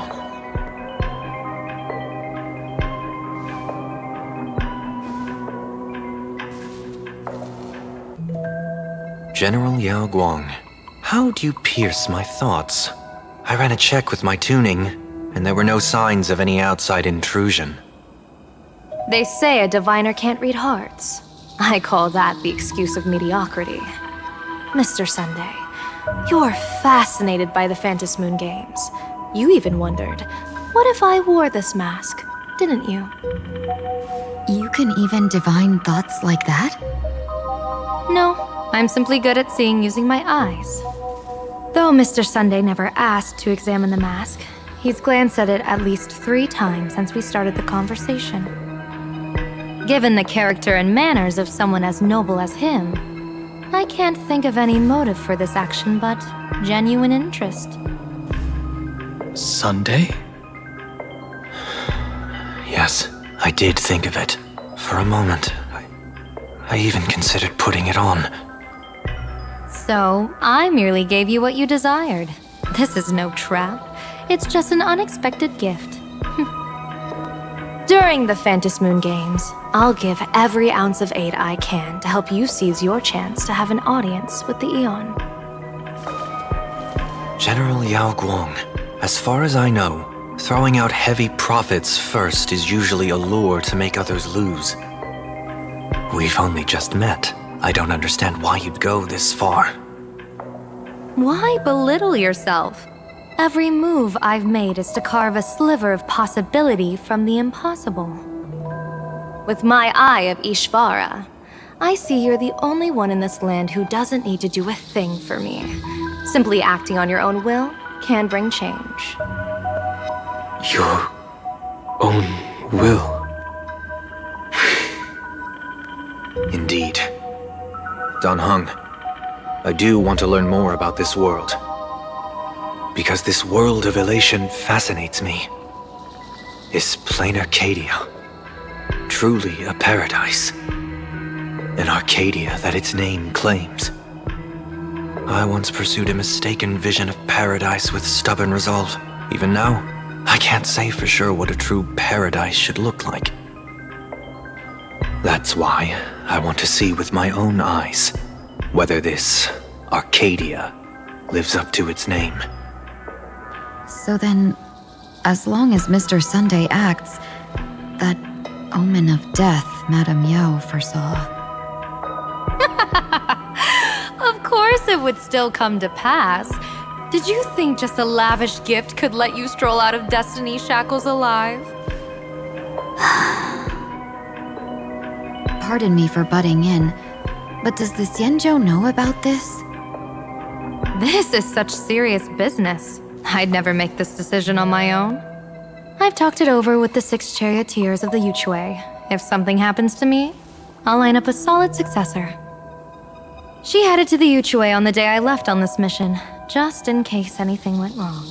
There, with the other potential successors picked by the 6 charioteers, she'll train at the Omniscience Sapientia Academe in divination arts, war strategies, and civil governance. You mean Lady Fuxuan? She'd take over the Yuchui after you? Fushuan? What Fushuan? If I don't make it back from this trip, maybe Qingchui from the Law Fu Divination Commission could take the seer strategist position and command the Yuchui. Qingchui and Yuchui. Ooh, what a perfectly rhymed match. As for the details, shall we discuss this somewhere else, you three?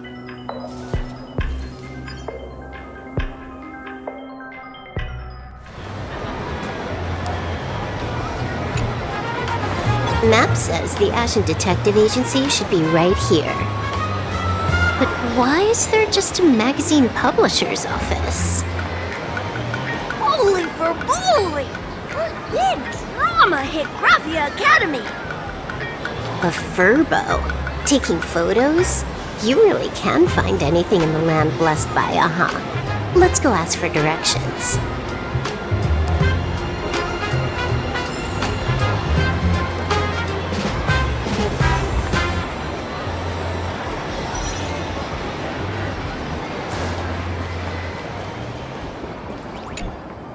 Hey, little furbo.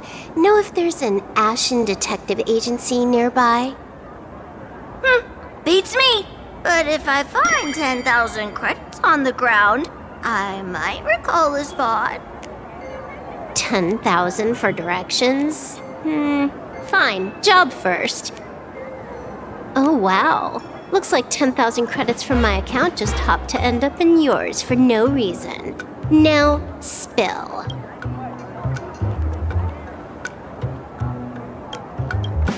Whoa! Generous, miss! The place you're looking for is upstairs. That detective's renting my boss's space for his agency. But he's zonked out in the day, and his doors are locked at night. No clue how he earns any money. Maybe he's a vampire? So they're closed? Then how do I meet this Ashen Detective? Beats me! But if I find 50,000 credits on the ground, I might recall that too. You stinky furbo! Begging for a smack! Scamming our guests! Time to go!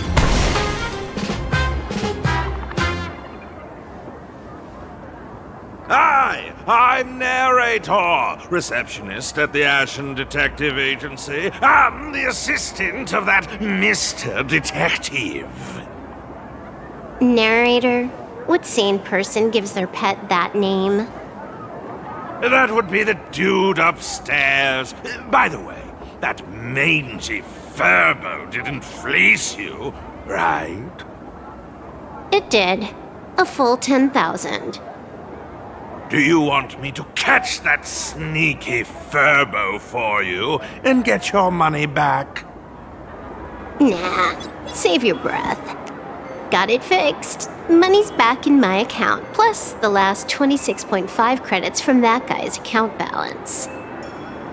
Oh, not bad, Punklordian hacker. You seem pretty knowledgeable. So, would you mind showing me the way? This way, please, Ms. Hacker. Sorry, but you will have to take a side path. The landlord of this magazine office fled to dodge his debts, and creditors have been storming in one after another. In the end, Mr. Detective sealed the front door entirely.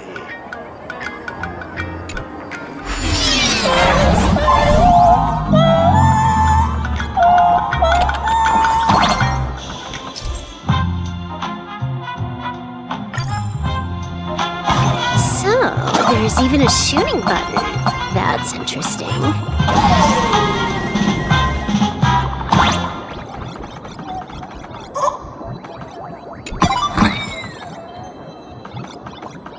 Why are there so many furbos? They're all employees of this magazine company.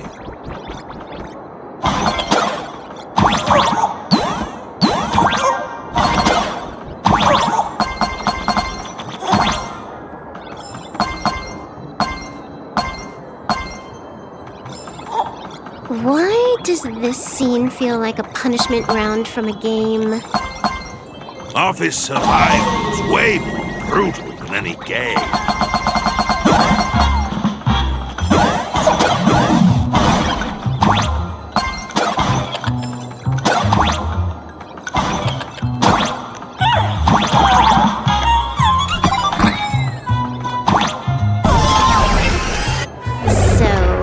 This is where the detective lives? Yes, his office and living quarters are one and the same. It is a little shabby, I admit. At this hour, he is probably fast asleep. Visitors here are rare indeed. Visitors being rare. That really does sound a little sad. Please, come with me. I will wake him at once.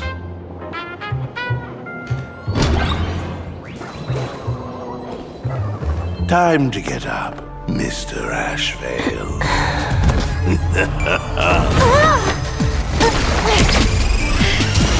How many times do I have to say it?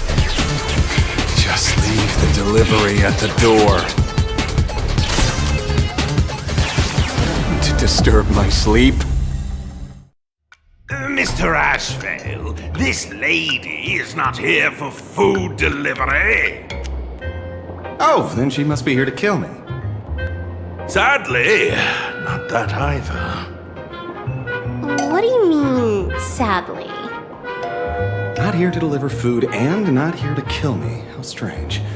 Oh, then you must be a client. You are here to hire me for a case.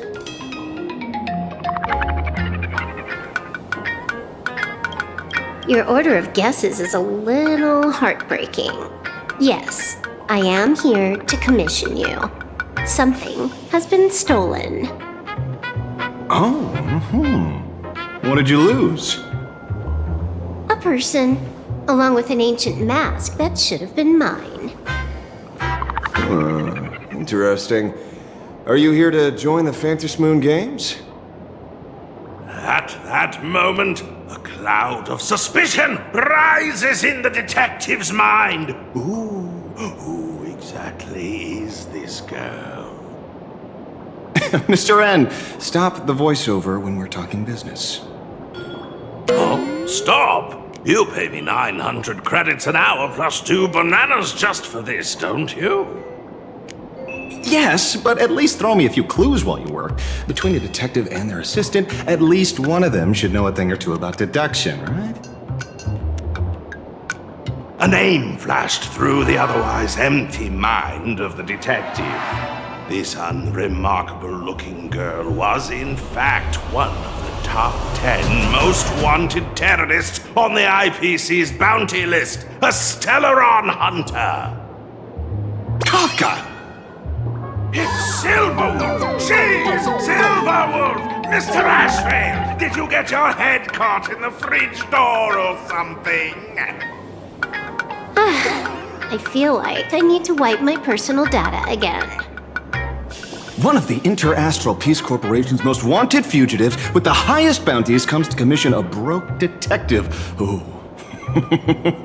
I have seen plenty of stories like this.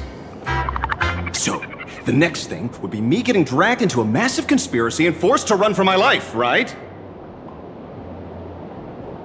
Drop the paranoia. I came to you because I hacked into the Security Bureau's criminal record system. What I found was shocking. In all those bizarre police cases, you were hired again and again.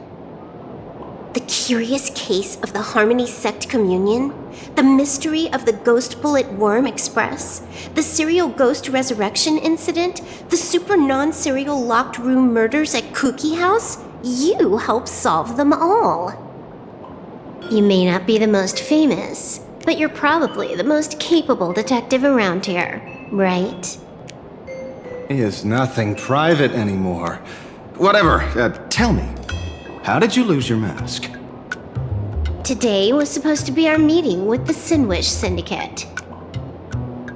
All right, now let's talk about the commission fee. Excuse me, I haven't even finished my sentence yet. A true great detective can know a case without ever leaving the room. While he sleeps, I gather the intel. We already have the basics about today's fiasco with the Sinwish Syndicate, and those 3 Xianzhou #1 assassins who scammed the mask. Can you handle it? Money is not a problem. Do you take dirty money? Sorry, no dirty money. And please do not withdraw your payment plus the account balance after paying. Oh, then how about this? This is the IPC's turf, right? Turn me in for the bounty. You take the reward, and I bolt afterward. We Stellaron hunters sometimes use that trick to raise funds. Or maybe we could discuss the possibility of taking dirty money? 30 million credits? Pay us after the work's done. Deal. I'll try to get that money over the next few days. Here's my contact info. Update me the moment you have any news. Pay us after the work? When did our office have a rule like that? That rule got made just now. Oh, my dear Mr. N, did you truly want to take dirty money? I have come up with another way to make money. Let me reach out to a certain big shot first. Madam Pearl, I've obtained solid intel. Mr. Ashveil, the chance of you initiating a call at this hour is under 5%. Let me guess. Perhaps you are finally ready to consider my offer. No, I found the trail of the Stellaron hunters. They are here in Planarcadia, and they even plan to crash the Phantasmoon Games. I can send you her coordinates quietly, without anyone noticing. Quietly, without anyone noticing. The Phantasmoon Games? The moment your IPC chose to speedrun it, it was fated to be more than just a game of fun. Do you want me to take part? That is asking a bit much of an old man. We should have taken that hacker's deal earlier and turned her in for the bounty. An unexpected bonus. So Pearl still has other masks hidden away. That makes things much easier. Seems that listening in on one's partners after wrapping up business is a habit worth keeping.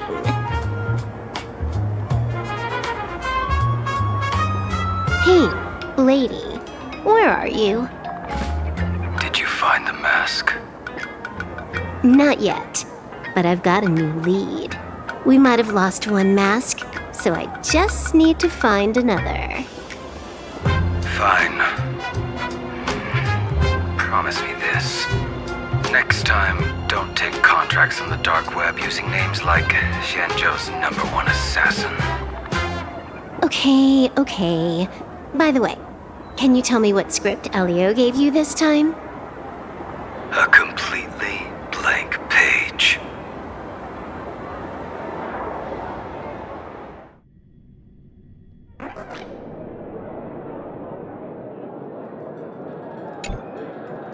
So, what you're saying is that this Miss Sparxie, who was originally just a virtual avatar, has now crossed into reality and taken an entire school's staff and students hostage. I get it. So, it's just a typical case of the idiogenerative imaginae phenomenon. Sorry, used a bit of jargon there. Idiogenerative here means something born of chance and circumstance. These imaginae arise from incidental events. That's quite different from progenitive imaginae, which reproduce by having artists draw their offspring.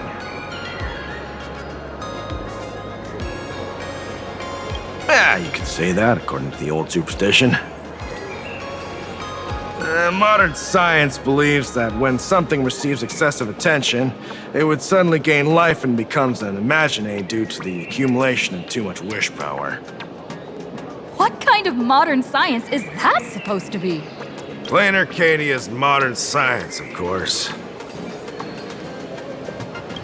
Outworld visitors might find this kind of thing strange, but it's not exactly rare around here. Certain historical eras had Imagine popping up non-stop like mushrooms after a shower. Things are different now, but if you're not careful, you might still find characters from popular comics suddenly show up in the flesh. Heading out? Where to?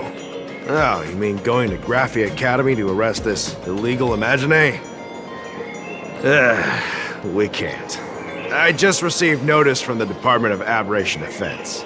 The first supplicant of these Phantasmoon Games has revealed herself, and she's none other than Miss Sparxie, the one you mentioned.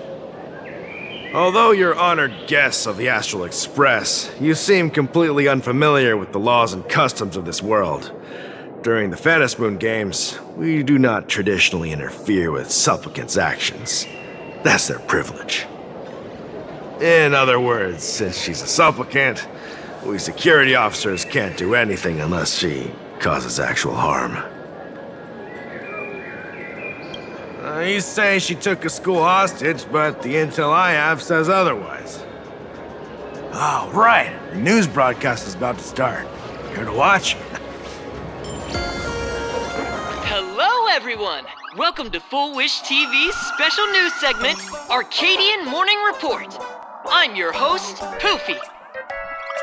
Hi, everyone! I'm your host, Snowy! We've entered year 1999 of the Arcadian calendar. What an exciting time! Just one more year until the new millennium. Over 500 years ago, a famous prophet made a prediction. In year 1999, a terrifying devil will descend from the sky. Will this prophecy come true? Can Planarcadia safely make it through this crucial year? You idiot! Are you cursing our viewers? They didn't tune in to hear your fear-mongering nonsense. Just read the news and stick to it. Yes! Incredibly, after just 15 years, the Phantasmoon is full again, and the time for the Phantasmoon Games is upon us once more. Surely a blessing from the master relation upon us, Arcadia! Which supplicants will appear in these Phantasmoon Games? And what mind-blowing miracles will they bring to everyone? With permission from the Department of Aberration Defense, we'll be following and reporting on the Phantasmoon Games from start to finish. Just now, the first masked supplicant has appeared. How intriguing! Who are they, and where did they come from? Let's take a look. Wow! Internet-famous streamer Miss Sparxie announced 2 hours ago that she's donning a mask to become a supplicant! The Department of Aberration Defense has confirmed the news is authentic! As an ideogenitive Imagine, Miss Sparxie's birth wasn't approved by the Department of Aberration Defense. But that hardly matters at this point. What sort of miracle does this live streamer plan to produce during the Phantasmoon Games? Let's switch over to her stream and see.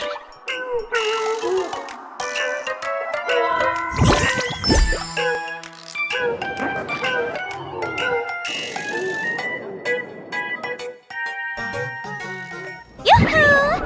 And we're back from the commercial break. A big thank you to Love Insurance for being the title sponsor of today's Sparxtacular Arcadian Adventures livestream. One person, 1,000 faces. 1,000 faces, one person. Who will Sparxicle become today? Ta-da! Time for the big reveal! Everyone, follow along with me, Sparxie of Graphia Academy, as we check out how our new transfer student is settling in. Marge, say hi to the camera. Sparxie, don't you dare mess with me. I, Marge, am not someone you can easily push around. I'll have you know I'm the disciple of General Jing Yuan of the Luofu and General Huayan of the Xiuming. I've undergone rigorous Xianzhou sword training. Others might fear you, but I sure don't. My, Marge seems quite worked up. Is it because she's a bit nervous about her first live interview? All right then. Now, let me interview my colleague, Mr. Yang.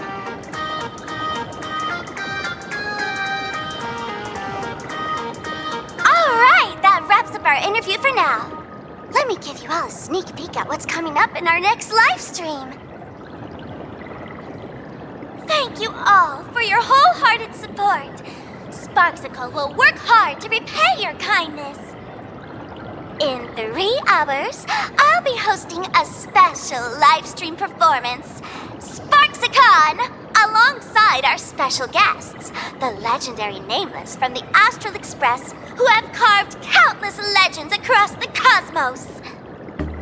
Tell your friends, your family, even your enemies. Let's set aside all grudges and meet in the stream to witness the most dazzling sparks light up Planarcadia!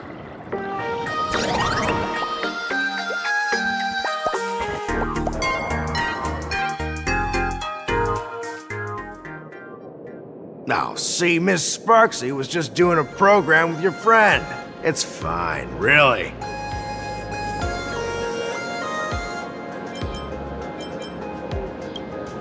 Have you seen shows like that before? You know, where celebrities go somewhere to do everyday jobs, like those reality shows where they trade places with regular people.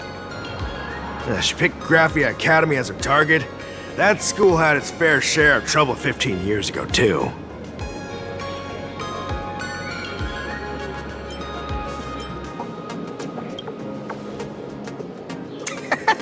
So these are the Nameless of the Astral Express? That's hilarious! I heard they're supposed to be great heroes who saved other worlds. Look at them now! Switching to comedy in a heartbeat.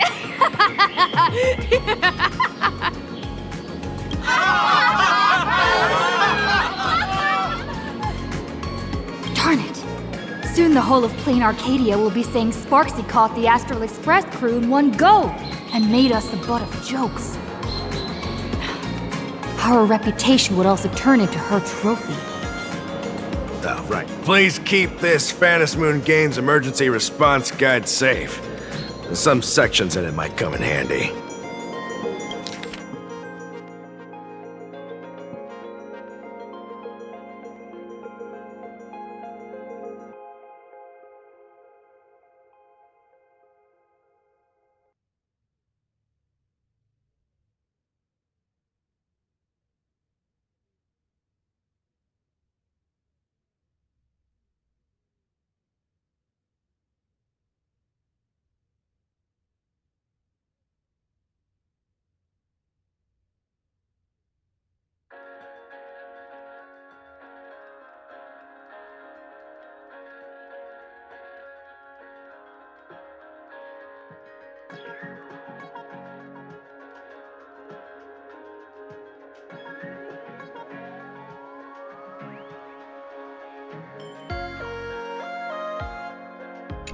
If there's nothing else, I'll be going now. See ya.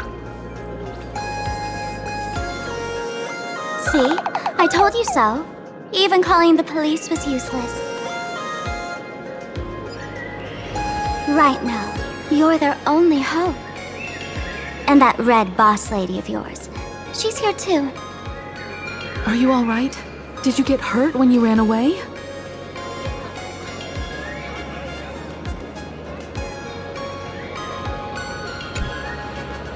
So, March and Welt are both trapped in Graphia Academy now?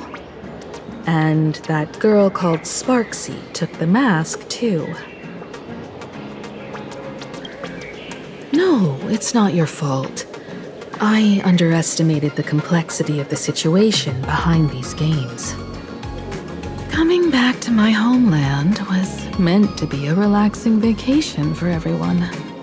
And I also wanted you and March to experience the atmosphere of elation in this world. Throughout the history of the Phantasmoon Games, there have been many instances of cooperation between supplicants. But this time, forces from across the cosmos have turned this into their own high-stakes poker table. Rather than honoring the elation, These players are far more eager to savor victory for themselves, itching to knock everyone else out of the game. Sparxie is one such troublemaker.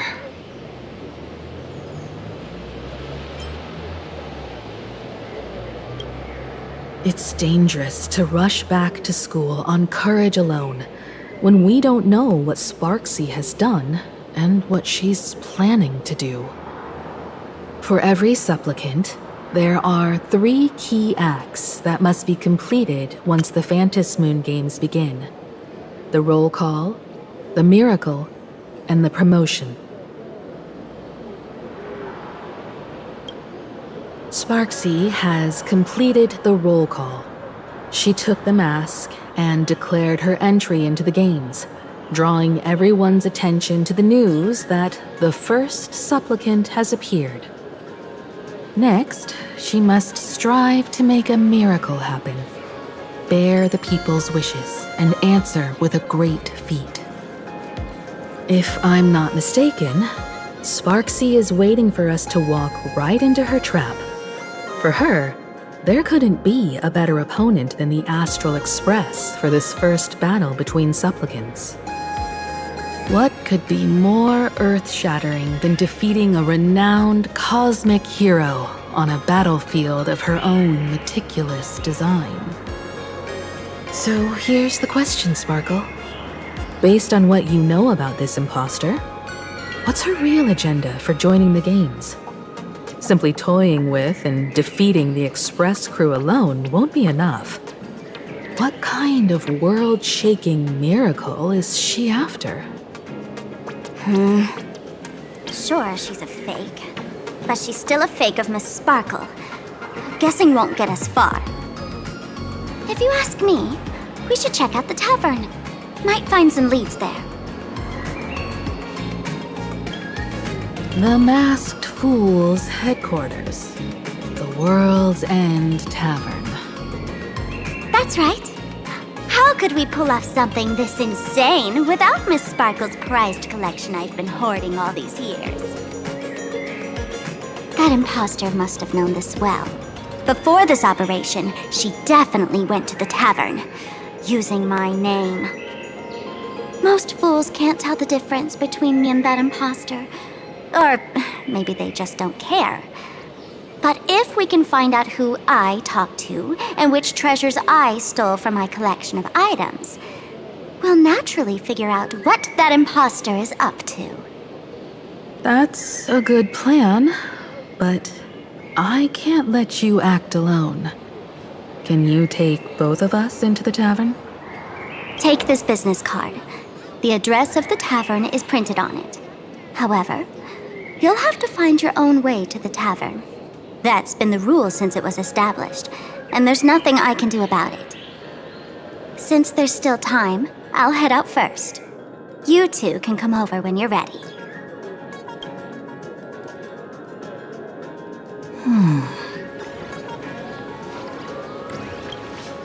Relax. To step into the Elation's right, what you need the most is ease. Don't dance to your enemy's tune. Find your own rhythm. Now it's our turn to set the steps. Dovebrook District. It's been a while since I've been home. Perfect timing. Don Hung and Sunday have made some new discoveries. I asked them to meet up with us later. Don't get your hopes up too high. Looks like this vacation trip has gone right back to our usual trouble magnet mode. Now this is the kind of vacation the Nameless just has to savor.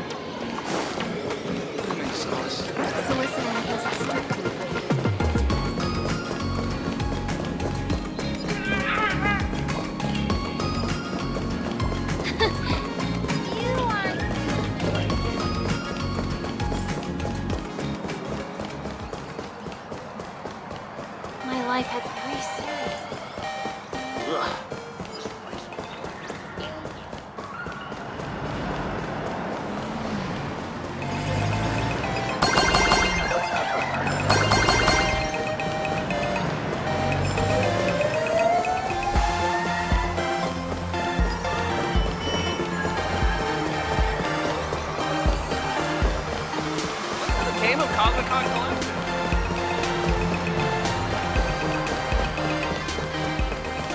So, We're almost at Dovebrook District.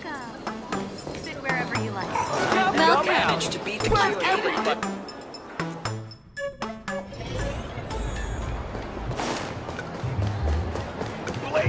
Quite a bustling district. Is this really where Himeko lived back then? It's been 15 years since I've been back. I wonder what's become of these houses now. If they're being rented out, or if they've been sold off already. Perhaps they've become like the Graphia family. Nothing but empty shells of their former glory. Let's go. Stay safe on the road.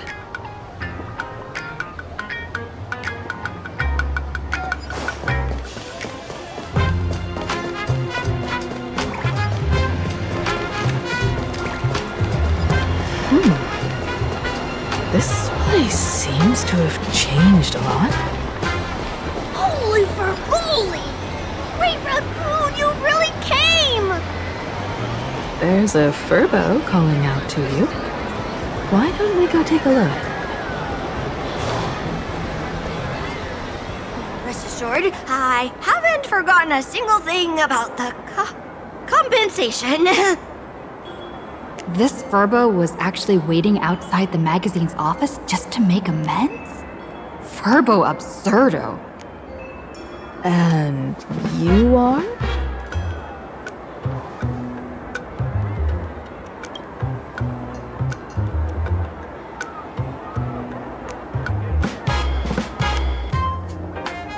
Would you mind coming into our magazine office to talk?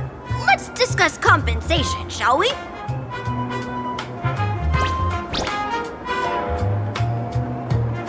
It looks like the magazine publisher has taken over this entire building.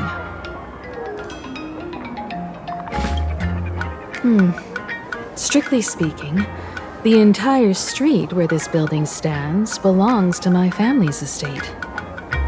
It's said that, in their heyday, the Graphia family owned property all across Planarcadia.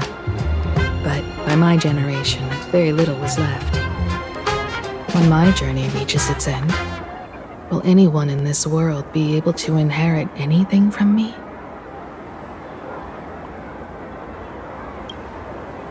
Sorry, I made things a bit too heavy there. Come, let's go inside the magazine office and see what this little Furbo is up to.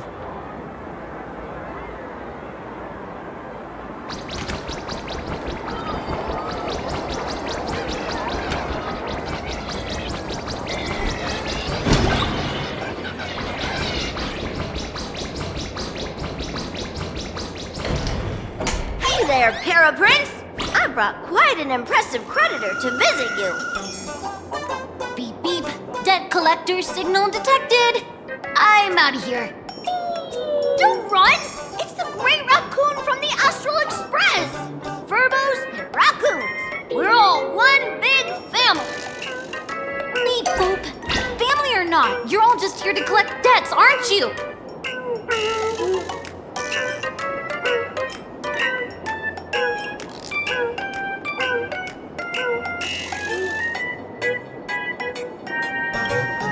Great Raccoon, that jerk of a company president ditched everyone to dodge the debts. We brothers haven't gotten paid in months. As you can see from our sorry state, even if you sold us all for Furbo Hot Pot, you wouldn't get much money back. But I've got a plan. We can work together for some mutual Raccoon Furbo benefits. After all, Furbobo Weekly does have quite a readership. Right now, the hottest news in all of Planarcadia is the arrival of the Astral Express. Once you become the company president, Great Raccoon, Furbobo Weekly can go full throttle for you, becoming the Express's exclusive media outlet, churning out a string of hot scoops. In no time, Furbobo Weekly will be the #1 gossip magazine. We won't have to worry about our salaries, and Great Raccoon won't have to worry about compensation.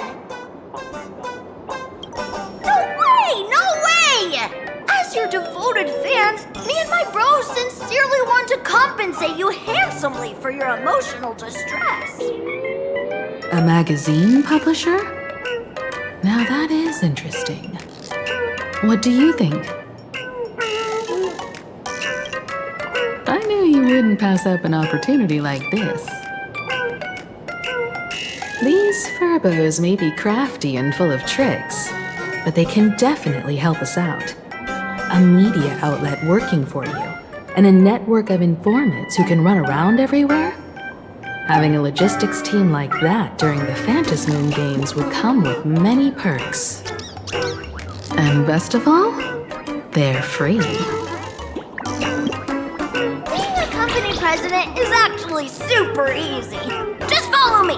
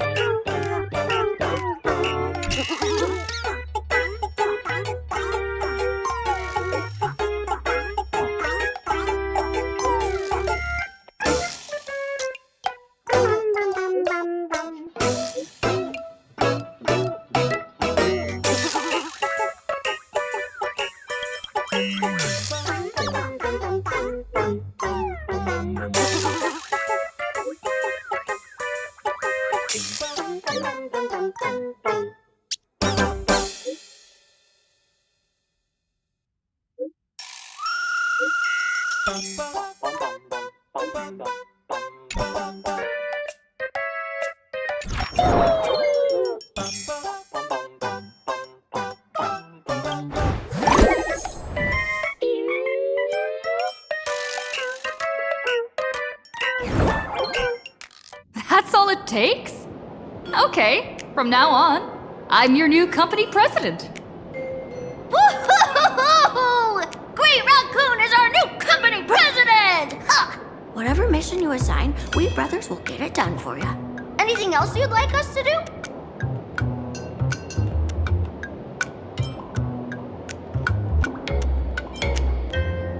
Boss, you don't like Bobo gossip? What would you prefer then?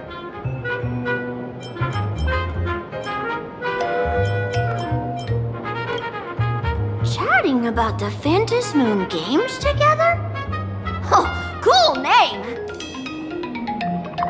Are you sure? In return, make sure you create some big news stories. Oh, and that journalist Furbo who wrote that slander about you? HR will fire him.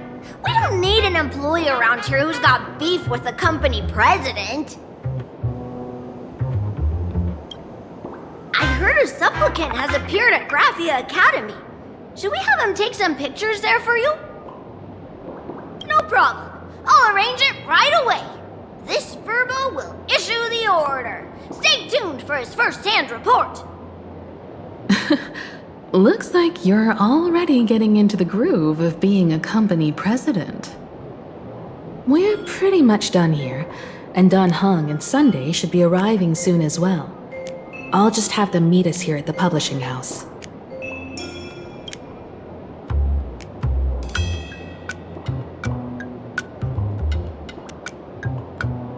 Miss Himeko, we're here. Slower than expected, huh? Looks like you had quite a harvest. That's, difficult to say. Miss Himeko. And Benefactor is here too. It's been a while. I've missed you all dearly. Miss Tingyun, are you representing the Xianzhou on this diplomatic mission to Planarcadia? This is a matter of great importance. A humble girl like me doesn't have that kind of standing. I'm just tagging along with General Yao Guang of the Yuchui to help out with odd jobs. I happened to run into these two on the way. The seer strategist. What happened on this journey? Sorry, there was a bit of a hiccup. I accidentally put on a mask of elation. Now I'm a supplicant in the Phantasmoon Games. Well, that's quite unexpected. I know the Express has been seeking to join the Phantasmoon Games, and I've been quite curious about that. Sorry. Did I make things more complicated than they needed to be? No need to apologize, Sunday. You are a companion of the Trailblaze. No Nameless would ever stop a companion from finding their own path. Many thanks. But wait, did you just say accidentally? It's a long story. I'm afraid we'll have to wait for General Yao Guang to explain it herself. She was with us just now, but somehow disappeared without a trace. Madame Yao is always like this. She probably disappeared suddenly to deal with something urgent. This seer strategist is just as elusive as the rumors say. Should we wait for her? No need. I wouldn't dare impose. The tides of fate shifted. I had to delay my steps to arrive at the proper time. I ask for your understanding.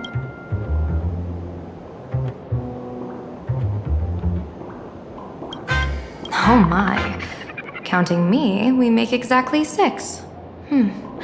Let me do some calculations. Your fortune in the coming days looks grim. You'd better watch out. Wheel. Makes sense. You got what you wanted today. The fates spell danger. This matter is most likely connected to that blade. The little fox's misfortune has overflowed into good luck. She's blessed with constant good fortune, a true harbinger of prosperity. That's weird. I can't see yours. So, you're that trailblazer Fushuen mentioned. Your reputation precedes you, seer strategist. I'm Himeko, navigator of the Astral Express. Whatever's on your mind, you can discuss it with me. My sincerest apologies. When a diviner encounters someone whose fate is unfathomable, we can't help but feel 3 parts excited, 3 parts flustered, 3 parts curious, and 1 part awestruck. What do you mean by unfathomable? My eye of Ishvara can scan the aura of fortune surrounding each of you, manifesting as weal or woe signs above your foreheads. I'd like to divine your fortunes as a welcome gift. However, this person really surprised me. I can't see anything from her at all. Are you really free to try any choice? To do anything you want? Does an Ishvara like you actually exist in this world?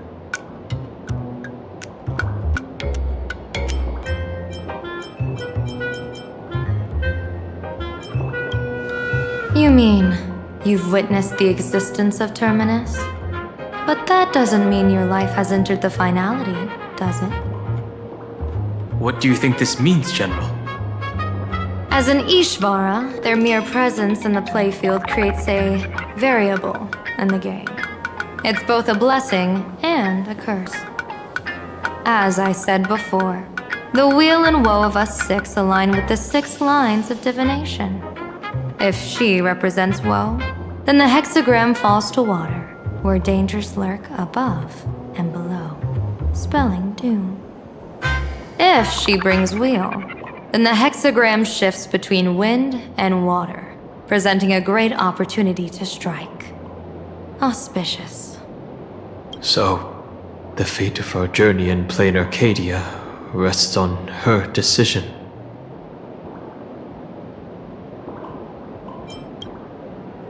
I am not an Ishvara free from fate. So naturally, I can't guide those of that disposition. Back to business. I take it you're not just here to read our fortunes? I am here to greet everyone, to apologize to the Express Navigator for my previous indiscretions, and to borrow someone from you. Miss Himeko, now you understand how I ended up wearing this mask. I get it. She says she wants to borrow you for an operation. I want to hear your thoughts. If you're not comfortable refusing, I can speak up for you. Oh, you two. No need for whispers. I can hear you loud and clear. How did you... Well, since the General heard us, would you mind telling us your reasons for doing this? I'm collecting variables. During this journey, I'll be acting as unpredictably and irrationally as possible. Don't be surprised. Some Arbiter generals excel in battle with their wit and valor. Others master the art of forging weapons, and some guard the netherworld with their lives. I, however, fight for the Alliance by calculating and manipulating fate itself, peeking into the future. I'm here to discuss matters regarding the Anti-Destruction Alliance, and then I'll head to Astropolis for the vote. That's the real business. But according to the divination, this Arcadian world faces an extraordinary danger. When a bird's nest falls, no egg will remain unbroken. Are you saying we'll all perish along with Planarcadia? What's going on here? Intel indicates that a serious Xianzhou criminal is attempting to join the Phantasmoon Games. This individual has been infected by the flesh of Shuhu, the emanator of the abundance, and is extremely dangerous. According to my interpretation, his long-suppressed violent nature will eventually become uncontrollable, bringing catastrophic disaster to everyone. There's no way he could do that. That's the divination's answer. Rather than asking whether he could, we should ask, how would he do it? My divination shows dragons clash in the wilderness. Their ichor dark and yellow. While the term dragon clash could simply mean fierce battle, could it be foreshadowing a great calamity from your conflict with Blade? Perhaps this prophecy has other interpretations. But with my limited intel right now, I have to prioritize Blade, this most volatile and dangerous factor. I've heard that different interpretations of prophecies can lead to completely opposite outcomes. Until things become clearer, it's better to reserve judgment. Let's put that aside for now. In any case, I've brought along a creation forged by Blade himself. If things get out of hand, it might temporarily restore his sanity, giving us a brief chance at victory. What is it? I'm sorry, but fate has shifted once again. I must take my leave. To put everyone on the Express at ease, I solemnly swear that Mr. Sunday won't be obligated to do anything for the Xianzhou. On the contrary, our delegation will give him every ounce of aid within our power. What did you say, General? Aid within our power? She's gone. Whoa, that was quick. Madame Meow must be really busy. Has she vanished into thin air like this before? Yes. I don't know the details myself. With Madame Meow, it often happens and no one knows when she'll return. She doesn't do it on purpose. Allow me to apologize on her behalf. No worries. At least we know what the Xianzhou is up to. Right now, 2 companions from the Express are still trapped somewhere. She and I must head to the tavern to uncover some clues. If Miss Himeko needs my help, please don't hesitate to ask. Are March and Mr. Yang in trouble? I'll go with you. No, you and Sunday will act together with the Seer strategist. We're not at the point where we need to call in reinforcements yet. The situation with Blade is unusual. That Seer strategist's concerns aren't just baseless worries. I don't want to see the Phantasmoon Games bring catastrophe to my homeland. So this is also my request. To put it in the General's words, please do your best to introduce new variables.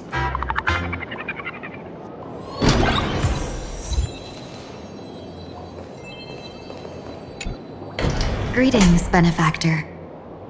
It's been many days since we met in Penacony, and I've been thinking of you day and night. Though my skills are meager, Madame Meow praised my resolve to kill my enemies, saying that was just the variable she sought. That's why she assigned me to temporarily serve under her command for this expedition. And look at that. It's brought us back together again. What fortune. I wished I could travel with you longer back in Penacony, Benefactor.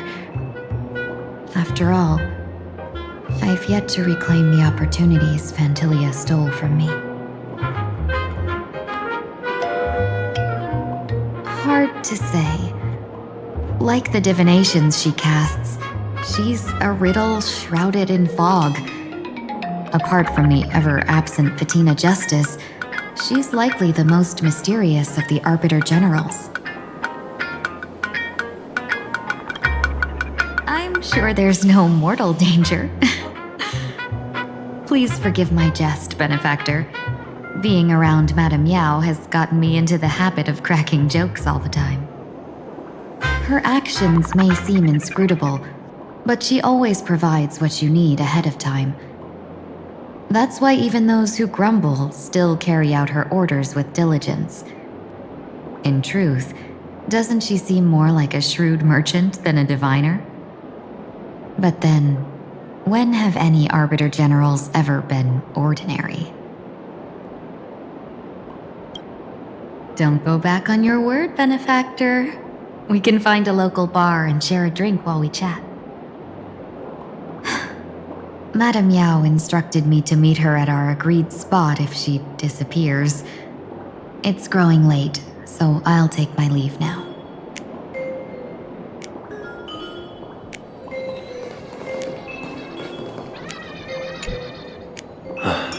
Mask of elation can reflect the shape of one's soul.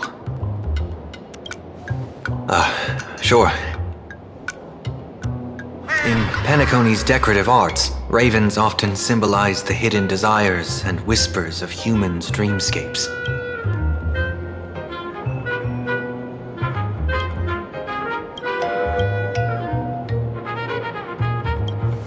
Don't worry, I once tried to ascend to godhood myself. I won't be dazzled by the honor of an audience with a deity.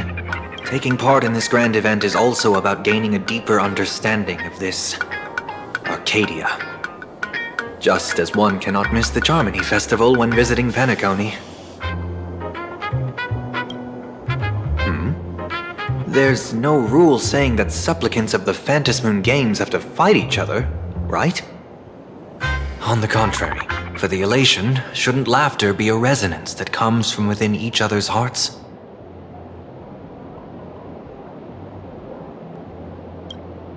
After putting it on, I seem to hear curious voices. The mask whispers to me, urging me to show my elation to the god, to create miracles that will make the people of the Arcadia laugh with joy.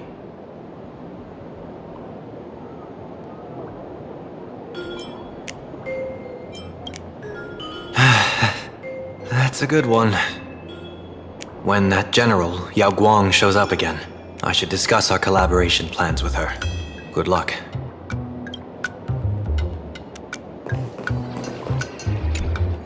I understand Miss Himeko's intentions. I'll leave March and Mr. Yang in your care. Blade's appearance means the Stellaron hunters are also on the move in this world. From everything we've seen, this mission to Planarcadia is of the utmost importance.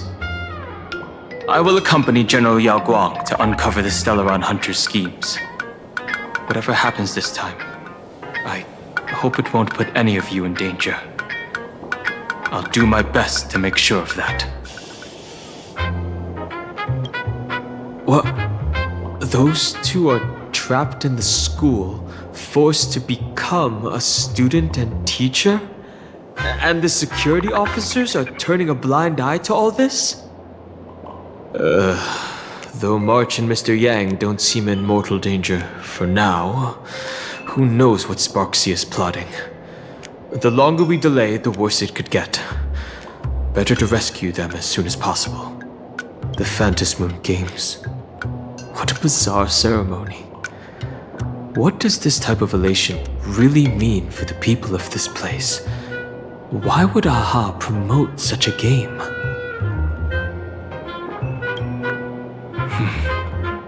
Whatever happens, keep me posted on how things go.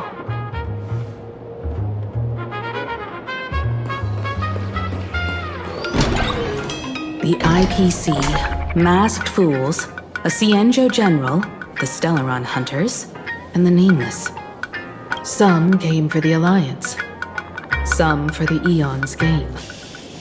Whatever their reasons, a storm is brewing in the skies over this world.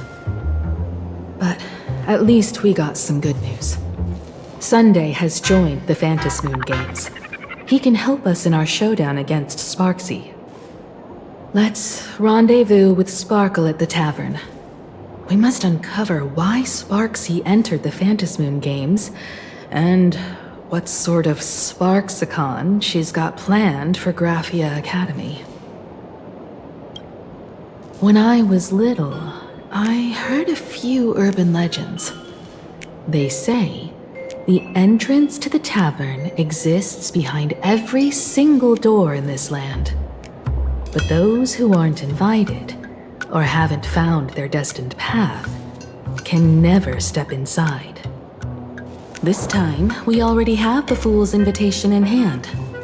As for the key to open the door, there's a silly rhyme on the back of the business card.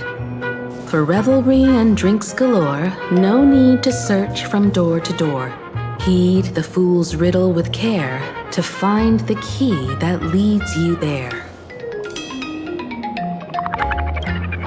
So, about the fool's riddle, got any leads?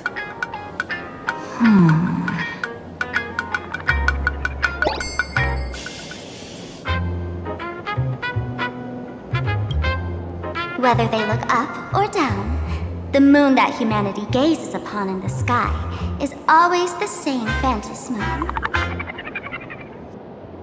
Looking up makes sense, but looking down? How exactly do you gaze at the sky?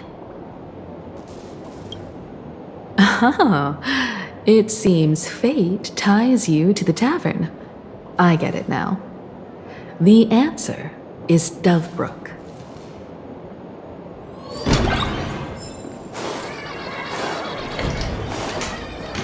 Many generations ago, the Dovebrook was already a river flowing with countless legends. It's no surprise the door to the tavern lies hidden among them. Legend has it that the master painter Graphia once drew water from the Dovebrook to wash her paintbrushes. Many later artists followed suit, hence its other name, the Painter's Stream. Looking at Dovebrook's scenery, memories from my student days just come flooding back. They're not exactly interesting memories. Back then, Dovebrook District was teeming with gangs. There were hooligans running around everywhere, and some really loved messing with the students. I was taller than my peers, and happened to be training in martial arts. To stand up for my juniors, I would occasionally get into scraps with the thugs on the streets. The people who fell into the Dovebrook River would cover the surface like bean sprouts in noodle soup. It all feels like it was just yesterday. Sometimes the thugs fell in. Other times, I took the plunge myself. Back then, I was a bundle of restless energy. The teachers always said I was like a wind-up toy that never stopped banging its drums and cymbals, stirring up a commotion wherever I went. In the blink of an eye, 15 years have passed. Hard to believe someone as reckless and willful as me became the navigator of the Astral Express. Now's not the time to wax sentimental. We've reached the banks of the Dovebrook. So, where's the tavern entrance hidden?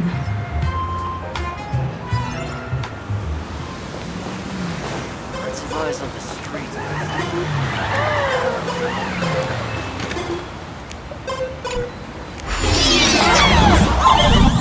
According to the business card,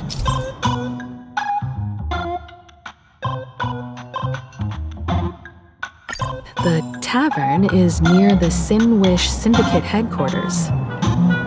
Let's check the other side of the river.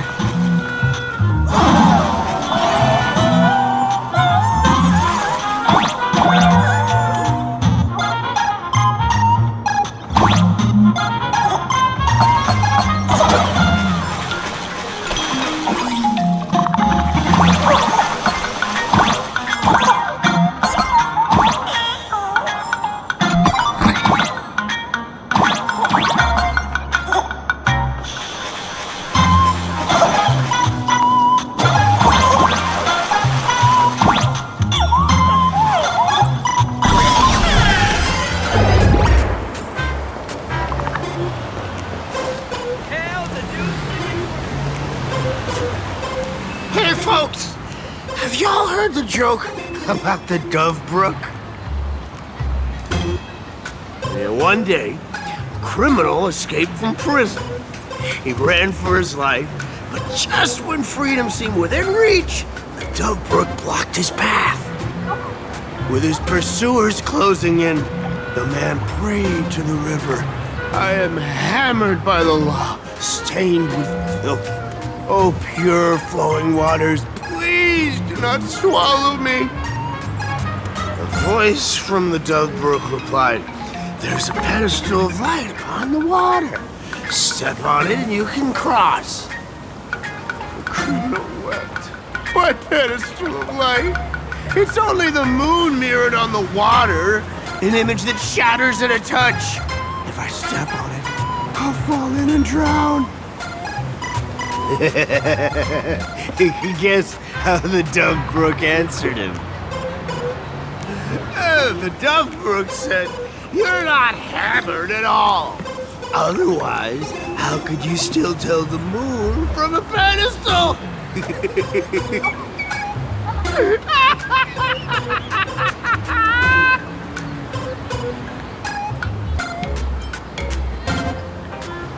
It's fine. You don't have to buy me a drink as long as I can make you laugh.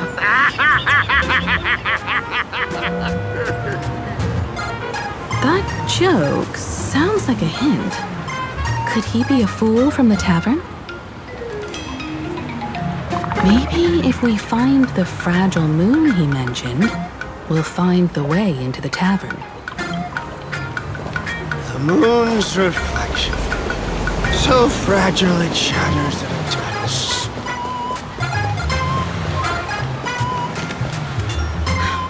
Sparkle's riddle says this. Whether looking up or down, they all see the same Phantasmoon when gazing at the sky. We've gazed at the sky already, so next... From this angle, the moon's reflection is right here. It does look strange in the water.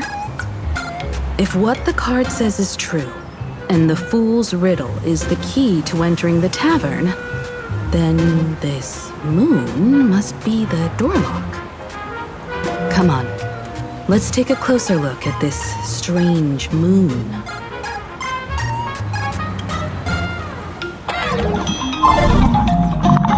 Keep going. Chase that moon's reflection.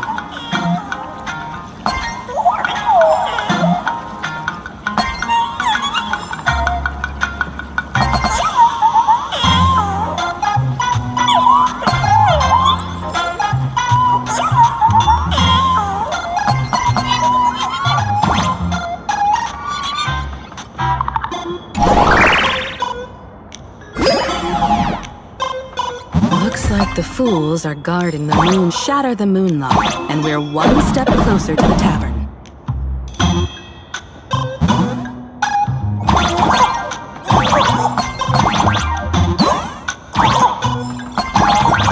Let's try again.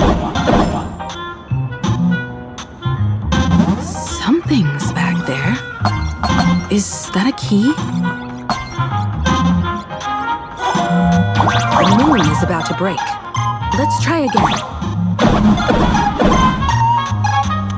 The key has dissolved into the water. The water's surface is about to change. Look, the tavern's shadow has appeared.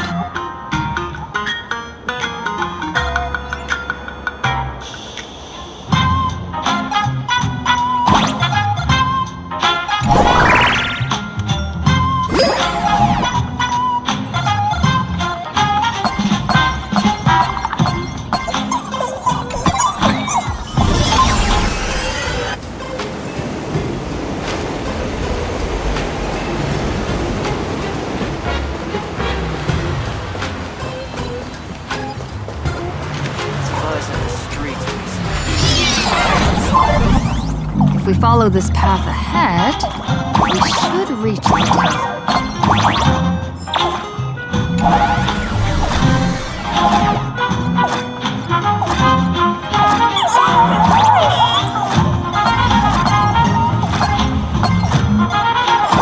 Watch out! I almost forgot. full-fledged trailblazer now.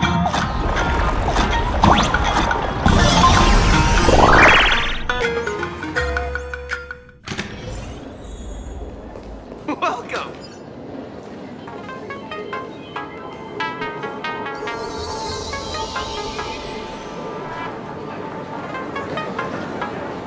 So this is the World's End Tavern. No. Allow me to correct you. If you think this is all there is to the tavern, you're sorely mistaken. Like a single grape on a great bunch, this is just the part where the tavern connects to this world. Sorry, but this looks like a regular lounge.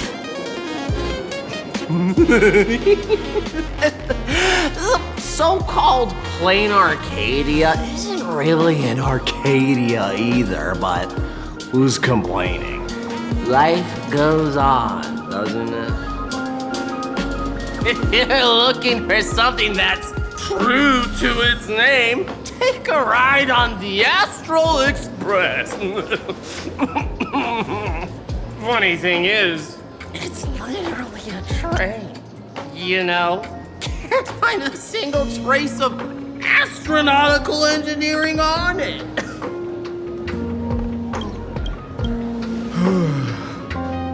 Wait, you two are Navigator of the Astral Express and the raccoon on board, right? I've seen you in the news.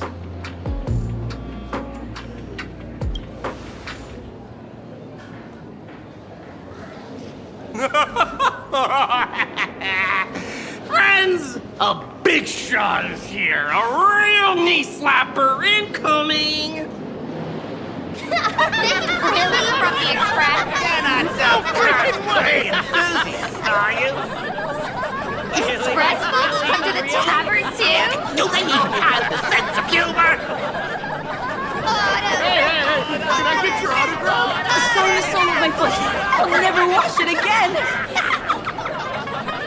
Everyone, curb your curiosity. These two are my guests. Even the most mischievous among you should know when to stop and mind your manners. Oh, well, if it isn't Little Sparkle. We've all heard your joke. Take the mask from a masked fool, and what's left but a fool?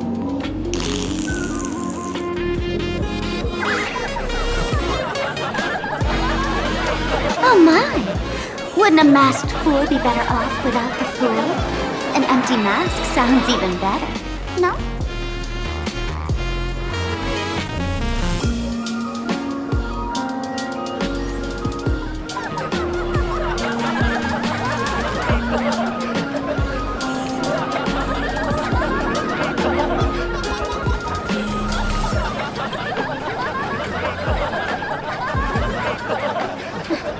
Put him on mute for 2 hours. If no one flushes him down the golden confessional, he'll be back to hassle me again in 2 hours.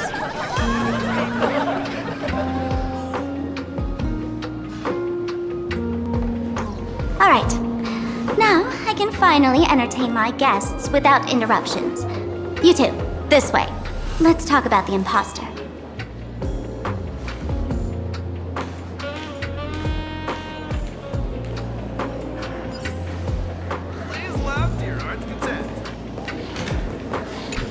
The man's wary gaze sizes up the young person before him for a moment. He offers a slight nod in greeting. Your curious gaze circles him. Is that thing by his side a talking monkey? What's that? Kid, I believe you're confusing me with some other primates you've met. Sorry, my mistake. Give me the same old. All right, you two. First round's on me. What'll it be?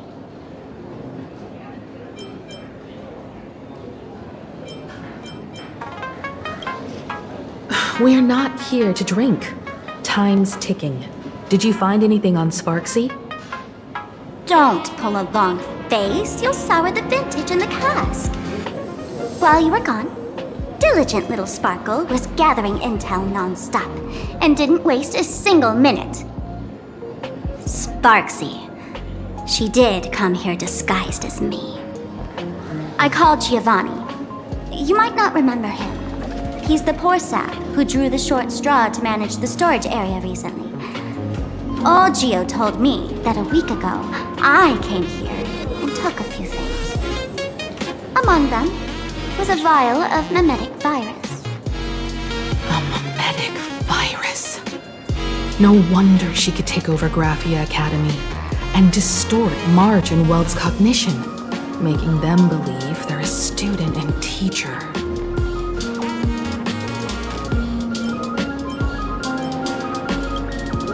Close enough. This so-called Sparxicon is a front for spreading a mimetic virus. Knowing that isn't enough.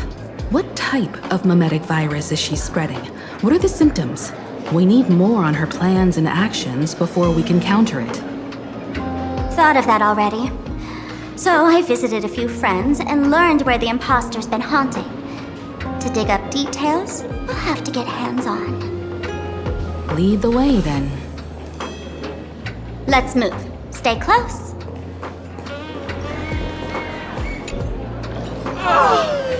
Abandon all despair, ye who enter. If you want to pass, then amuse me. By the way, hate to ask, you're not Aha themselves, are you?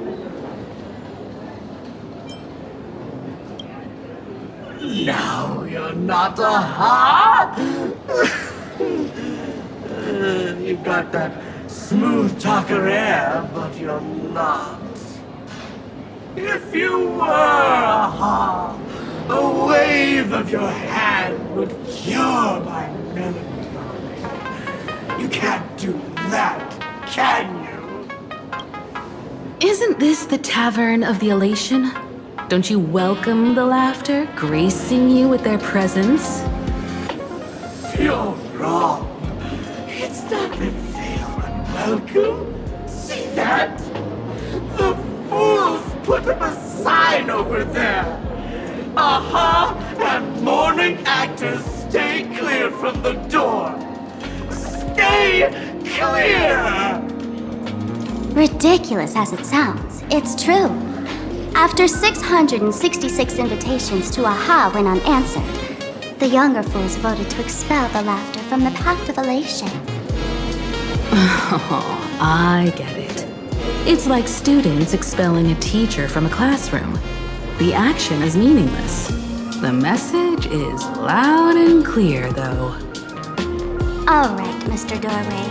I assure you that none of us three is Aha, and none is a morning actor. Oh, it's Sparkle. Is it really Sparkle? It's not someone else pretending to be Sparkle. I can't tell, and I don't care. Listen up, gray-haired lass.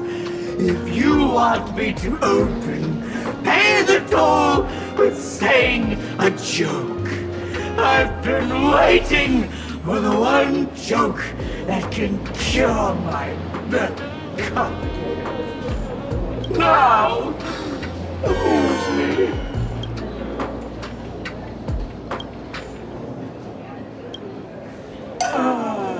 And then? I said it. A joke.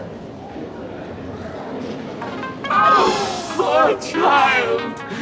A bad joke is more pitiful than melancholy.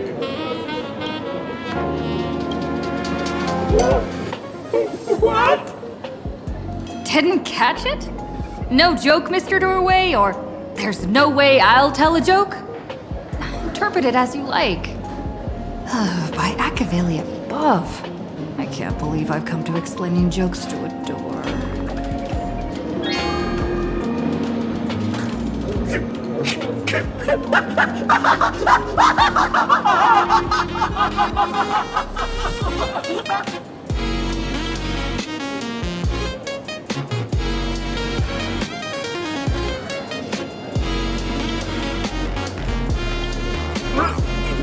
What are you going to do?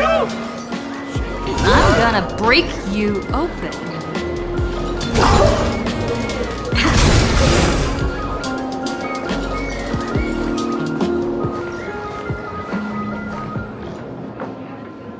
Didn't expect you to have the pull to get me into the tavern. As expected of a detective's assistant. Back when I still had a sense of humor, a fool gave me an invitation. You can thank him for that. You're really going to see the Stellaron Hunter case through? They can only pay you in dirty money, you know. What else can I do? The boys need the money. Credits aren't black or white, they're ones and zeros. All right.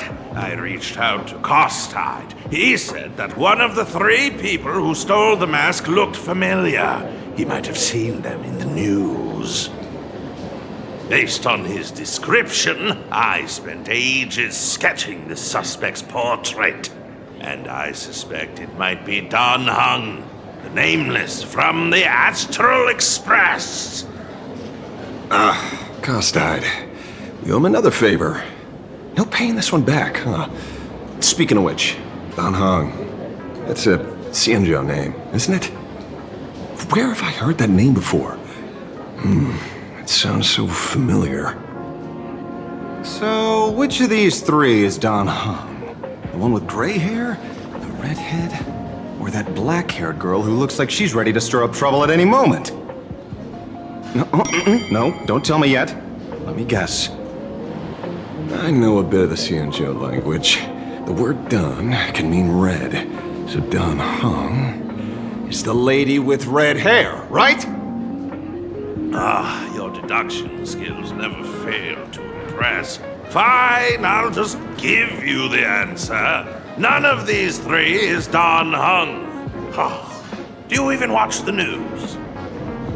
TV, newspapers, the internet, it's all fake news. What do you expect me to look at? Let's get down to business. I couldn't find any trace of Dan Heng's actions. It's like someone wiped them clean. So I decided to try a different approach. Keep tabs on the other members of the Express crew. Maybe following their trail will lead to clues about the mask. Nice work, Mr. Wren. They're heading deeper into the tavern. Follow me.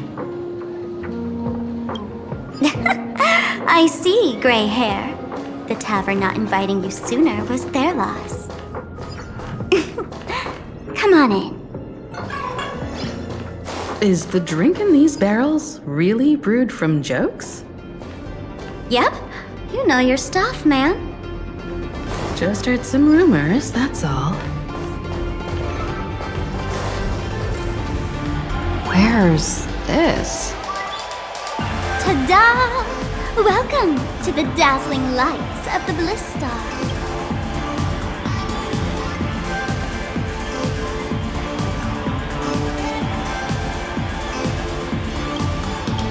The heart of the tavern, Planarcadia's dazzling dance floor. There are some tasteless masked fools who consider this place the secret to keeping the laughter going. If life's cruel, don't beg for fairness. Dance! Shake away that sadness until it's all well mixed with the joy in your body. That huge light orb up there. For a tavern, it's as essential as the Phantasmoon in the sky. If we get the chance, I can take you inside for a real eye-opener.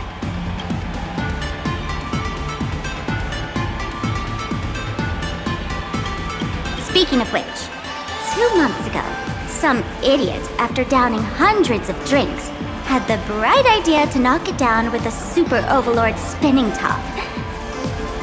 So, we had to reinforce the blue star with a steel frame around it, and seal it inside the world in canvas.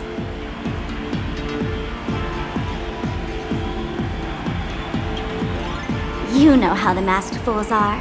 Spiking drinks with hot sauce and tossing firecrackers down the toilet. Being a drinksmith is a tough gig.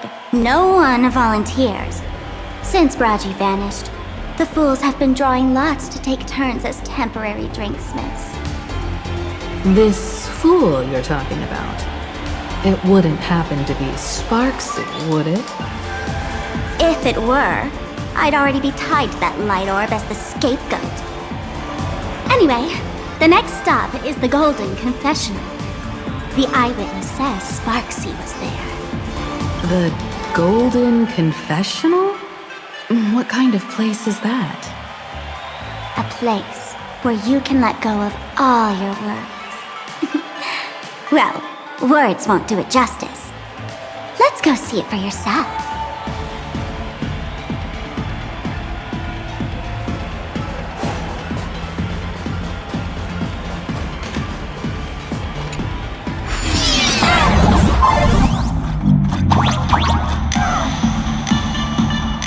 Let me show you how to open a path. Play according to the sheet music, and the path will naturally open up.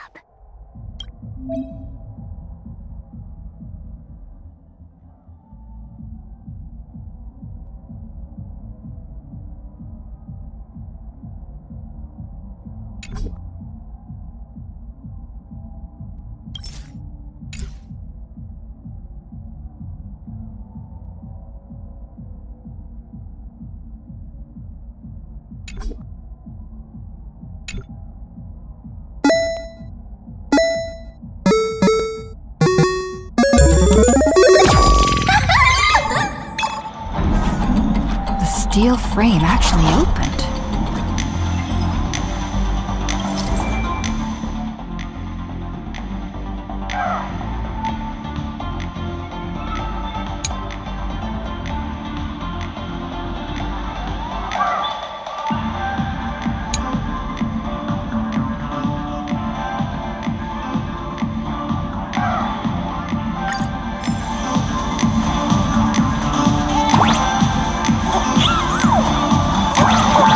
The Wispy here actually changed color with the lights. Just another night at the tavern. Fun, right?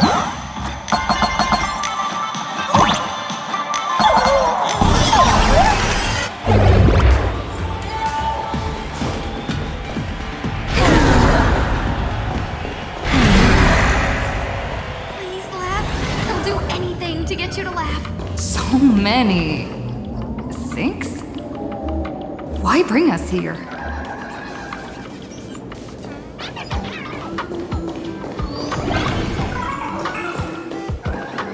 Witnesses say a week ago, I came to the bar, knocked back a few shots of Bomb's first drop, then headed here. The Golden Confessional is an emergency shelter for fools who've had one drink too many. Here, we shed our excess baggage before marching light-footed into the next second.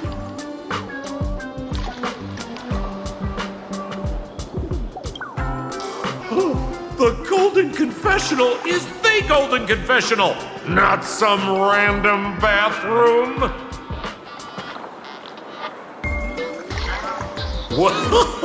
Well, if it isn't my old friend. Sparkle's sake, you be coming to the tavern. Old Sampo's heart is bursting with joy.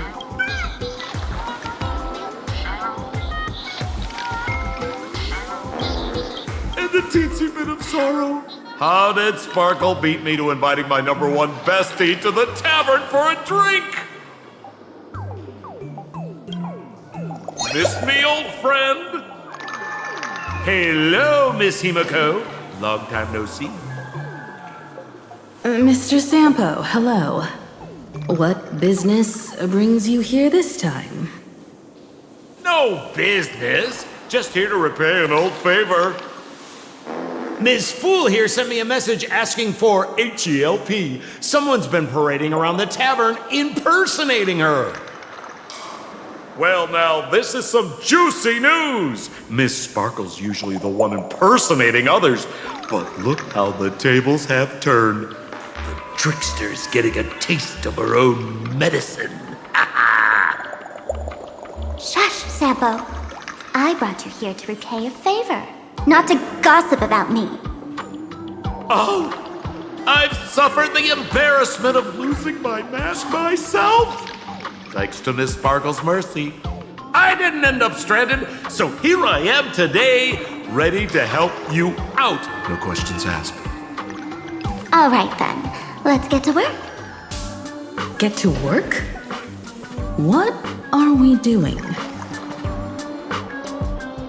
Naturally, we'll fish around in these thrones where humans dump their worries and find the worries that Miss Sparxie left behind.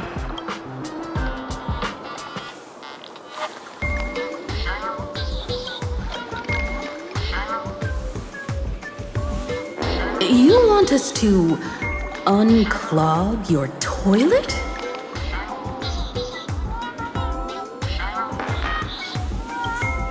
Don't be too shocked, you two. Let me share a little secret about how we past fools stay mentally healthy. Drink a mood lifter like Bomb's First Drop, and all the harmful memoria in your body, you know, the pain, the worries, gets purged in one go. That's how fools pull pranks and have a blast without a shred of guilt.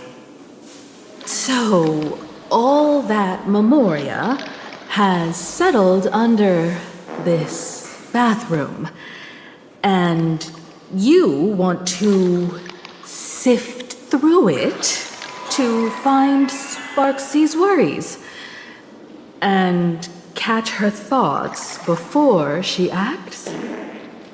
If luck's on our side, maybe we'll even dig up the secret to beating her. What's wrong, ma'am? You don't look so hot. I've got no objection to the task, but doing this barehanded, I refuse. Oh, don't worry. When has old Sampo ever come unprepared? Trust me, I won't let you get off that easy. Emotional impact drill.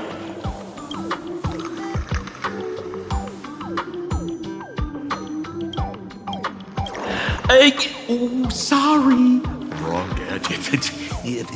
Oh, this one. Hey, have you heard of a dowsing rod? Well, forget it. I'll spare you the theory. Oh, I tuned the drill bit to resonate with Sparkle's temperament. It'll drill out memoria fountains with similar emotions. But fair warning, use it carefully. It's been a week since Sparxie was here. Keep your guard up in case something else comes bursting out. Well, if you ask me, leave it to luck. We don't have time for luck. My radar says that pompous imposter would pick the highest spot to vend. Exactly. The Golden Throne. Give it a try. Girl, pick a spot to drill and start mining that gold. Sampo, does this thing even work? Of course it works. Don't you trust your old pal, Sampo? Give me a glass of today's bad taste joke.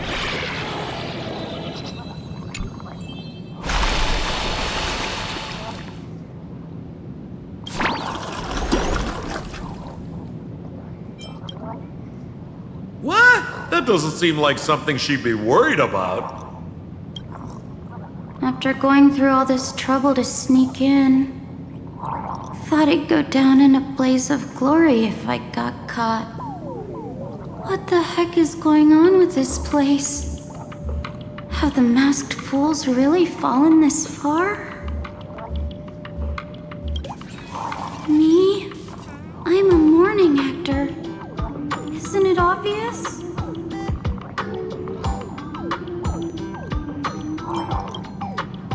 Can't you tell? I'm very sad right now. Let me tell you about my tragic mission. After the tavern issued a ban on mourning actors, I painstakingly snuck in here to reveal to them the truth that destiny is eternally sorrowful.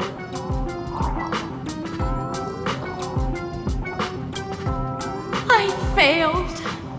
I smashed every obstacle during the infiltration, only for the outcome to smash me.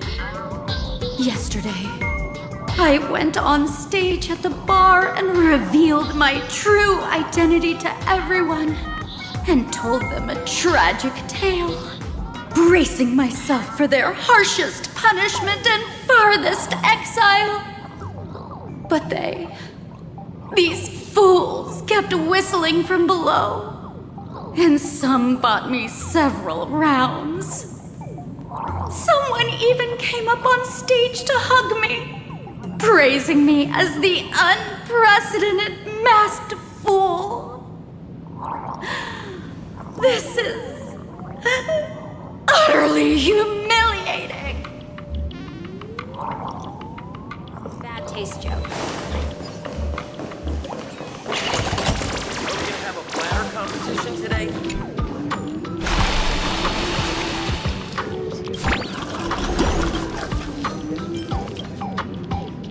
Watch out, sis! Must be some weird thing a fool dumped into the sewers, huh? Ugh. Which irresponsible exorcist did this? The tavern sewer system is not a dump. So may the wind. Stars, shine for the heroes. Memories waiting to be woken up by a shooting star. Remember me with love. May life and death sprout new buds. Don't blink. May you fulfill love's promise with me. May reign destruction with me.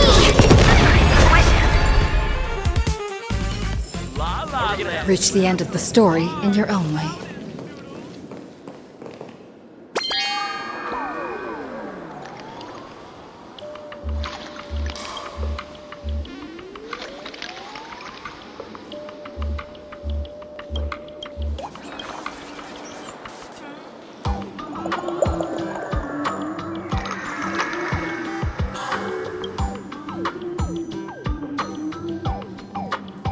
Sampo, how did you get up there just now? Oh, right! Silly me. Through that pipe on the side.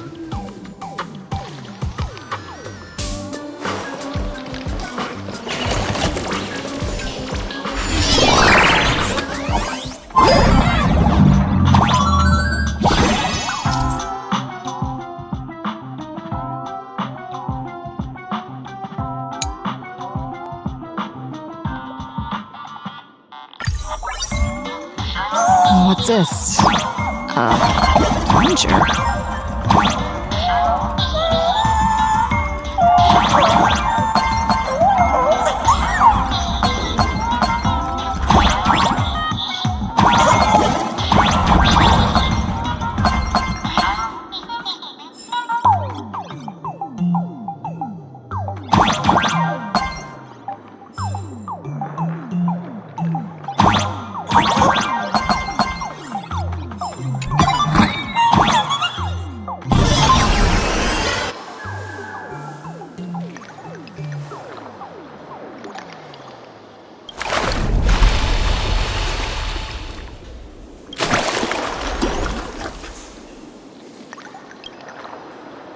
See? What did I tell you? The imposter's worries have appeared.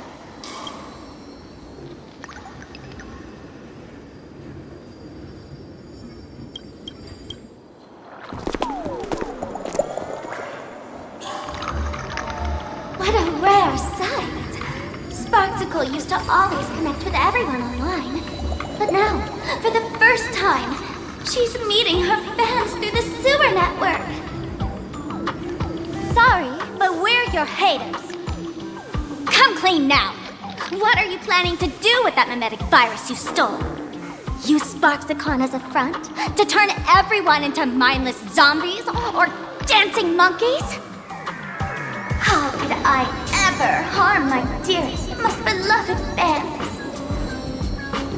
You took an entire school of teachers and students hostage and turned them into your puppets to help you enter the Phantasmoon Games. You're going to argue that you did it all for them? Of course I did. From the very first day I was created, I've been doing exactly what my creator asked of me. Listening to every fan's questions, empathizing with their pain and troubles. They feel insecure about being ordinary, cry when ignored by those they like, and strive to stand out because they desperately want others' approval. Sparxie hears every wish, and she answers. During these Phantasmoon Games, I'll grant their wishes through the ceremony of the Master of Elation. No, I'll give each of them a choice. The choice to become me. Because deep down, every one of them longs to become Sparxie. To wear this dazzling mask, capture the internet's attention, and bask in praise. You must have heard that saying. In the future, everyone gets their 15 minutes of fame. Now, that moment has come. Sparxie will turn every spectator into me! For reals? She plans to use a mimetic virus to turn everyone into herself? Oh, the answer was right there in the riddle all along. You know, I gotta say, that's very Sparkle. As expected of my imposter, you're absolutely bonkers! Sis, is now the time to be tooting your own horn, just thinking about being turned into a copy of you? I can't even force a smile.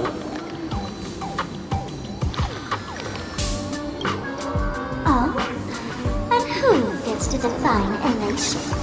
The laughter, the fools, the IPC, or every me seeking joy on the Arcadian internet?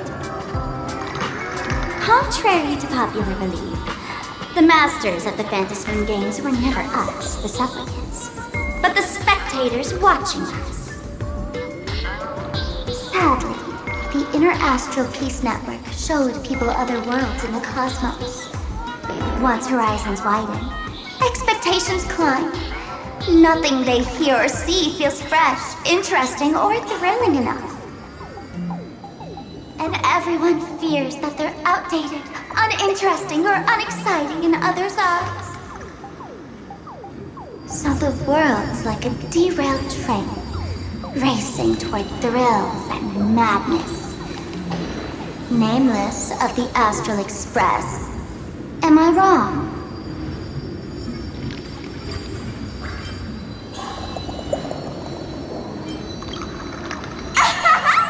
Bingo! You got it. I'm a part of her.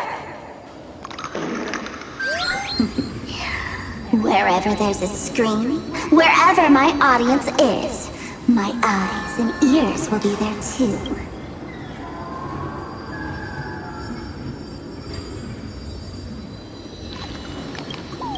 I want to see how far you in this outdated model can go.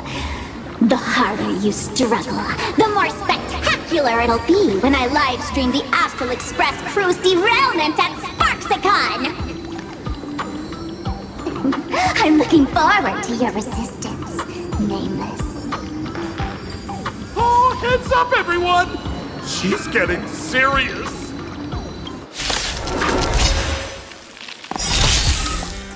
Oh man, the other day I ran into this fan.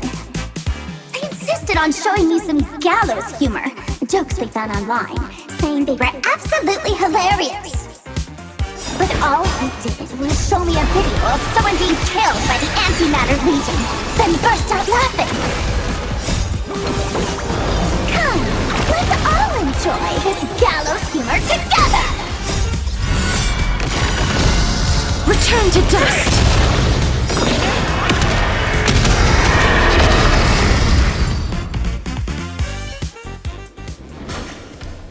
Listen, Sparkle, you only asked me to do your dirty work, but you never said anything about being your thug. You owe me compensation for emotional damage. Everyone's going to become me soon. Sampo, crawl out of your money pit for a moment, will you? To think, Planarcadia's elation would end up like this. Back when I still lived in this place, the internet was just for sharing information. Live streaming and virtual idols, we'd never even heard of them. Coming back now feels like stepping into a foreign land. Like returning home, only to find home isn't where it used to be. It's just madness wrapped in a cheerful shell. She's convinced that we'll be powerless to stop her plan, even if we know what it is. But I'm not ready to roll over just yet. I know. Even I don't want to turn into that phony's lookalike. Well, we're not that different. Since the fools stash dangerous things like mimetic viruses in the tavern, I assume they must have also prepared some countermeasures? Ma'am, you give us fools too much credit. This is the tavern, not the well-ordered Herta space station. But I do know a place. With some luck, we might find a mimetic virus cleanup expert. All right. Now that you folks have a lead and no shortage of fighting spirit, old Sampo's calling it a day. The Astral Express always has a way of handling crises, doesn't it? With big shots here, a sidekick like me doesn't need to steal the spotlight. Oh, if you run into trouble, you can always ring old Sampo then. I'll even give you folks a special discount, sort of. Well then, farewell, everyone. So, where are we heading next? Let's check out Fatal Joke. Fatal Joke? What kind of place is that? Uh-huh.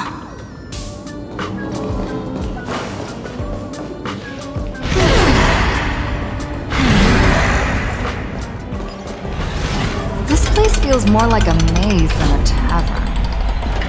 Well, it is a space-time maze after all.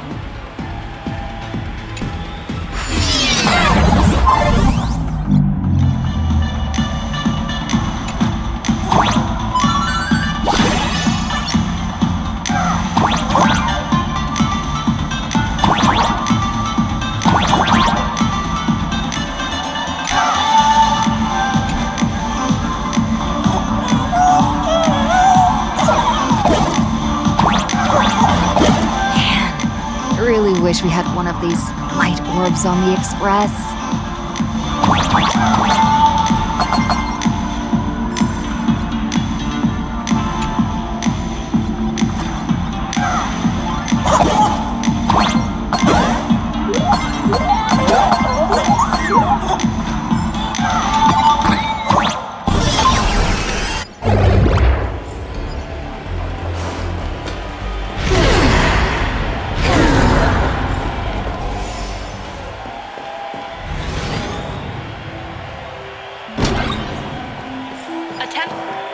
Why is there a hospital hidden inside the tavern?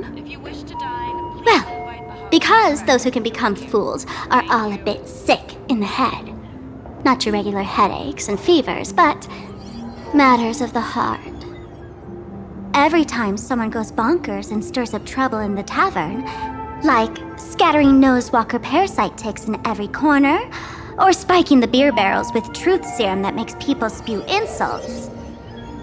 For each time the whole place goes topsy-turvy, there's always some fool who, in the spirit of elation, volunteers to treat them. Yep, they get sent right here to Fatal Joke. Strange. Why isn't there even a fake doctor around today?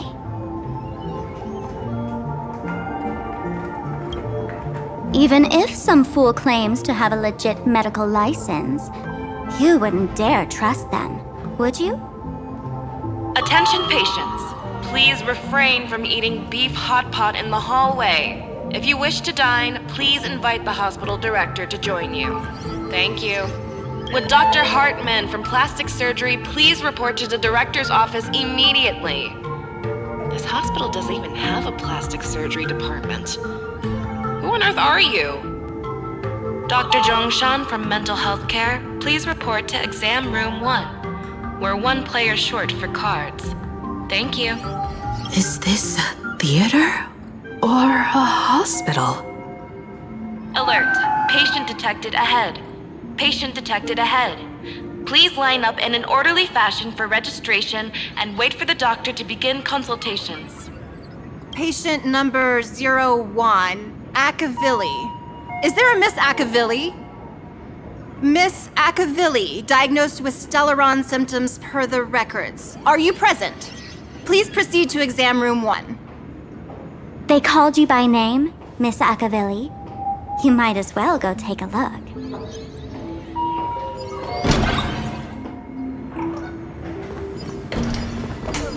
I'm Mr. David Day in Ward 4. Please complete your discharge procedures as soon. You're finally back, Akavilli. I've reviewed your clinical records. Your Stellaron symptoms are stable. Continued observation will suffice. I'm your presiding physician. Good news for you. You don't need to rush into treatment just yet. Though I can't say the same for Miss Sparkle over there. Patient number 02, Miss Sparkle, please come in. Hello there, Miss Sparkle. You're one of the few who didn't mistake me for that imposter, Doctor. But just a reminder, yours truly isn't sick. I'm perfectly healthy.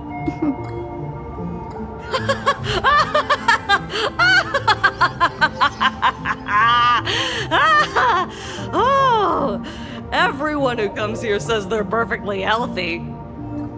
I've seen so many patients, and you're among the most severe. I could already make an initial diagnosis at first glance. Your ailment is loss of self.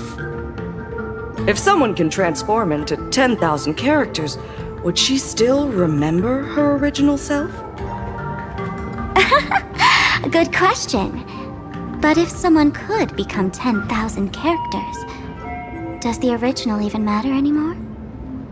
By the way, Doc, are you familiar with any treatment protocols for mimetic viruses? Mimetic viruses. I've heard about it. The city sent over a few cases.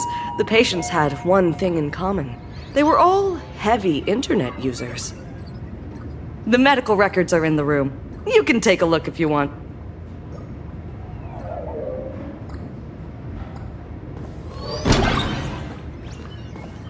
Is this Dual Mention City? How is that possible? The tavern's spatial structure is bizarre to begin with. It's not that strange to see Dual Mention City here.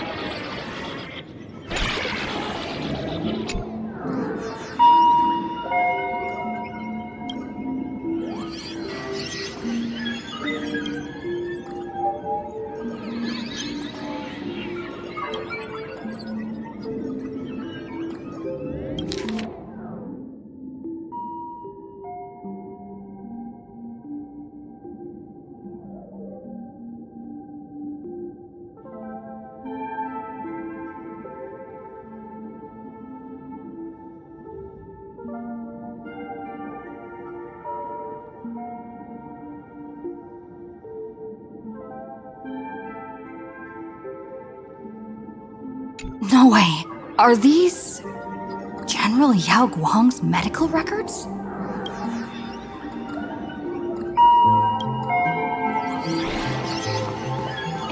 So funny. The medical records are on the bookshelf. First file on the left.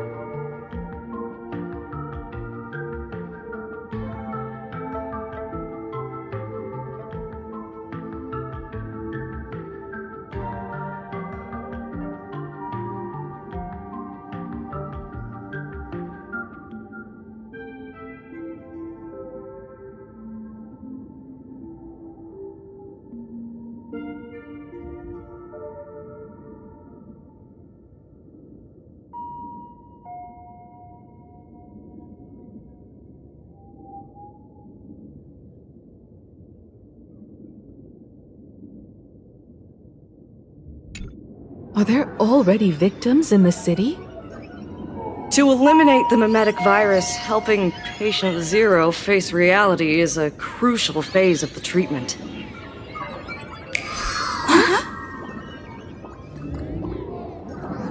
What's happening? You've never been to Fatal Joke before? That's not surprising. I don't spend much time at the tavern. And to reiterate, I'm perfectly healthy. I love patients who deny their illness. I'll personally shatter their self-confidence.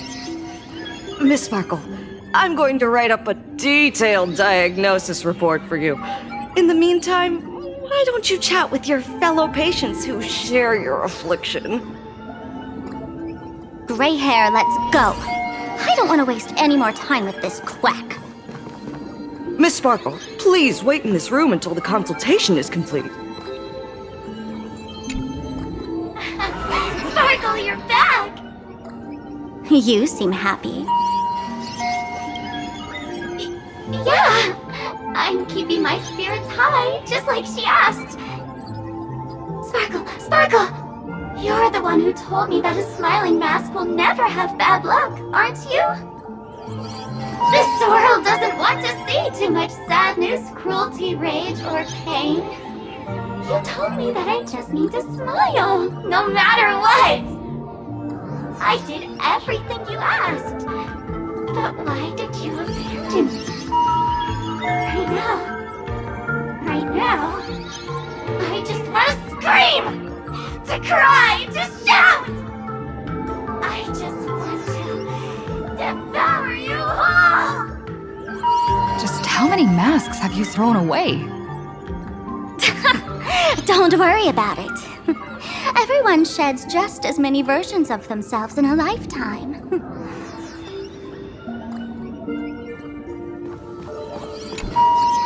Sparkle, do you still remember me? More people got my name right today than in the past week.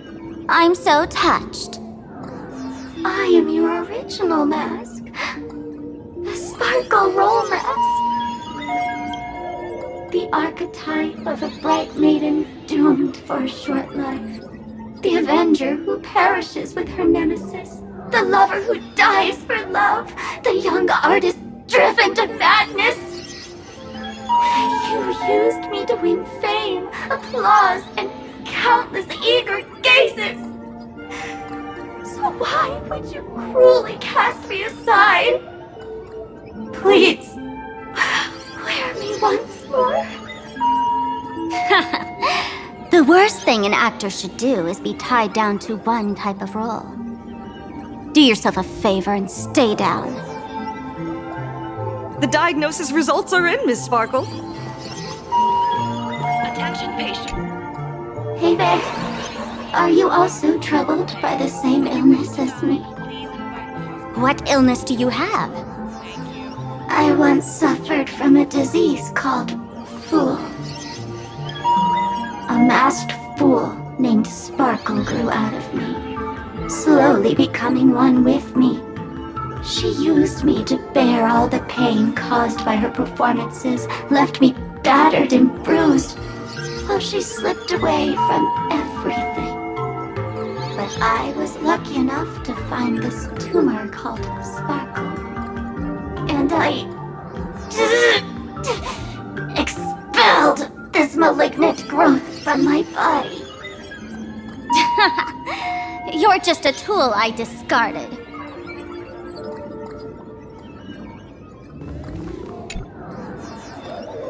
Miss Sparkle, I have your results. Your main components are madness, humor, and a theatrical personality.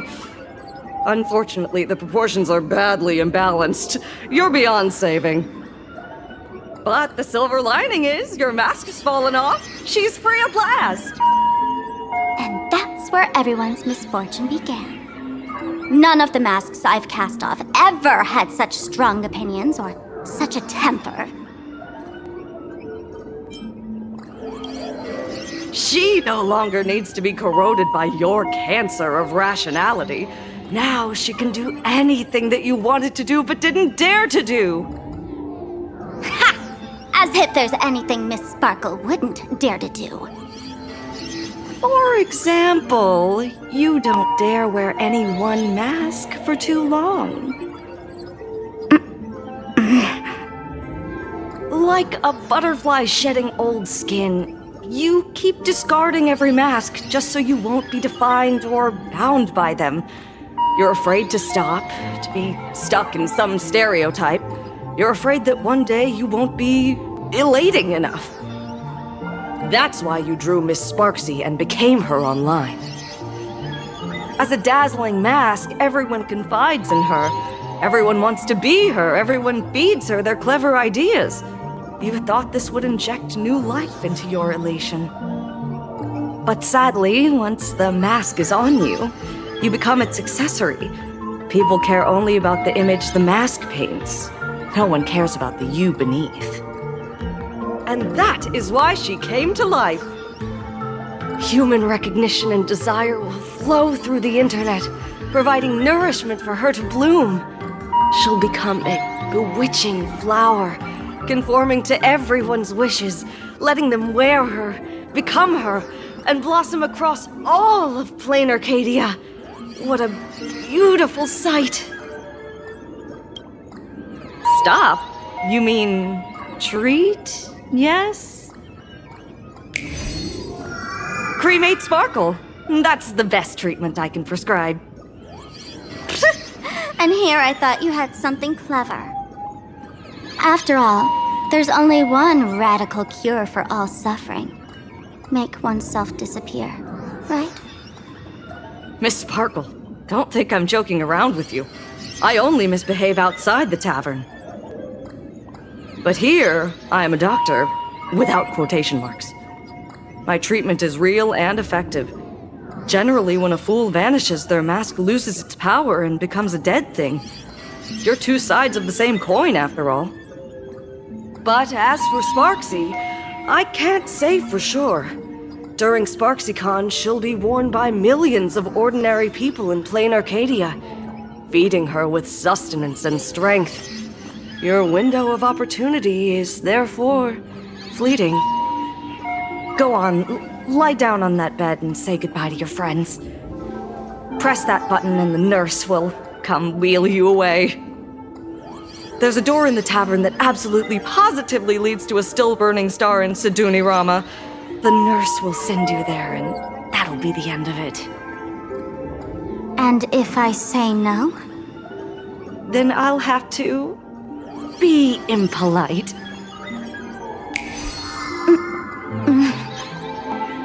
Miss Sparkle, nameless, the choice is yours. As for me, by the laughter above, I've got to catch the next ship out of this dump. Hey! What's going on? Why am I pinned here? Gray hair. Ma'am, Navigator.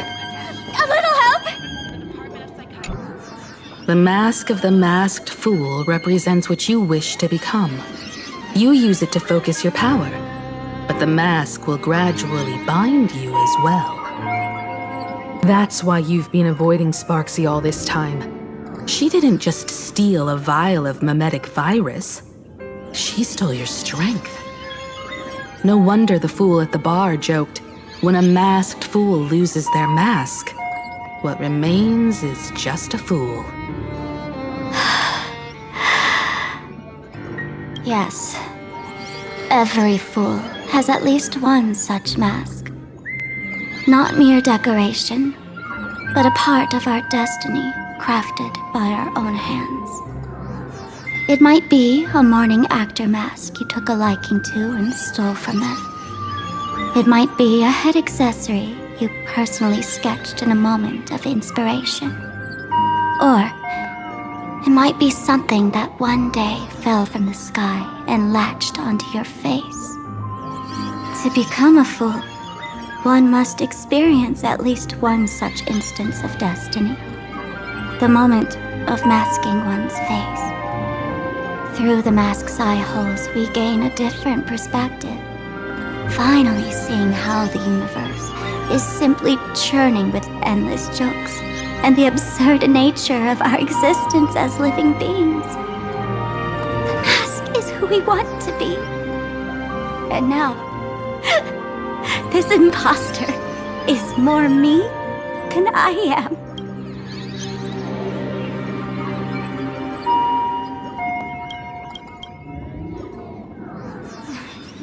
Do it! Press the button. Call the nurse and cremate Miss Sparkle.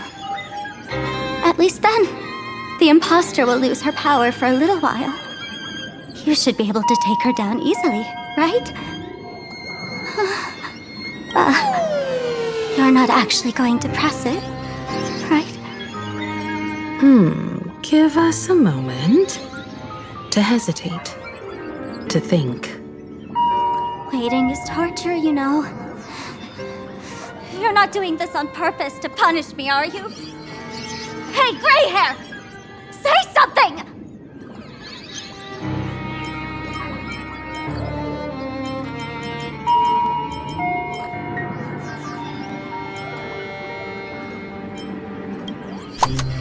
Unbelievable! Gray hair. Is your heart colder than Bellabog's ice out of space? I took the battery out of the button earlier while no one watched. It was a test, and you failed. Since the fool made her choice, she must have a plan to reclaim the mask, right? If you dare say no, I'll press this button and let the orbital cannon cremate you for real. Your sticky little fingers aren't fast enough to steal this battery, are they? There's a way. There's always a way. Miss Sparkle will definitely take responsibility and work together with everyone to stop Sparxicon. What's with this applause? Have we been watched the whole time? Bravo!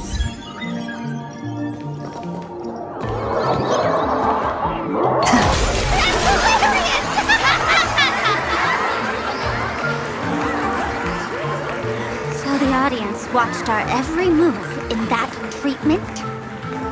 Is this a hospital or a theater?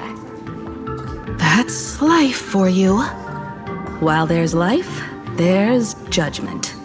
In every unseen corner, countless judging eyes are watching, diagnosing, and writing their own prescriptions. I must admit, Fatal Joke is a fascinating place. Real shame I didn't come check it out earlier. Ignore the spectators. They're just here for laughs. They won't help and couldn't if they tried. You said you had a way to stop Sparxie. Let's hear it. What's the plan? I've got a few anti-sparkle weapons in my collection. The name says it all. These are items Miss Sparkle collected in my past adventures, and weapons that my fierce rivals once used against me. On a trip, I met a girl who shared my tastes. She had quite the knack to be a fool. In our battle of wits, she nearly turned me into sparkle paste using the local tumbleweed specialty. She also had a massive mech with beam cannons up the wazoo, ready to blast away any time. I quietly replicated those powerful goodies from my travels.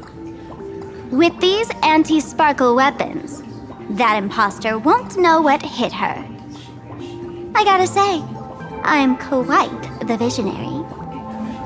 You two, let's head to the storage area next. I've already contacted Giovanni. He's doing an inventory check of the lost items there.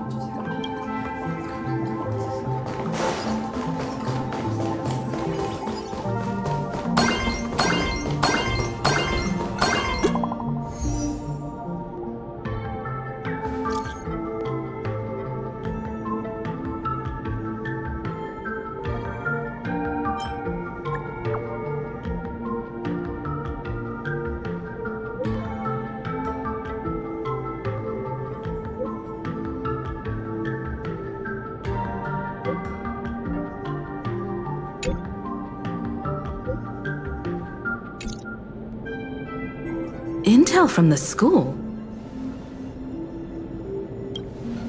The Furbo journalists couldn't find March or Mr. Yang, but they did spot Sparxie taking down the wave mural in the school courtyard. Oh? That's noteworthy. Looks like Sparxie is busy making preparations too. But why do all this? Never mind her for now. Let's check out the Fool's storage area.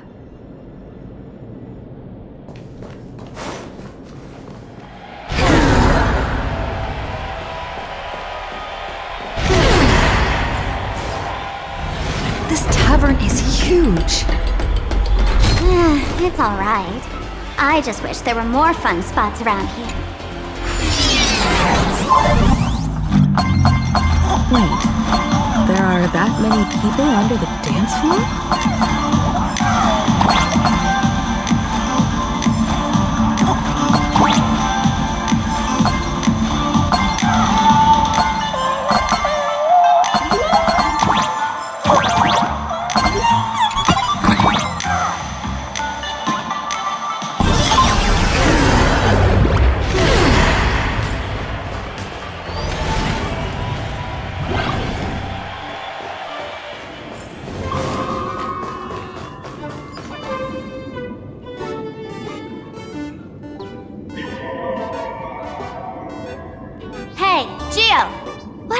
Up there. Working my tail off for you, tallying the losses. Wait, who'd you bring with you? Oh, it's Miss Trailblaze. I knew you'd step into the tavern and become one of us someday.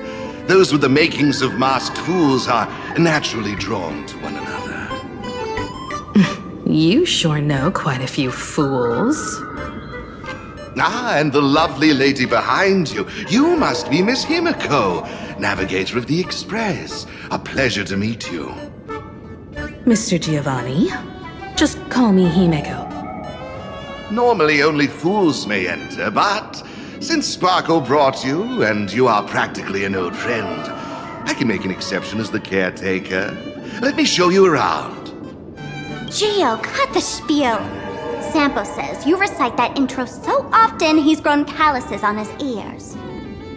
Want the fool's treasures, souvenirs, and prank gear? Come to the Grand Treasury Storage. They've stashed everything here.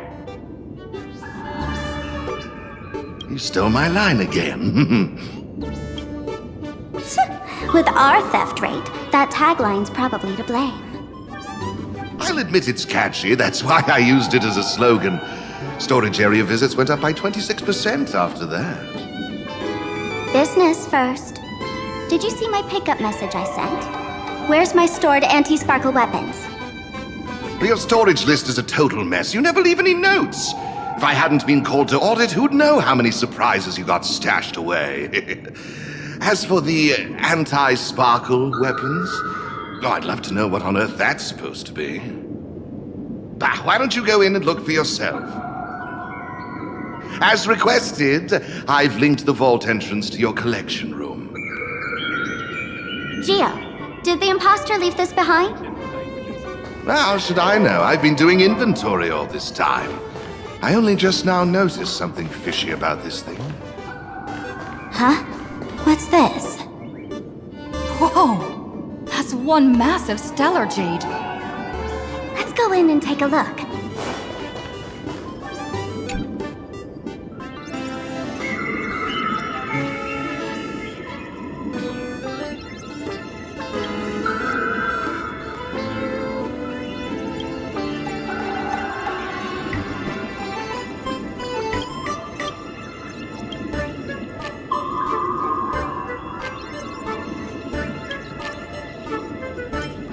Kid, wake up!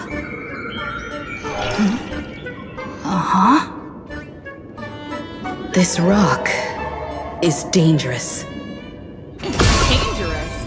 I'll smash it with one swing! You got it! Smash! Stellar Jade is the perfect bait for catching the nameless. How generous of you. First time I've seen a thief steal something and leave something even more valuable in the vault. Isn't this exactly the type of phantom thief flair we masked fools adore? Remove a carefully curated piece and leave a gift in place to soothe the owner.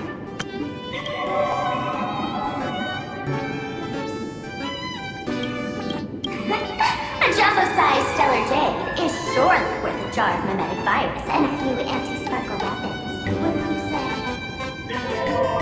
And you stole my other prized pieces too? That worthless junk? Consider it a complimentary vault cleaning. Before Sparxie begins, I'd like a little warm-up entertainment. Old model and the nameless. You should be able to break out of this room, right? Don't disappoint me now!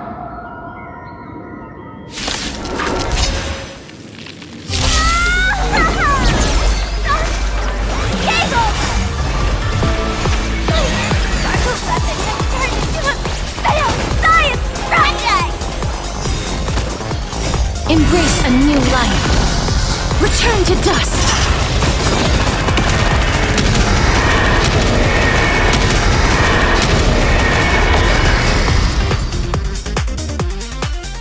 Gio, the security here is an absolute mess. You're in no position to talk. Even the drinksmith here is a temp. Count yourself lucky I'm kind enough to help tally your storage. She didn't just steal my power and my collection. She completely destroyed Miss Sparkle's reputation. This is the worst day ever. A correction, Miss Sparkle's worst day so far. Wanna make fun of me? Go ahead. Don't get me wrong. I also don't think gear tumbleweeds and giant mechs would work on someone spreading mimetic viruses. I thought of a way just now that might suppress the mimetic contagion at Graphia Academy. You can fight fire with fire, but a mimetic virus can be scoured away with water. What do you mean? Our informant at the school reports Sparxie is removing the central mural there. The imaginated mural, World Breaker Waves, is said to be a work left behind by Graphia herself. Legend says the wave comes from the Dove Brook river water she used to wash off her painting mistakes. The artists say it is blessed. That's why they kept it in the school. I couldn't understand why Sparxie went to such lengths to tear it down. Now I do. Painting mistakes are redundant information that stain a painting. A mimetic virus is redundant information that stains the mind. If someone knew how to harness this Dovebrook wave to wash over the school, they could cleanse the infection she spread.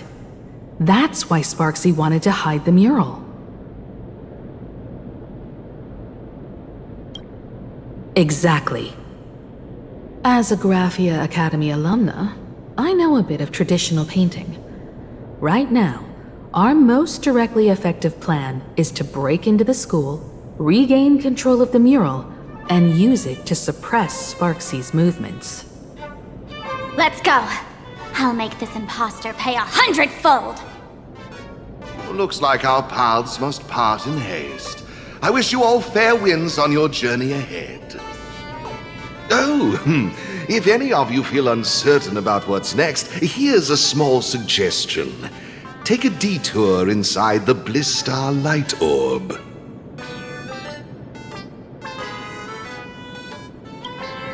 A quick prayer to the gods before battle hardly counts as wasting time, does it?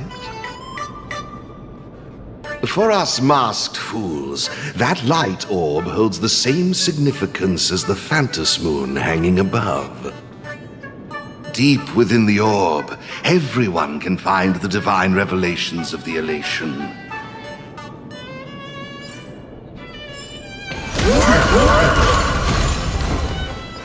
This doesn't look like where we came in.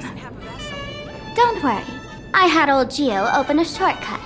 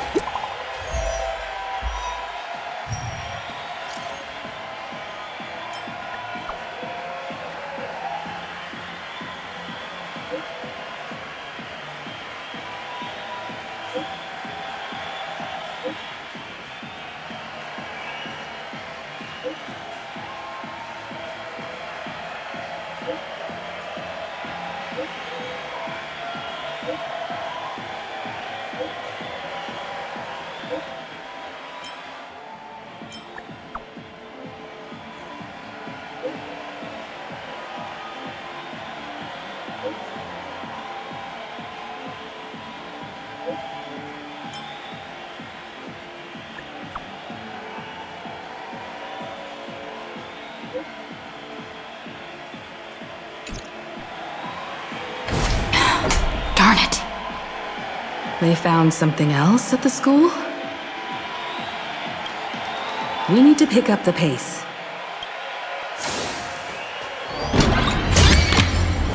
Is that all?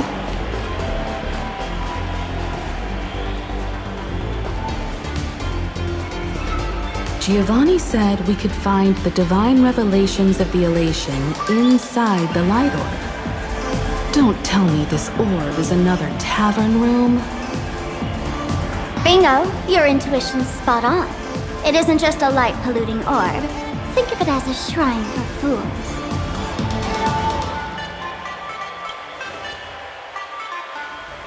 The youngsters only revoked the Laughter's right to enter the tavern. They don't reject things associated with them. Inside this light orb is a miracle tied to Aha. It responds to any fool who approaches.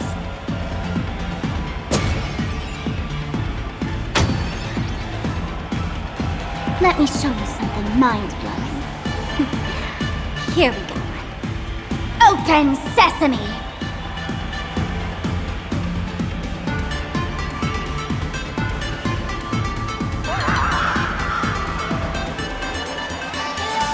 I said, open sesame! Open sesame! Sesame? Open?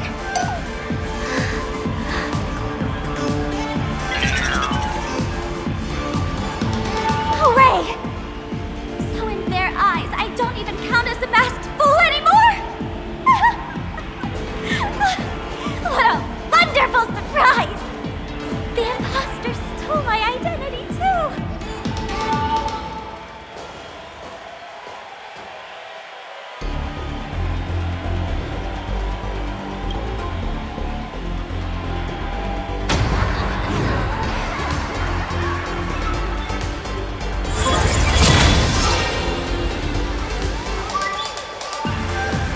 The good news is, at least one of us is still a masked fool.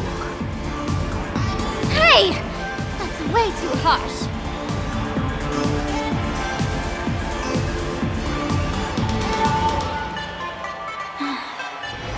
I hate to admit it, but gray hair, it's opened for you.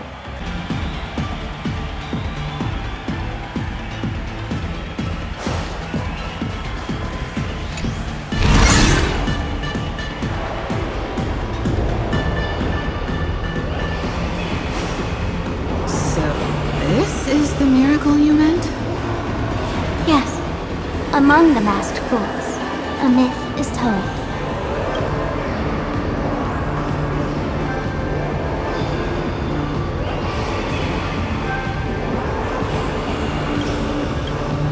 When the Master of Elation climbed the highest boughs of the Tree of Existence, they glimpsed the cold, abhorrent void. The stars turned like machinery, and all meaning yielded to nihility.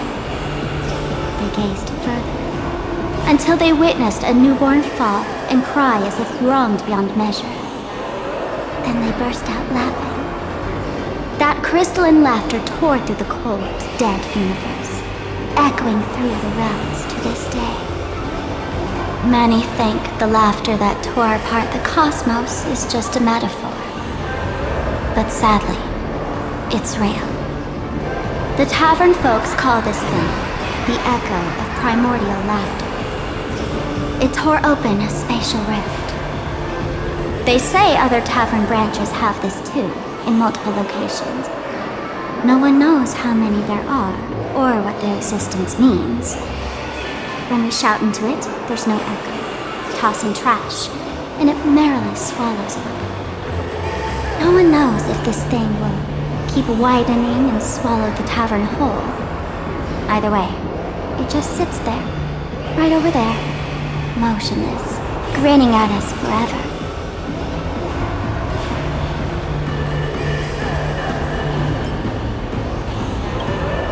Just stick your hand in there. It's said, at a turning point of destiny, a fool need only reach into the rift and grasp something. The tavern folks call it the laughter's gift.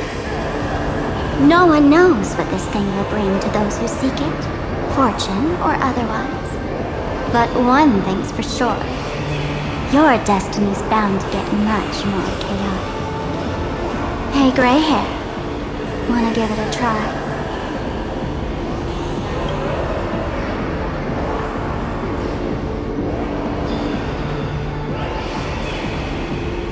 Billy, have mercy. In Billy's name, please don't hurt me. My hand doesn't taste good.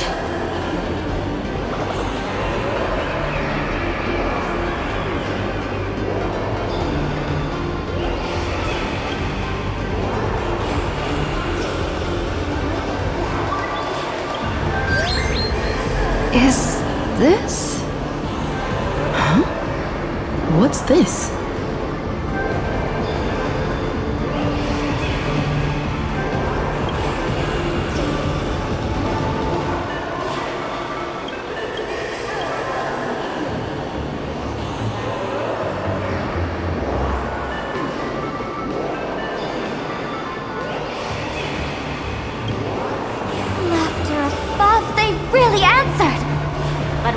Deal giving you another mimetic virus.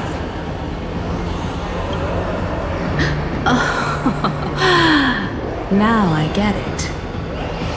Audiences infected with the Sparxie virus naturally won't be able to resist Sparxie. We'd end up like that soon after breaking into the school. But if we're already infected with another mimetic virus, well, that changes things.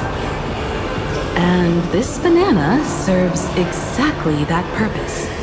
To buy us some time to resist.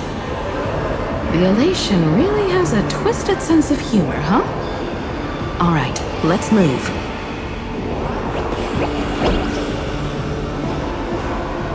Who are you two? Haven't you heard the rule? Only one fool's allowed in here at a time.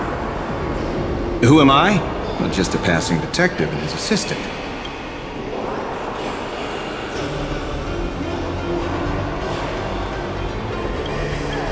Have I been asleep too long? Or has humanity sunk so low they don't even care if they turn into monkeys?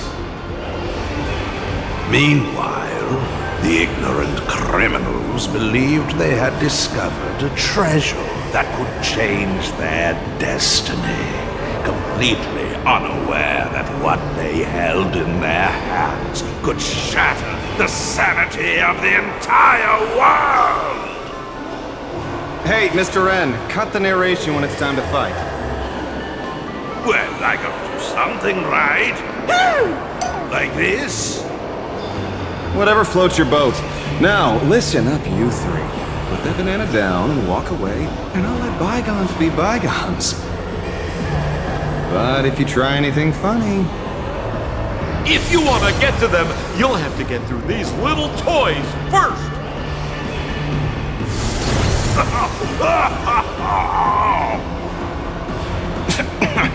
Are these folks really the Nameless? In all my years, I've never seen the Nameless dealing with mimetic viruses. The real deal. Just some Nameless passing through. Mr. N, I've got to go after them. You won't be able to keep up with me. Just head home and wait for the news. I swear, I won't let the tragedy that happened to you repeat itself in this world.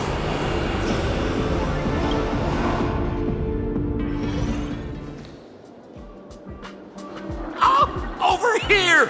This way! Run faster! You don't want to get caught by that guy back there, do you?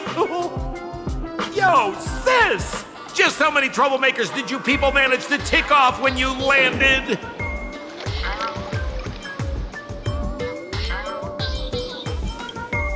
I swear, Miss Sparkle definitely hasn't gotten involved with someone like that. Thank you, Mr. Sampo. Now that we're all set, it's time to head to Graphia Academy for the rescue mission. Mr. Sampo, do you know which door in the tavern can get us back to the city the quickest? You don't even need to ask. When it comes to knowing all the secret passages and shortcuts in this tavern, you won't find anyone who can match old Sampo. Then lead the way.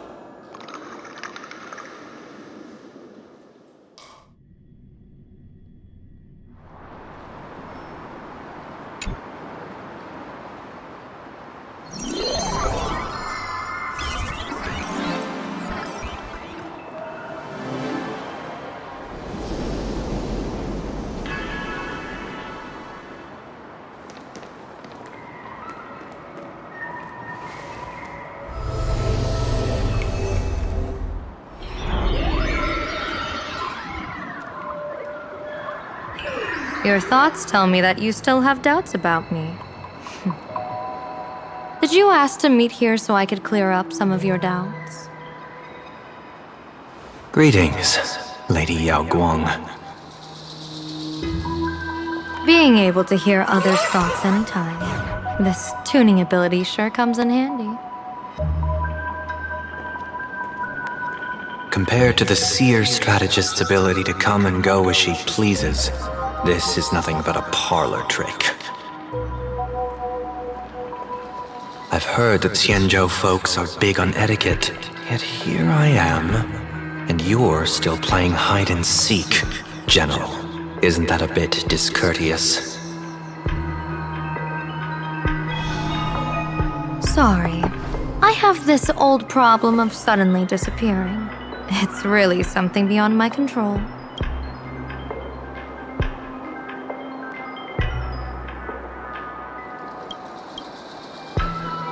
As for the reason, I'm afraid I can't disclose it. Please forgive my rudeness. Or, if you're truly that curious, why not use your tuning and find out? You know I won't do that. Besides, I couldn't even if I wanted to right now. Couldn't?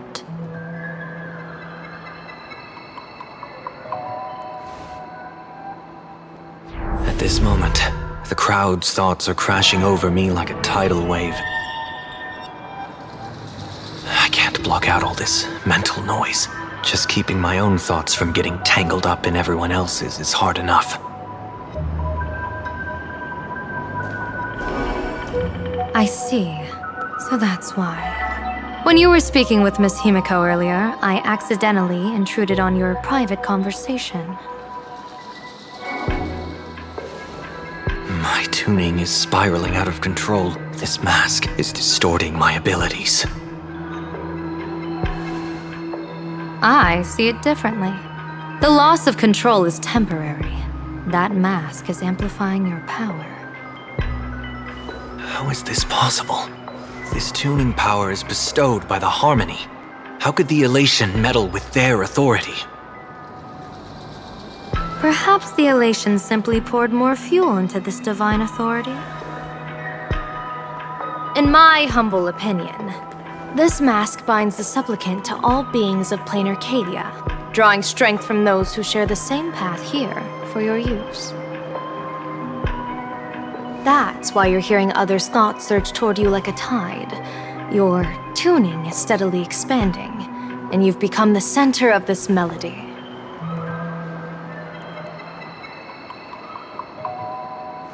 You sure gave me quite the gift, General. But why would such a precious gift be placed on my face? I need an honest answer. You want to know the reason? Didn't I explain it already? Your reasons about me make sense, but what I really want is your answer about yourself. General of the Yuchue, who sees into the future, why not wear the mask yourself and personally step into the fray with its power?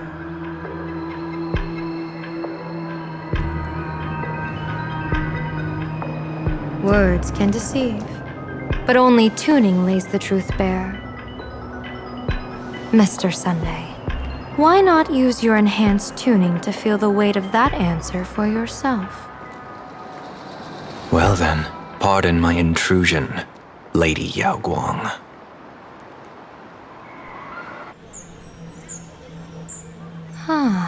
So this bird on my shoulder is the manifestation of the tuning's resonance?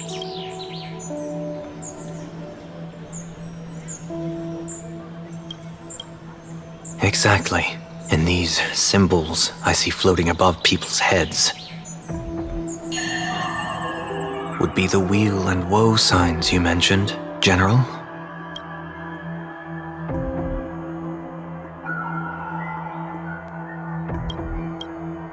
That's right. To become an Arbiter General, one must undergo 3 ceremonies. The Rainbow Ordainment, the Rainbow's Gaze, and the Bestowal of Spiritus. Only then can one truly take up the mantle and live up to the title. When I was appointed as the Yuchue's general, I was bestowed with the Rainbow Spiritus called Kalachakra Sky Plume, which represents the vision of the hunt among the 7 aspects of the rainbow. A symbol of foresight, verdict, and self-discipline. Thanks to that, I gained the Eye of Ishvara, which allows me to read the flow of destiny. Since the day I arrived on this world, every person I've seen bore a crimson woe sign above their head, without exception. Within days at most, a catastrophic disaster will befall this place. So, that red glow rising from the edge of the city is...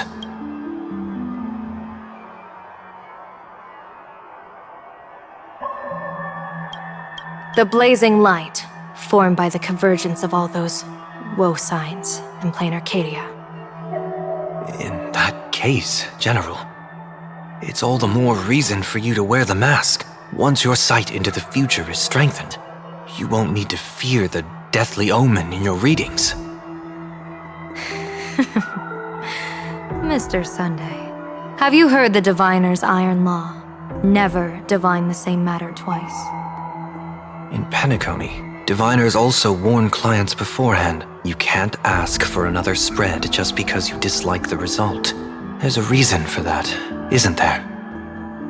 Divining the future is, in essence, a form of observation and calculation. It's an interference with the future. Each reading drives the murky future towards a definite outcome, a collapsed quantum state, even if that outcome isn't to one's liking. To be honest, when I set out for Planarcadia, I had fully intended to personally participate in the Phantasmoon Games. But the moment I laid hands on the mask, I understood the consequences of wearing it. Once this miraculous item is donned, the Eye of Ishvara would transcend mere sight and permeate throughout this realm. The Kalachakra sky plume would predict the future of all beings at tens of billions of instances per second. You're saying that simply by your observation, our future would become fixed. Indeed, just like how the Wisdom Walker expounded the way of destiny, anchoring the fated moments. If I wore the mask, I would become the noose of Planarcadia, and I would personally anchor a destiny that drives us all into a bottomless darkness. We will become locked in a dead end, with not a shred of hope for salvation. Close one. I passed the trial. There's still a sliver of hope in this round. Now that makes me even more curious. Pardon my bluntness, but the fate of billions in Planarcadia never had much to do with you, General. Your encounter with the Express and the IPC was merely a chance meeting. You are a messenger of the Xianzhou. Since you foresaw the omen, that an Arbiter General will fall here, you could have boarded your ship and left at any time. Why choose to stay and help us? To help this world break free of this death trap? Because I am guided by great compassion. Every life is precious beyond measure. Such diplomatic pleasantries won't fool the former master of Penacony like yourself, would they? Then, how about this reason? The Astral Express has distinguished itself time and again against the destruction, and bears an irreplaceable duty for the future. I can't just sit idly and watch you face annihilation. Give me a break. I really am terrible at all this diplomatic talk. Mr. Sunday, what makes you think that everything I've done is just to save Planarcadia? What? Weal is where woe lurks. Woe is where weal leans.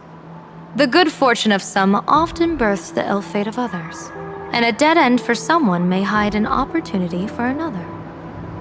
This treacherous land where life and death turn again and again, where fortune flips to misfortune, is, in my eyes, the perfect board for a game of wits.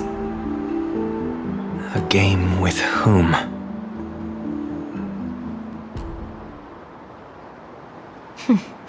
With the gods. Mr. Sunday, have you heard of the Battle of the Fonghu 30 years ago? I've heard rumors of that war, but not the details. General, are you suggesting Planarcadia is now facing dangers just as perilous as the Xianzhou Fanghu was back then? You got that right. 30 years ago, the Abundance Axis broke our lines and invaded the Fanghu homeland. The abominations awakened a living demonic star, intending to sink the Xianzhou Fanghu.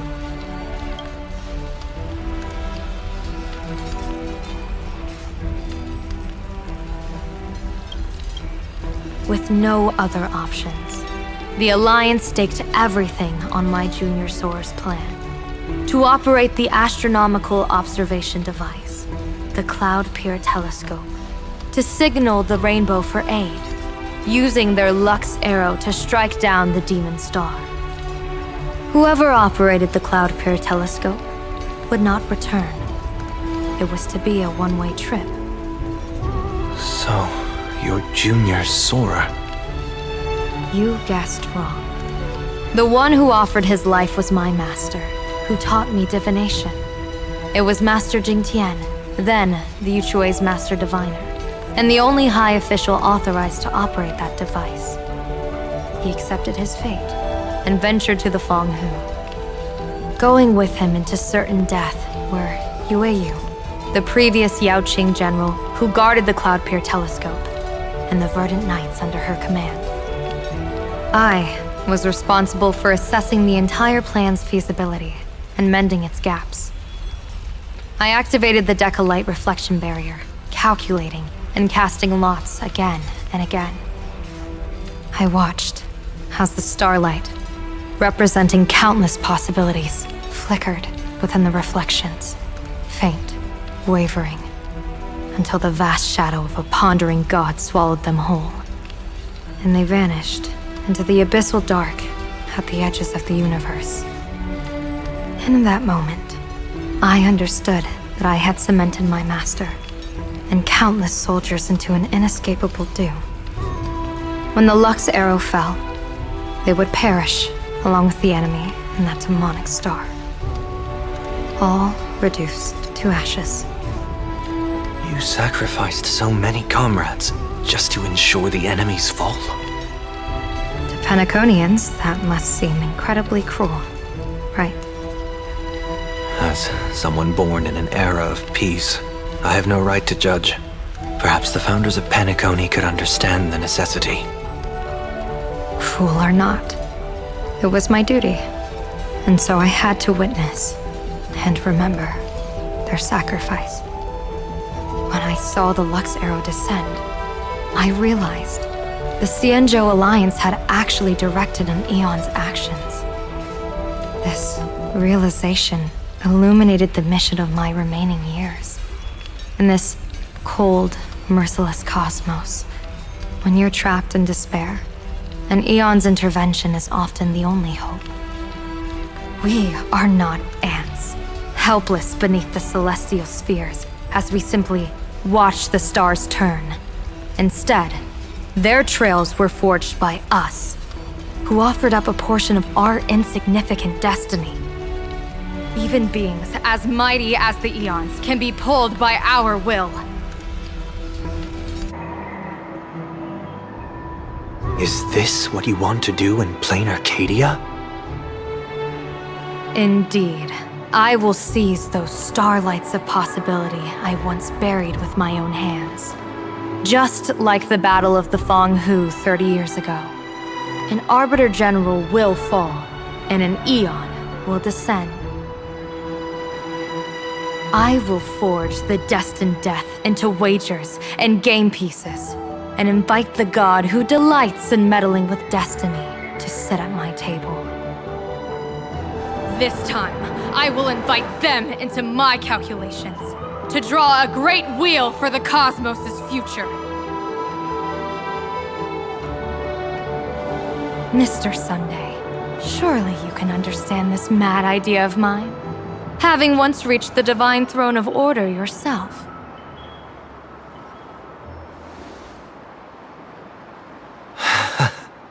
Our common ground goes far beyond mad ideas. But I was reviving a god who already lay dead and buried in the infinite dark. General, how can you be sure that the most capricious Aeon would be led by your fancy?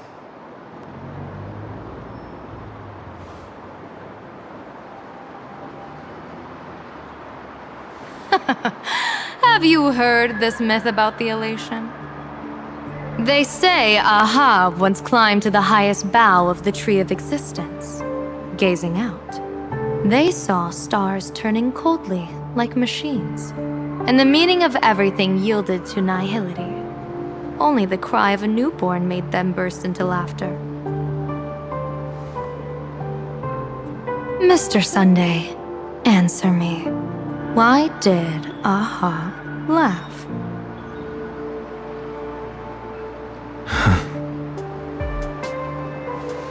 I think it's because they finally saw an audience arrive at this long, empty stage we call the universe. Oh, well said. You're way funnier than you look. As divination teaches, heaven creates 49 paths. Humans find the one unseen. We are the greatest variable this blind, mindless universe can produce. The universe and the gods set riddles for us, and we shall give them a surprise. An answer beyond the finality. Ah, looks like it's about time. Don't tell me you're disappearing without a goodbye again, General. No. This time, we will set our eyes on the same place and carve a sliver of possibility out of destiny with our own sight. Could you be talking about the school where Himeko and the others went? Yes. The crimson light there pierces the sky today, marking it as a locus of woe. The Arcadia's first calamity will erupt there. I should have asked you to give them a few secret strategies before they left. Forget it. The stuff in those pouches is all harmless banter anyway. We should let them off the hook.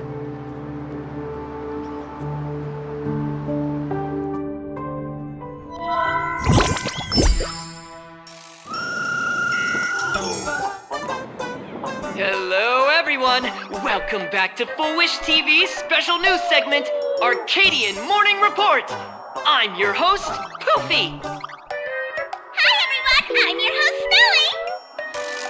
It's been 3 hours since our first supplicant, Miss Sparxie, announced her entry into the Phantasmoon Games. The performance she announced to all her fans, SparxieCon, is also about to begin. How curious! Planarcadia's day-night cycle was completely scrambled in ancient times. Graphia Academy's location just happens to be bathed in light.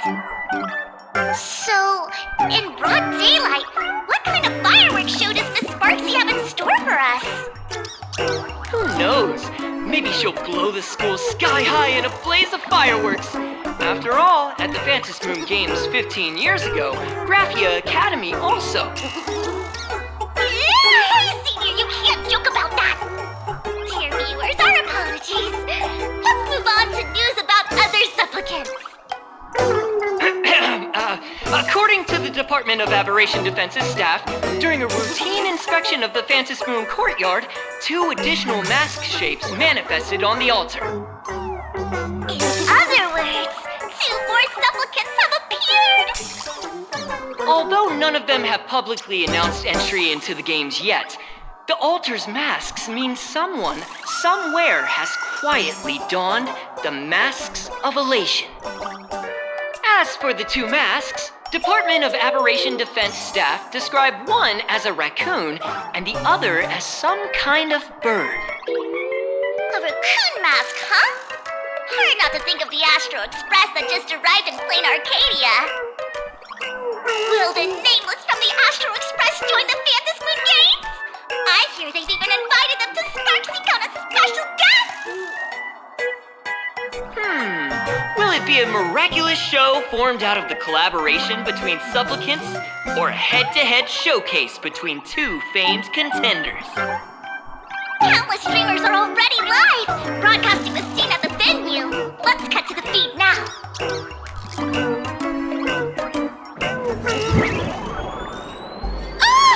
Look, it's the Nameless from the Astral Express!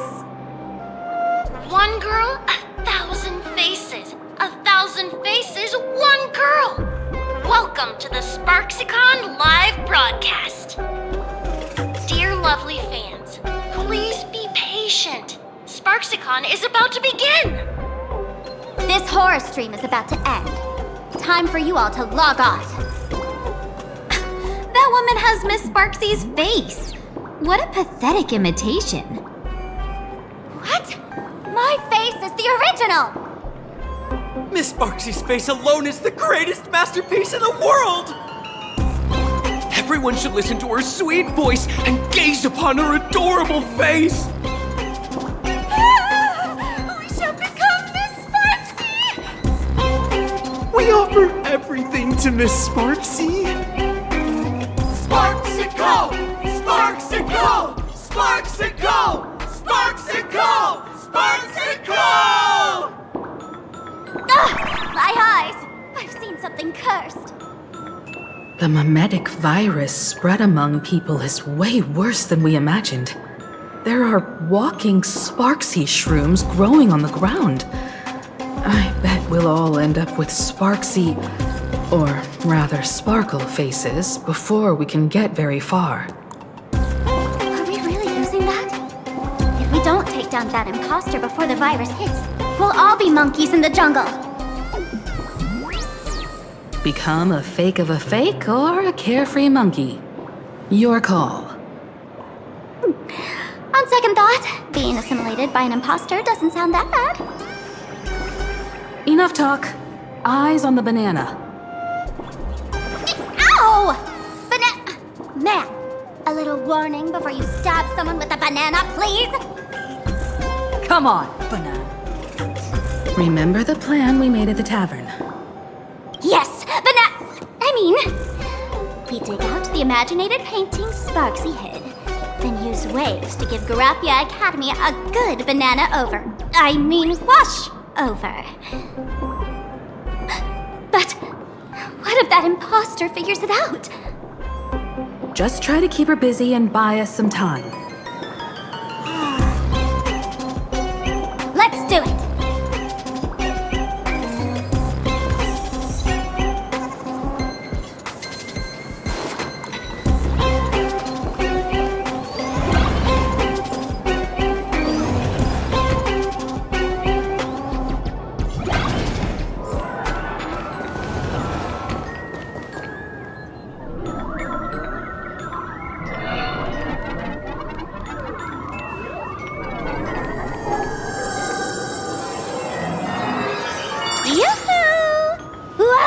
Dear guests, I've been waiting so long, my phone's about to die.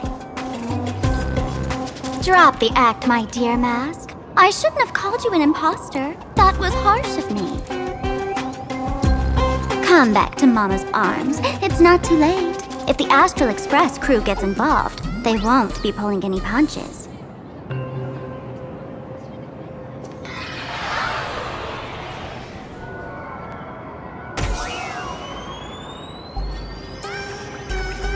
Of course I get it. Surrendering now would ruin the stage you so carefully set. Total buzzkill, right?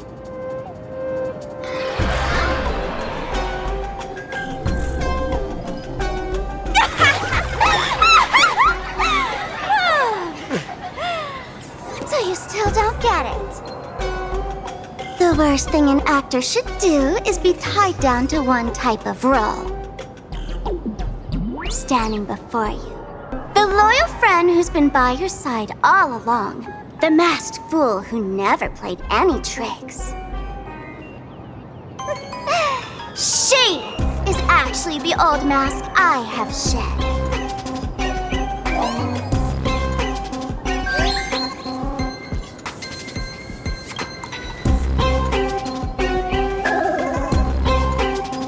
Haven't I been telling you all this time?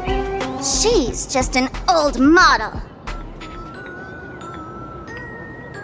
No wonder the light orb in the tavern didn't react to Sparkle.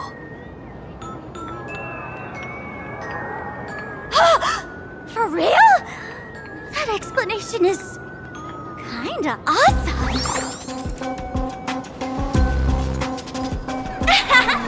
Look at those expressions on your faces.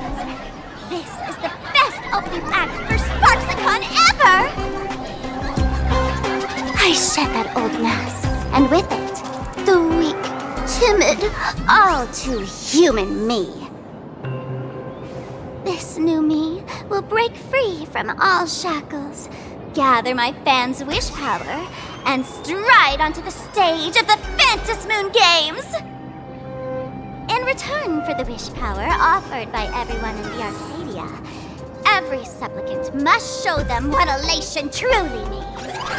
We will demonstrate the elation we desire!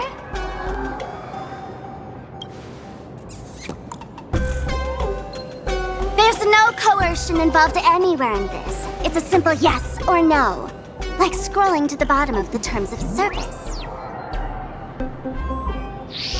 want attention, talent, quick cash, universal praise? Download the Sparxie virus. Ta-da! Click confirm, and you're set.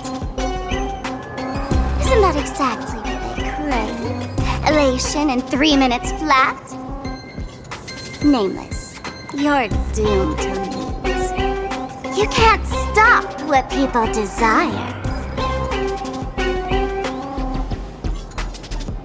We can't stop their desire.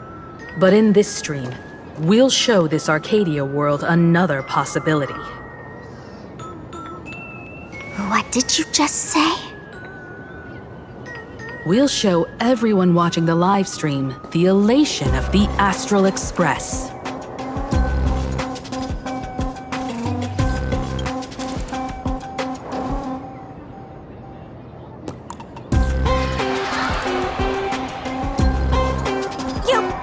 Another mask? Before Sparxie begins, the hero of the Express will defeat the villain who tried to spread the virus. And soon, the world will watch it happen live. In their hearts, they'll long for the Trailblaze too. You were never the only option for the audience, Sparxie.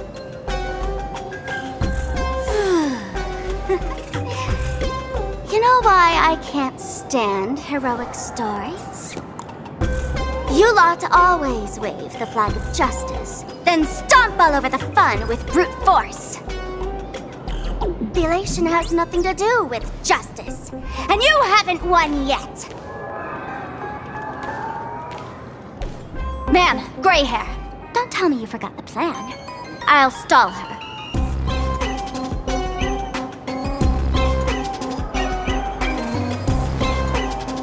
We don't have much time left, do we? I'm trying to give us better odds of winning here. There's one thing I've always wondered. Who's the real Sparkle, and who's just a mask?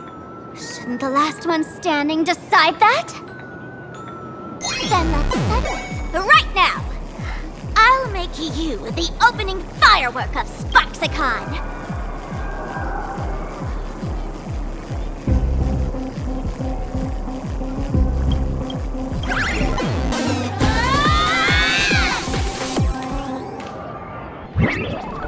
Unbelievable!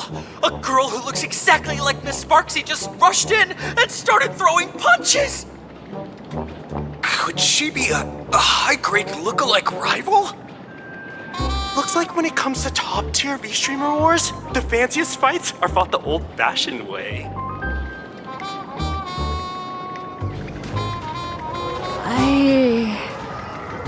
Hey, friends! Over here! Look this way! Is that March's voice? Over here! Mr. Yang and I are in the art classroom! While Sparkle keeps her busy, let's regroup with March first.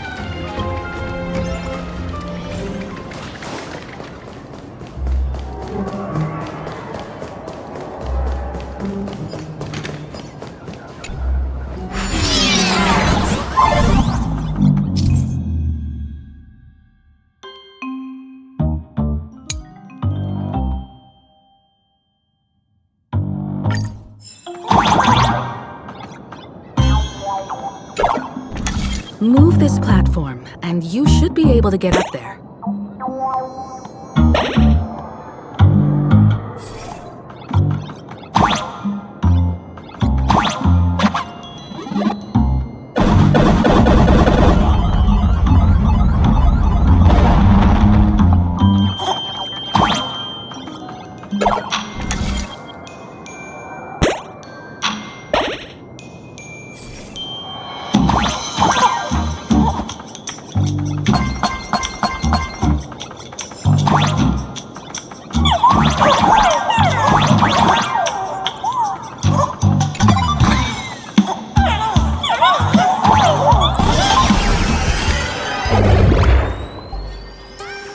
Miss Himeko! Oh, you're finally here! March, I'm just so happy you're safe, Bana. After she escaped the school, I figured she'd bring you back. So while Sparxie was away, I found a classroom to hide in.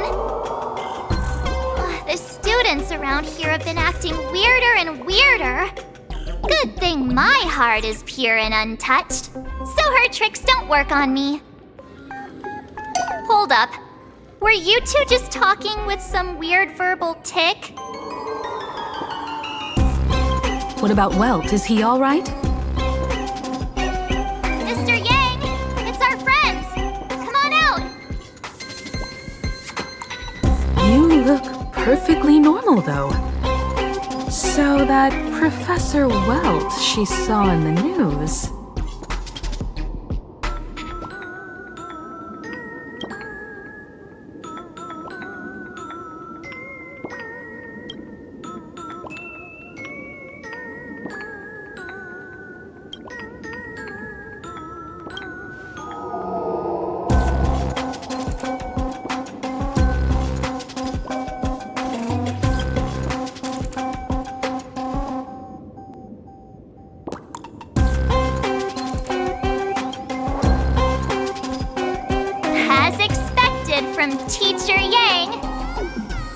We might have a lead on the other two painting pieces.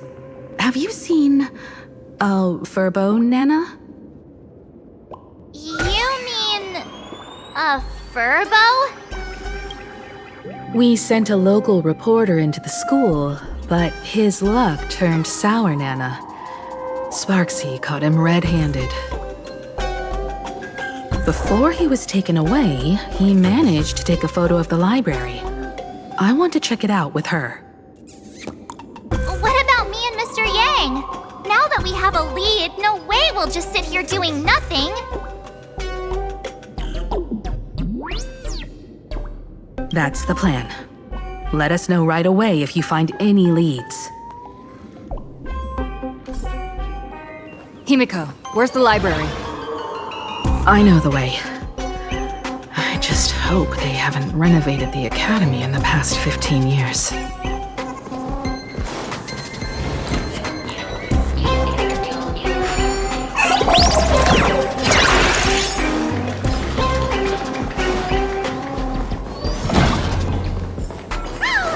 Express crew is here!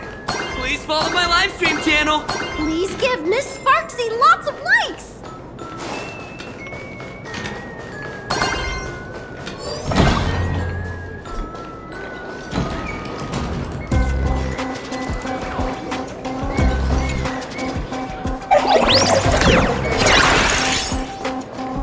The library's just up ahead.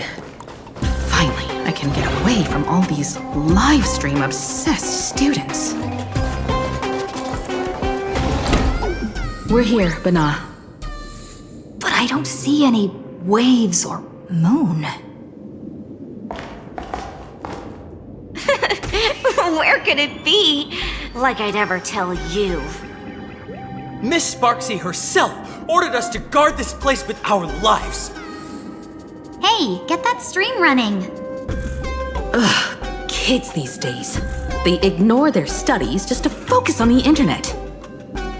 As an alum of Graphia Academy, it's my duty, as tradition dictates, to give you all a proper extracurricular lesson. Hey, juniors, ready to roll?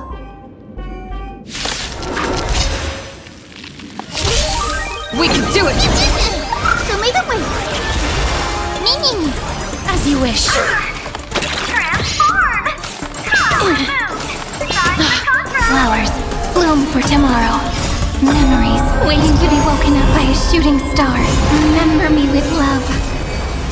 May life and death sprout new buds. Don't blink. May you fulfill love's promise with me. Rewrite destruction with me!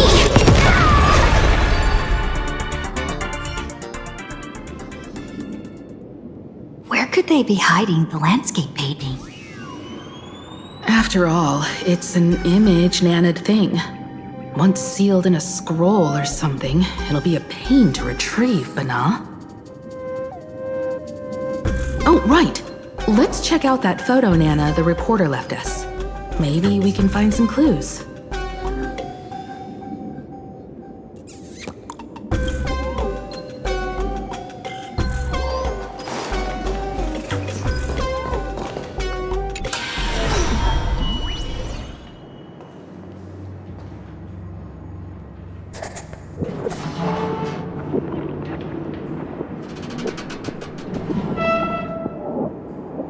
Where are we now? This place looks just like any other classroom. But something's off.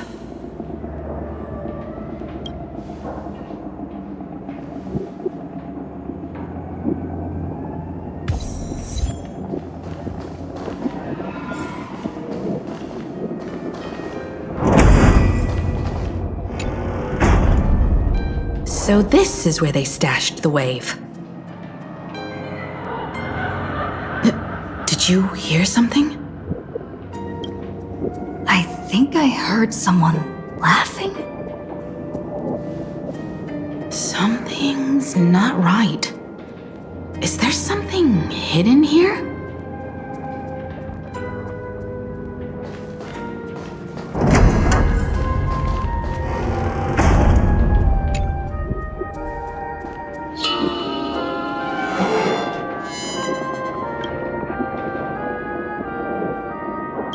July 22nd, 1984?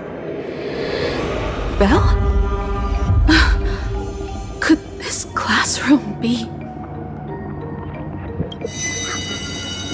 Senior? You're back!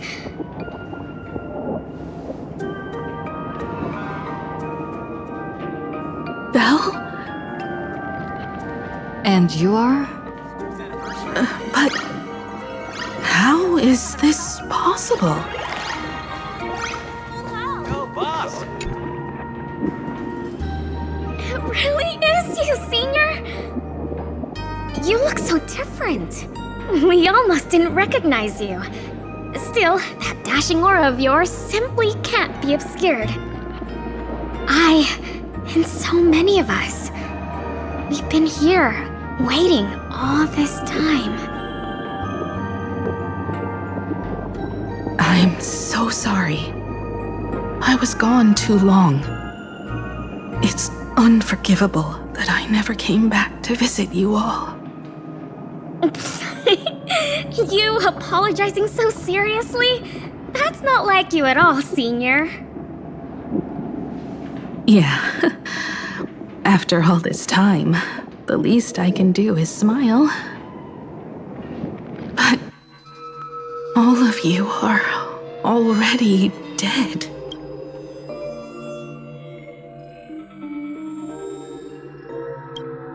Himeko, these students, who are they? They're the shadows cast by my past regrets.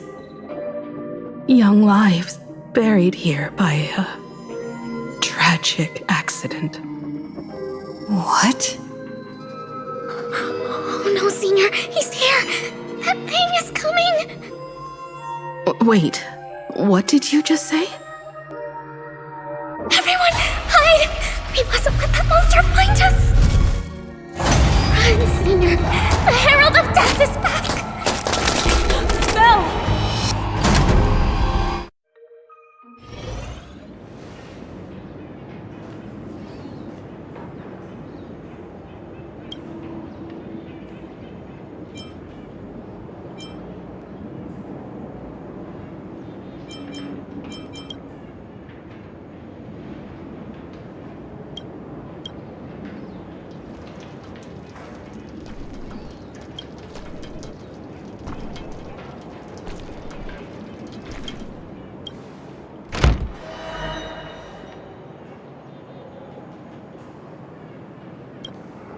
We've got the wave now.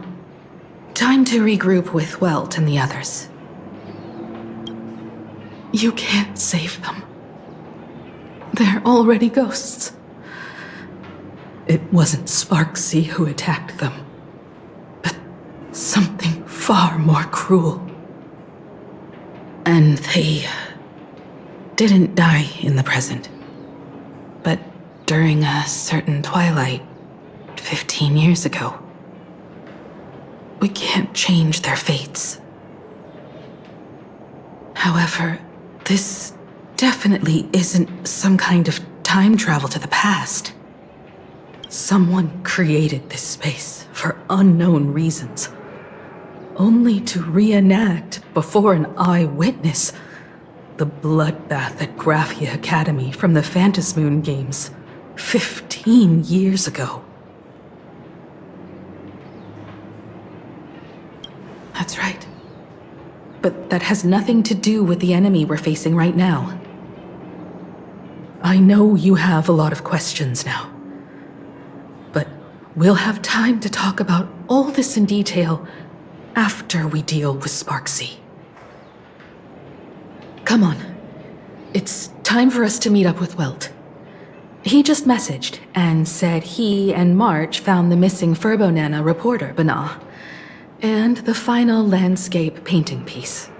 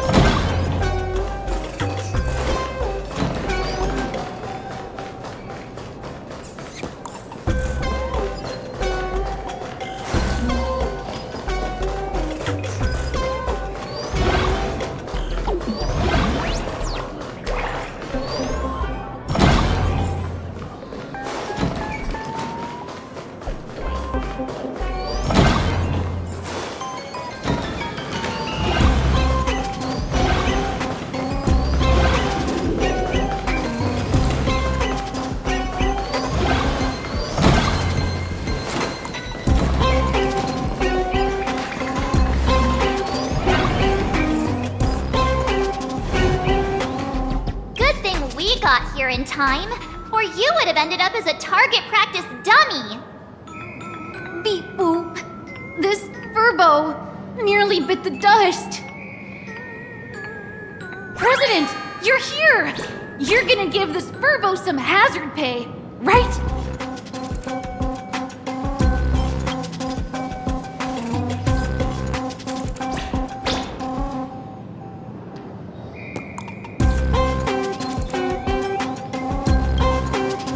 Sparxie must have given the moon to one of the emotes to look after.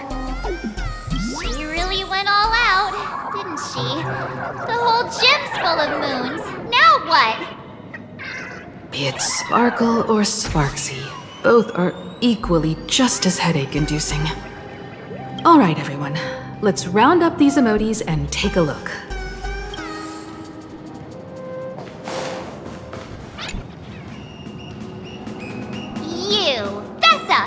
Did you stash the moon somewhere?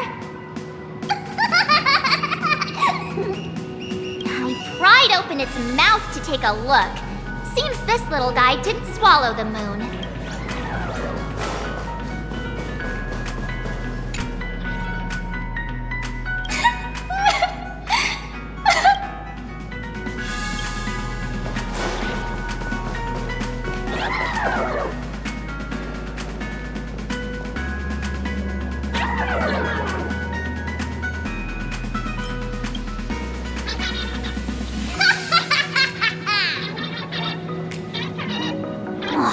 Sneaky laugh.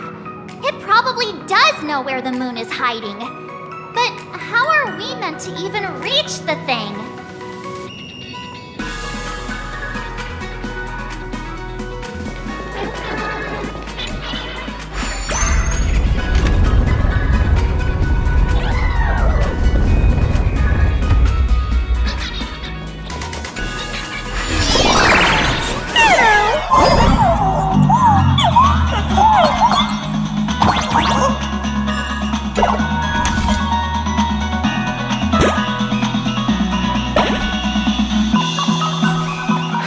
Gym. I've missed this. There was a time when I really envied those classmates who could sprint across the field, giving it their all.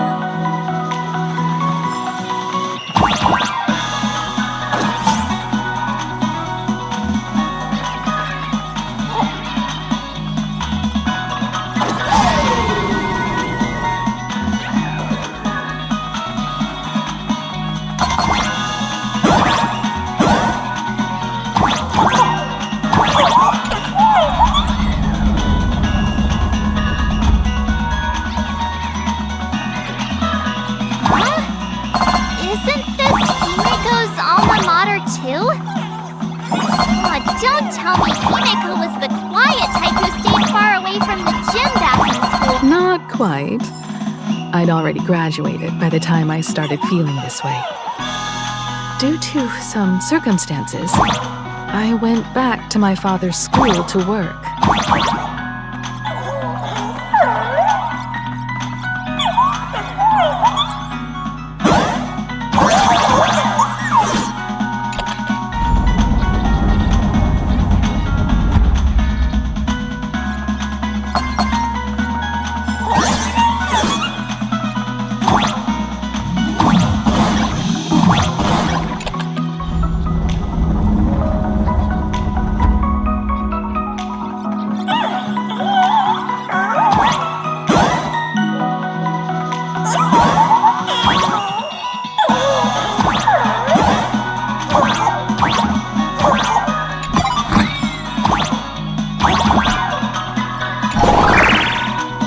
Good jump, and we should be able to reach that emoji.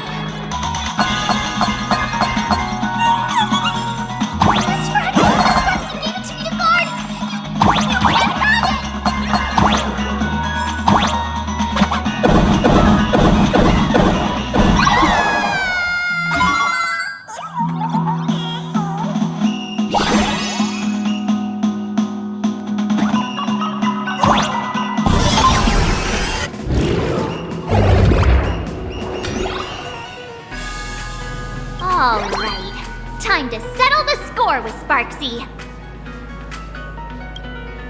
Since Sparxie dared to target the Astral Express, treating us like stepping nanostones in the Phantasmoon Games, she had better be ready to become a spoil of war herself.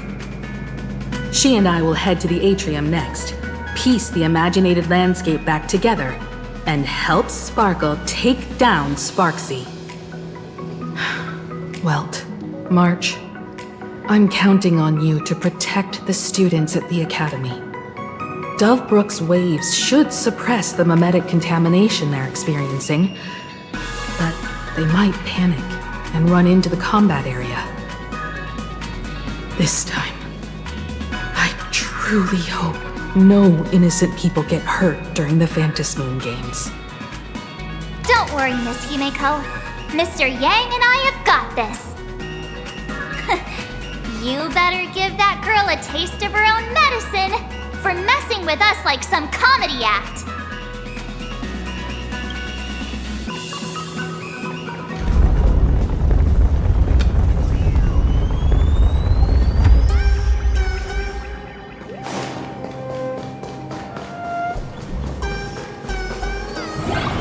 What does everyone think? Well, the name. Let's cheer for Miss Sparxie! Who will emerge victorious? Miss Sparxie or the Astral Express? Stay tuned to find out!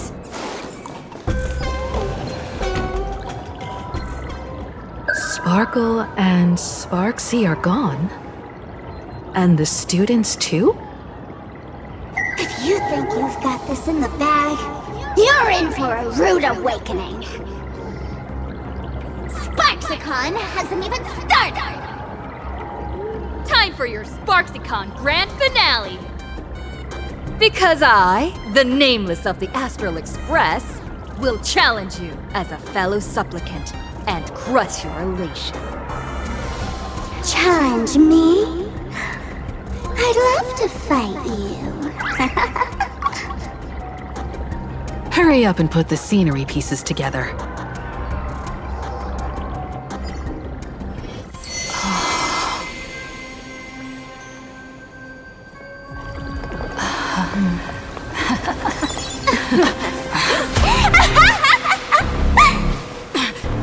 That annoying old model has already fallen asleep. Soon, there will only be one sparkle in the world. Or maybe everyone will be one.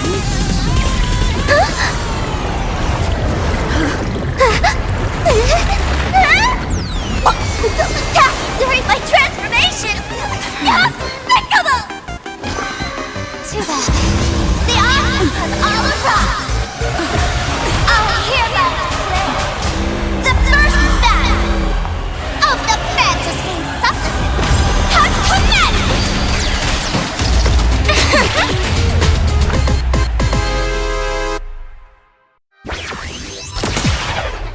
Starting.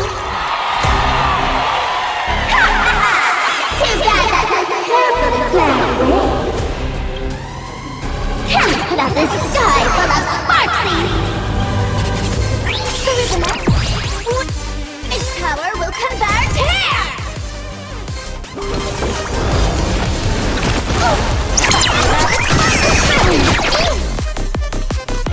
Mimi! Danger approaches. Root here. I'm on it. Mimi! You can do it! Show me the way! Thanks! All energized. Dispel the gloom! Restore the skies! Cyberbolt! Embrace a new life. Darkness with me. Special guest!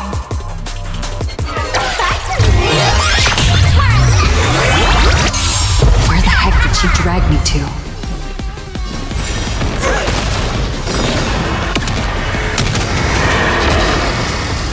Still hanging on?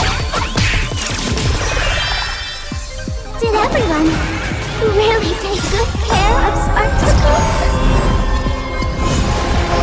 Remember me with love. May life and death sprout new buds. This is exciting!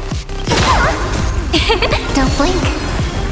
May you fulfill love's promise with me. Mirroring destruction with me!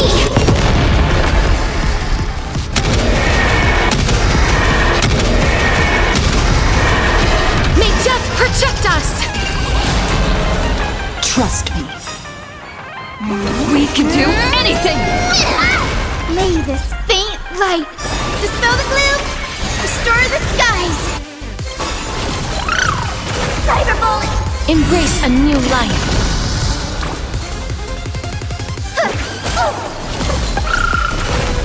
Me!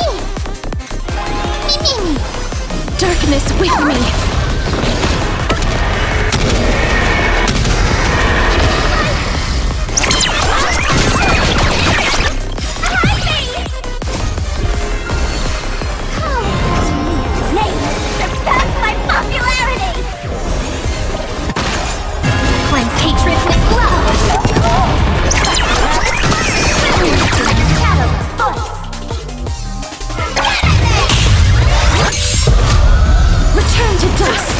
Prepared to awaken the ripple? Take the answer!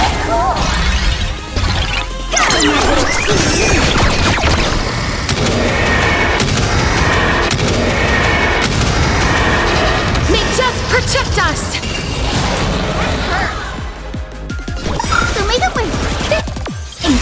All energized. Don't blink. May life and death sprout new buds.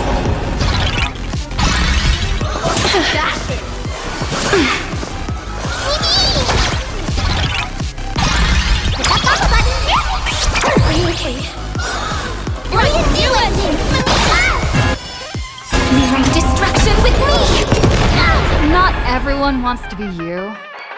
I'll show them my elation.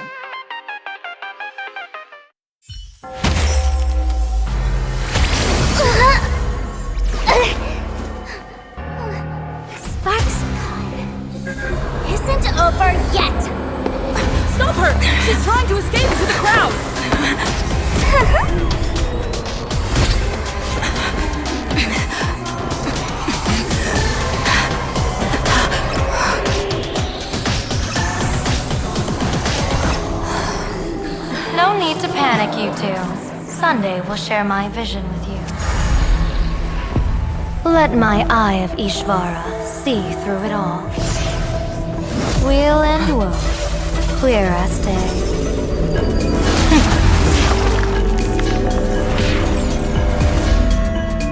I see where the culprit is. Applaud you.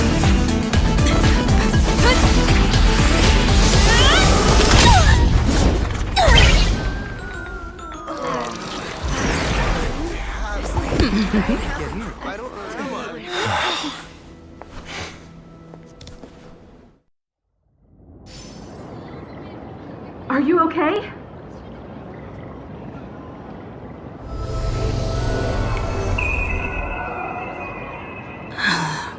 Where did everyone go? Look over here. General Yao Guang? Am I seeing things? We're just attuned to each other, that's all. Feeling dizzy? Don't worry, it's just a minor side effect. When I first opened my eyes, I couldn't even conduct basic self-care for nearly a month. Don't worry though. With my reinforcement, you'll be back to normal in a moment. Thank you, General. By the way, above your head... Can you see the sign above my head? So, whether it brings weal or woe, whether it changes or not, please keep this secret safe from me. Don't let me know, and don't let anyone else, okay? Hey, I went out of my way to help you here. Can't you give me a discount? Consider it good karma. I'm afraid not. As an observer, your gaze reaches far deeper than his. In that fleeting moment, your eyes gained insight into my destiny. For those who wish to defy their own destiny, the best approach is to avoid gazing too long into fate, especially not letting powerful observers do so. Now that you know the reason, surely you'll do me this small favor and keep this secret?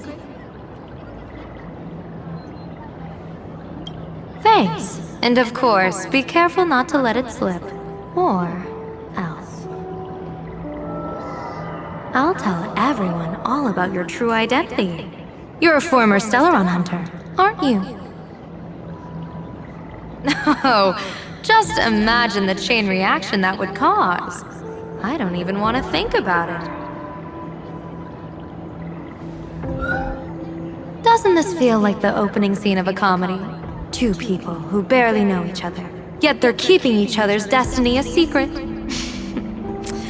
I guess you could say we're now partners in fate. No surprise there. After all, both comedy and fortune-telling thrive on unexpected twists and turns of fate, don't they? Alright, looks like the side effects have worn off. Time for us to say goodbye. And you? Are you okay?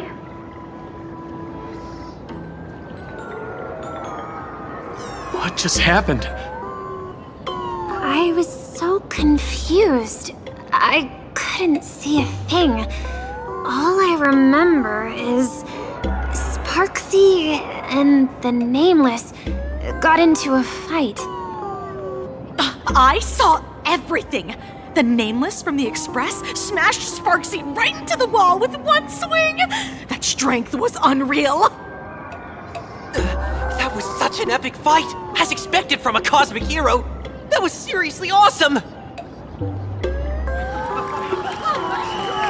Astral Express! Astral Express! Astral Express! Looks like the students have all recovered from the contamination. Did they recover?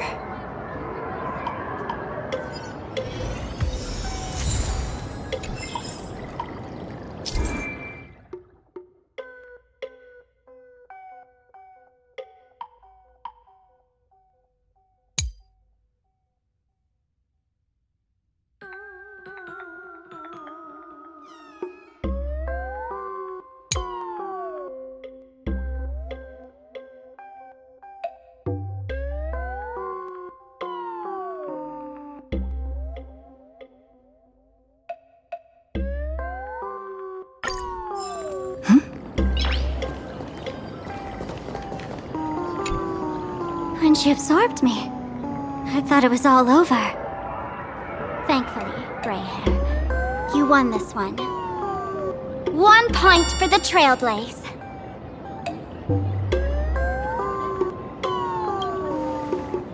Who knows? But come on, doesn't that sound insanely cool? I'm totally adding this to Miss Sparkle's 132 origin stories. Maybe we're all just masks that someone else has shed.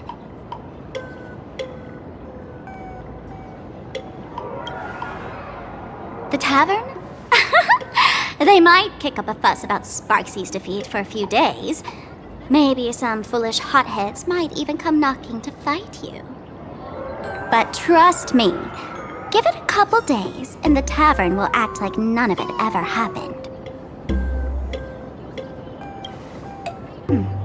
If I really am a mask, then naturally I should return to my wearer's face. But if I'm not, then maybe I need to reclaim the mask I've lost. I understand.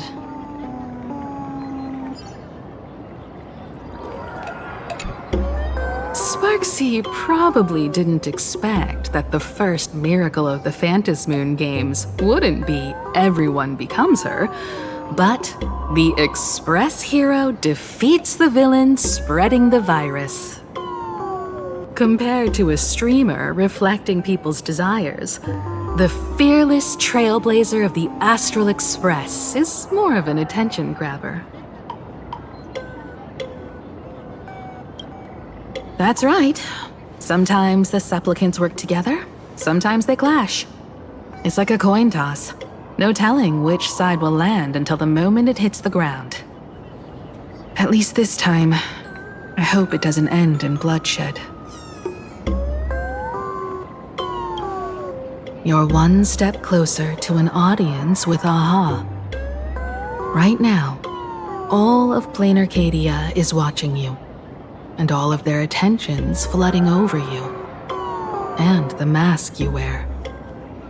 Make the most of that attention. From now on, you'll represent the Trailblaze to show this world of elation what elation is. Show mercy. Or don't. No, I'm just kidding. Lower your bat. The audience in this Arcadia doesn't go easy on losers at the games. She'll lose her wish power soon enough, and the Sparxie virus will fizzle out. You can hand her over to the Department of Aberration Defense for imprisonment, or set her free. As a supplicant who's become the focus of all, I'm sure you've already made your decision, right?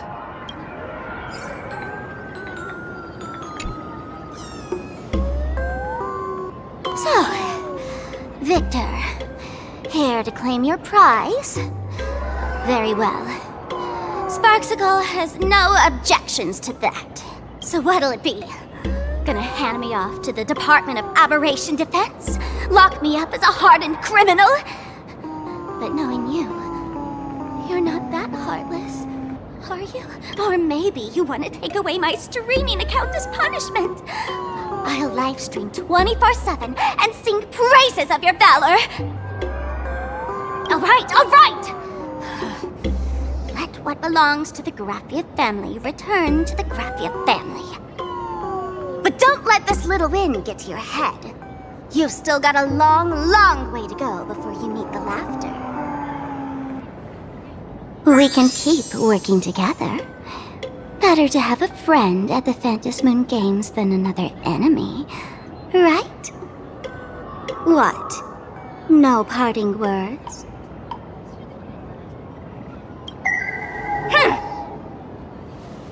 How do you like this ending, Sparxicle?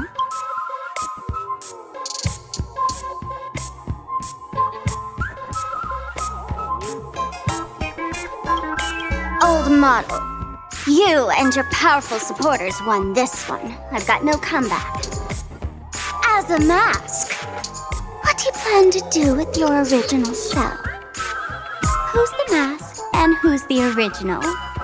Shouldn't that be decided by the one that has been eliminated? You're the one who should be called the old model. That elation isn't mine. It's the elation everyone chose. And besides, wasn't it your idea in the first place? What? You told me to leave you behind. You also told me to take the idea and its relevant memories and go chase my dream.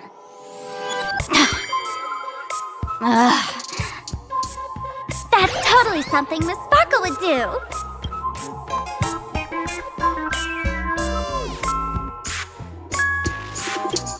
How do you like this ending, Sparkle? How does that joke go again? Take the mask from a masked fool, and what's left but a fool? But take the fool out of a masked fool, and all that's left is the mask. Come on, Sparkle. Time to end this little charade. No show is complete without a curtain call. Shall we become one at last? Bang! Ladies and gentlemen, are you having fun? A friendly reminder from Miss Sparkle. Don't underestimate the Phantasmoon Games. You won't get another opening act as spectacular as this Sparxie, you know.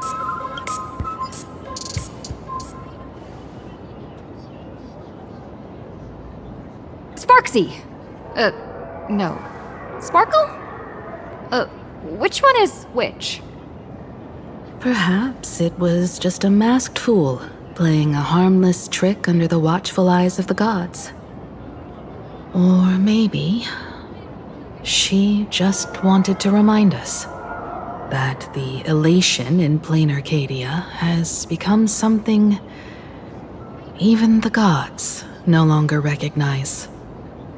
In any case, everything here has come to an end. We should move on and unravel the next plot.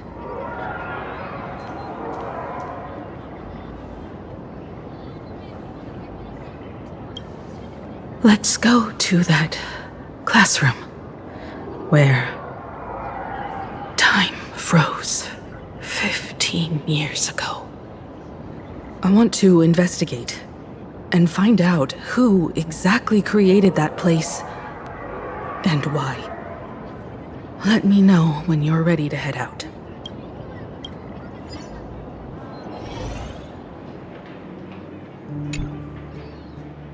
This place.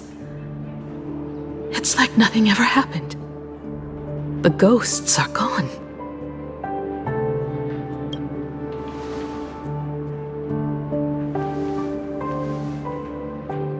"15 years ago, during the last Phantasmoon Games, I participated as a supplicant.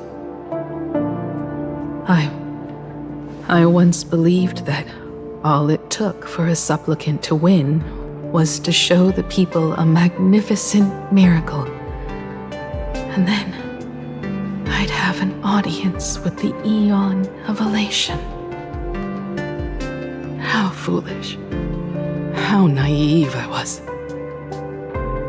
Not everyone wants to obtain everyone's wish power in a positive way.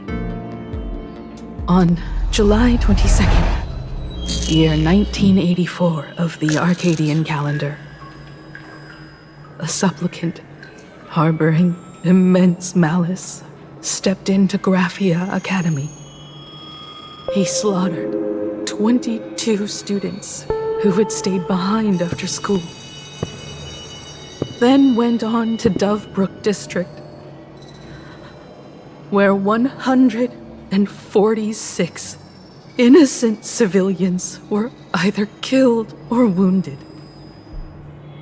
That killer moved like a deranged artist, leaving corpses, imprinting his signature mark. The Bloody Bloom. The media dubbed him the Herald of Death.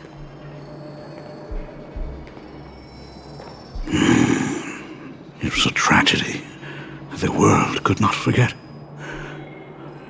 The Phantasmoon Games of that year came to be remembered as the Blood-Stained Games.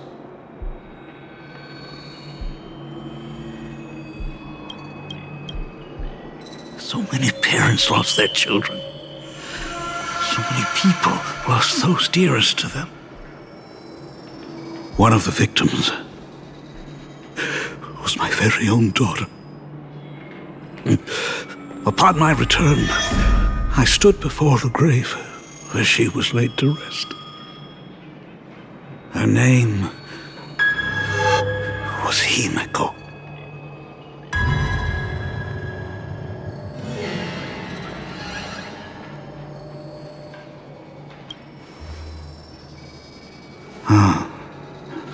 Forgive me. Allow me to introduce myself. I am Ryusuke, the current dean of Graphia Academy. So, this lady who bears her name, who exactly are you?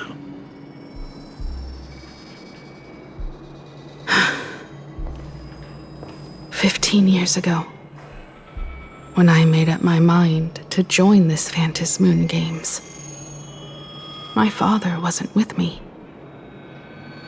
Even as I fought for my life against the Herald of Death, my father was still off somewhere, wandering the cosmos. Strictly speaking, ever since I can remember, his presence in my life has been as thin as the air in space. So, I would ask you, who bears his name? Who exactly are you?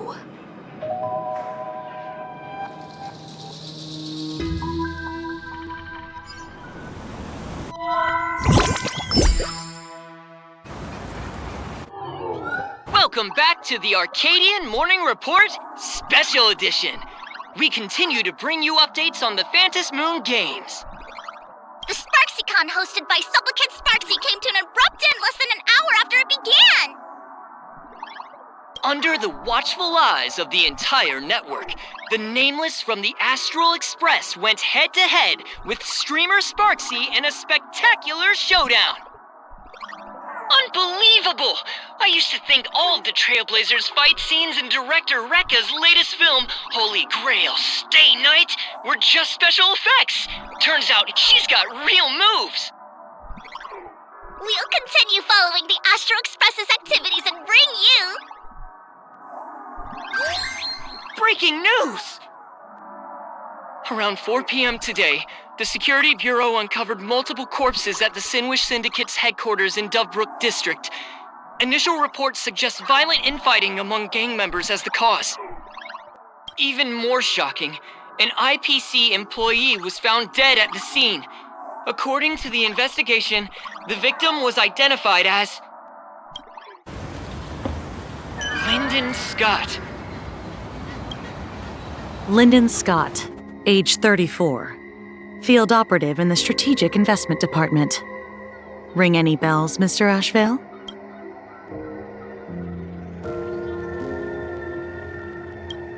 Never heard of him. What was someone from the IPC doing here?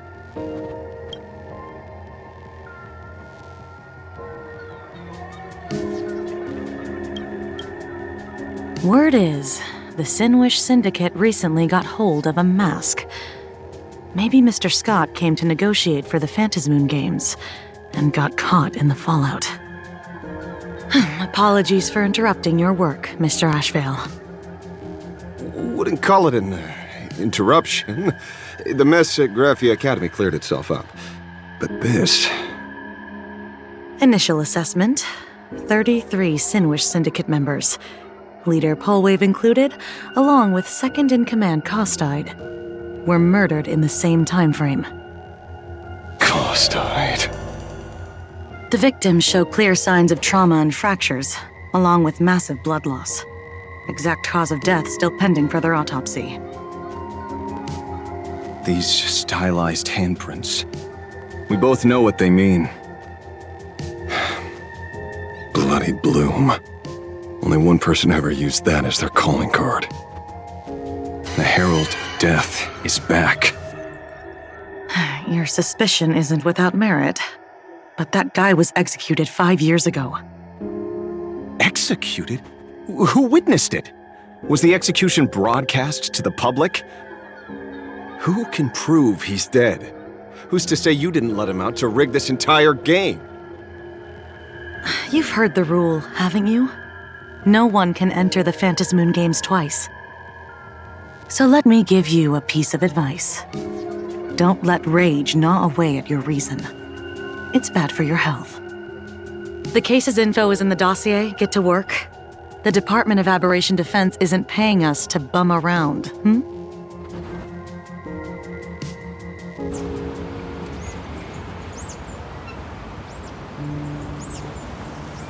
Rage sparked quietly in the detective's chest, and not even the wind from Dovebrook could dispel the metallic tang of blood clinging to his nose. When he first heard the Sinwish Syndicate had obtained the mask, a grim premonition stirred within him, but he never expected it to be the omen of a friend's death. Mr. N, he's no longer with us. Now he's just a body, another nameless casualty buried beneath a headline. People only care about the stars twinkling above, about the epic tales of the eternal conflicts among the cosmos' great figures. Compared to all that, who would mourn a small-time thug from a petty gang? What should we do next? I've been slacking off for far too long. It's time to make a choice. Mr. Ashveil, if you're calling now, may I assume you've accepted my offer? You are right, Miss Pearl. I'll join the games, assuming you still need me, of course. My offer still stands.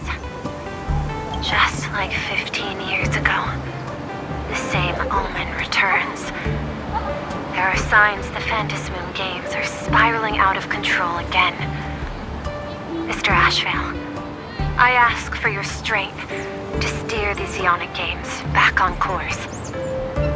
All I have to offer is a heart set on revenge. Today, 33 citizens of Planarcadia and one IPC colleague perished under mysterious circumstances. Someone is imitating the Herald of Death's methods, attempting to interfere with the games. Only victory can bring solace to the fallen. No. What consoles the dead is only justice.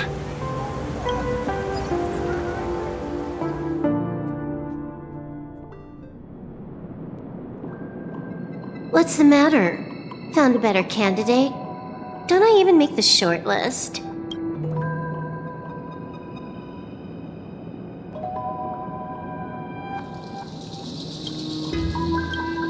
This is a game shaped by the most capricious Eon.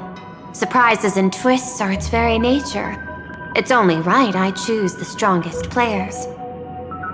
Even so, I have to ask, what makes you so sure that I'd hire a wanted criminal to fight in the Phantasmoon Games, instead of tossing you into an IPC cell? Throw me in prison? But the Strategic Investment Department in Penacony clearly extended an olive branch to us Stellaron hunters. No? Changed your minds already? You suits sure turn faster than a page in a paperback. So let's cut the fluff. Give me a mask. Call it your first strategic investment in us. What do you say? Understanding comes first, then the investment. Tell me, how do you plan to earn my trust? Apologies in advance. Before I came to meet you, I broke into your collection room. I know what you've been working on. Oh, imaginate. Tell me, have you heard of Zero? Greatest hacker and most feared player in all of Punk Lord? Some say she's an emanator of elation, while others say she enters the dark zone created by Mythos, as if it were her own backyard. She caused Punk Lord's data meltdown and infected IPC branches in 28 segmenta, isolating them from each other. Most information about Zero is half true, half false, much like the rumors surrounding you Stellaron hunters. But one thing is certain. Zero suffered a major downfall, and is now a prisoner of the IPC. It's obvious she left a deep impression on you. Traumatic, even. In that case, you should also know that ether editing and imagenesis stem from the same technological source. Or art. I know. I've studied it. How could I forget? You stole Zero's tech to make that lousy cash grab game Ethereum Wars. Of course, you'd know all this. But you corporate moneybags will never comprehend it. The fleeting, ever-changing power of the elation. Zero once tampered with a parameter of reality, creating an independent realm that belonged solely to her, just like that other one. Just like Gravia. Are you willing to trade the secrets of imagenesis? I can think about it. Deduction. You may be lying. I've heard that those who join the Stellaron Hunters have long since abandoned the path they once walked. Who knows? You're in the Arcadia of Elation. Wouldn't it be a waste not to test your luck? Deal, Ether Hacker. And to seal it with confidence, let me show you a little trick of the trade. A hacking trick?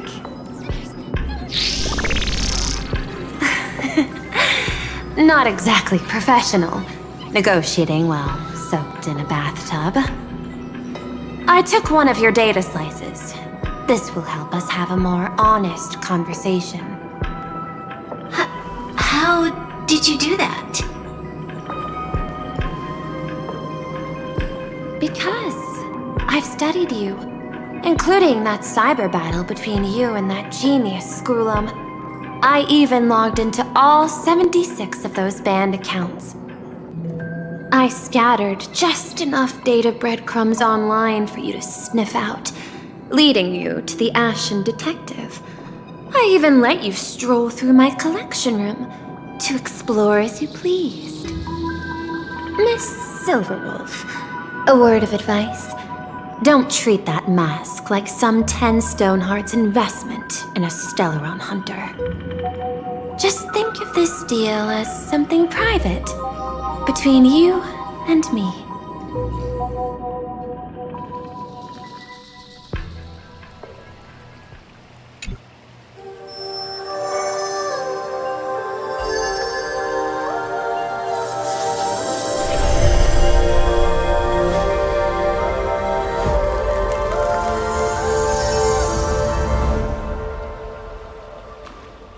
What the heck?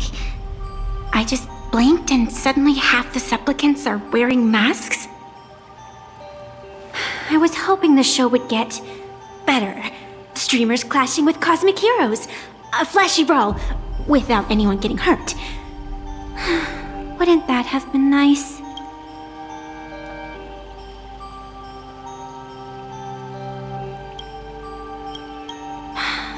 But now we've got a crow, a shell, a cat, a wolf? How many more mystery guests are crashing the stage? And this thing? When did it sneak in?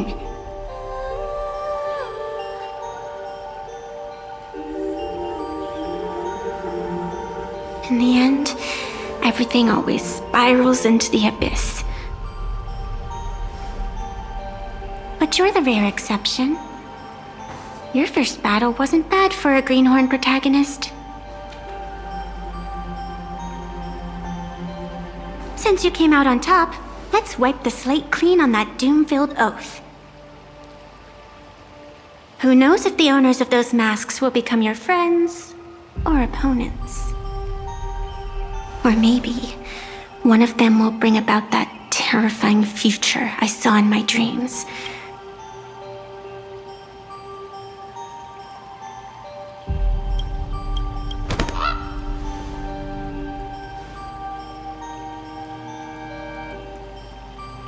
Little one, how'd you find your way here?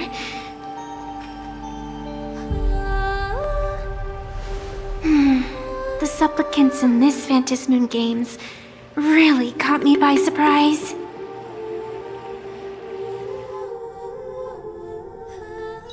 Why don't those people in the Go Home Club...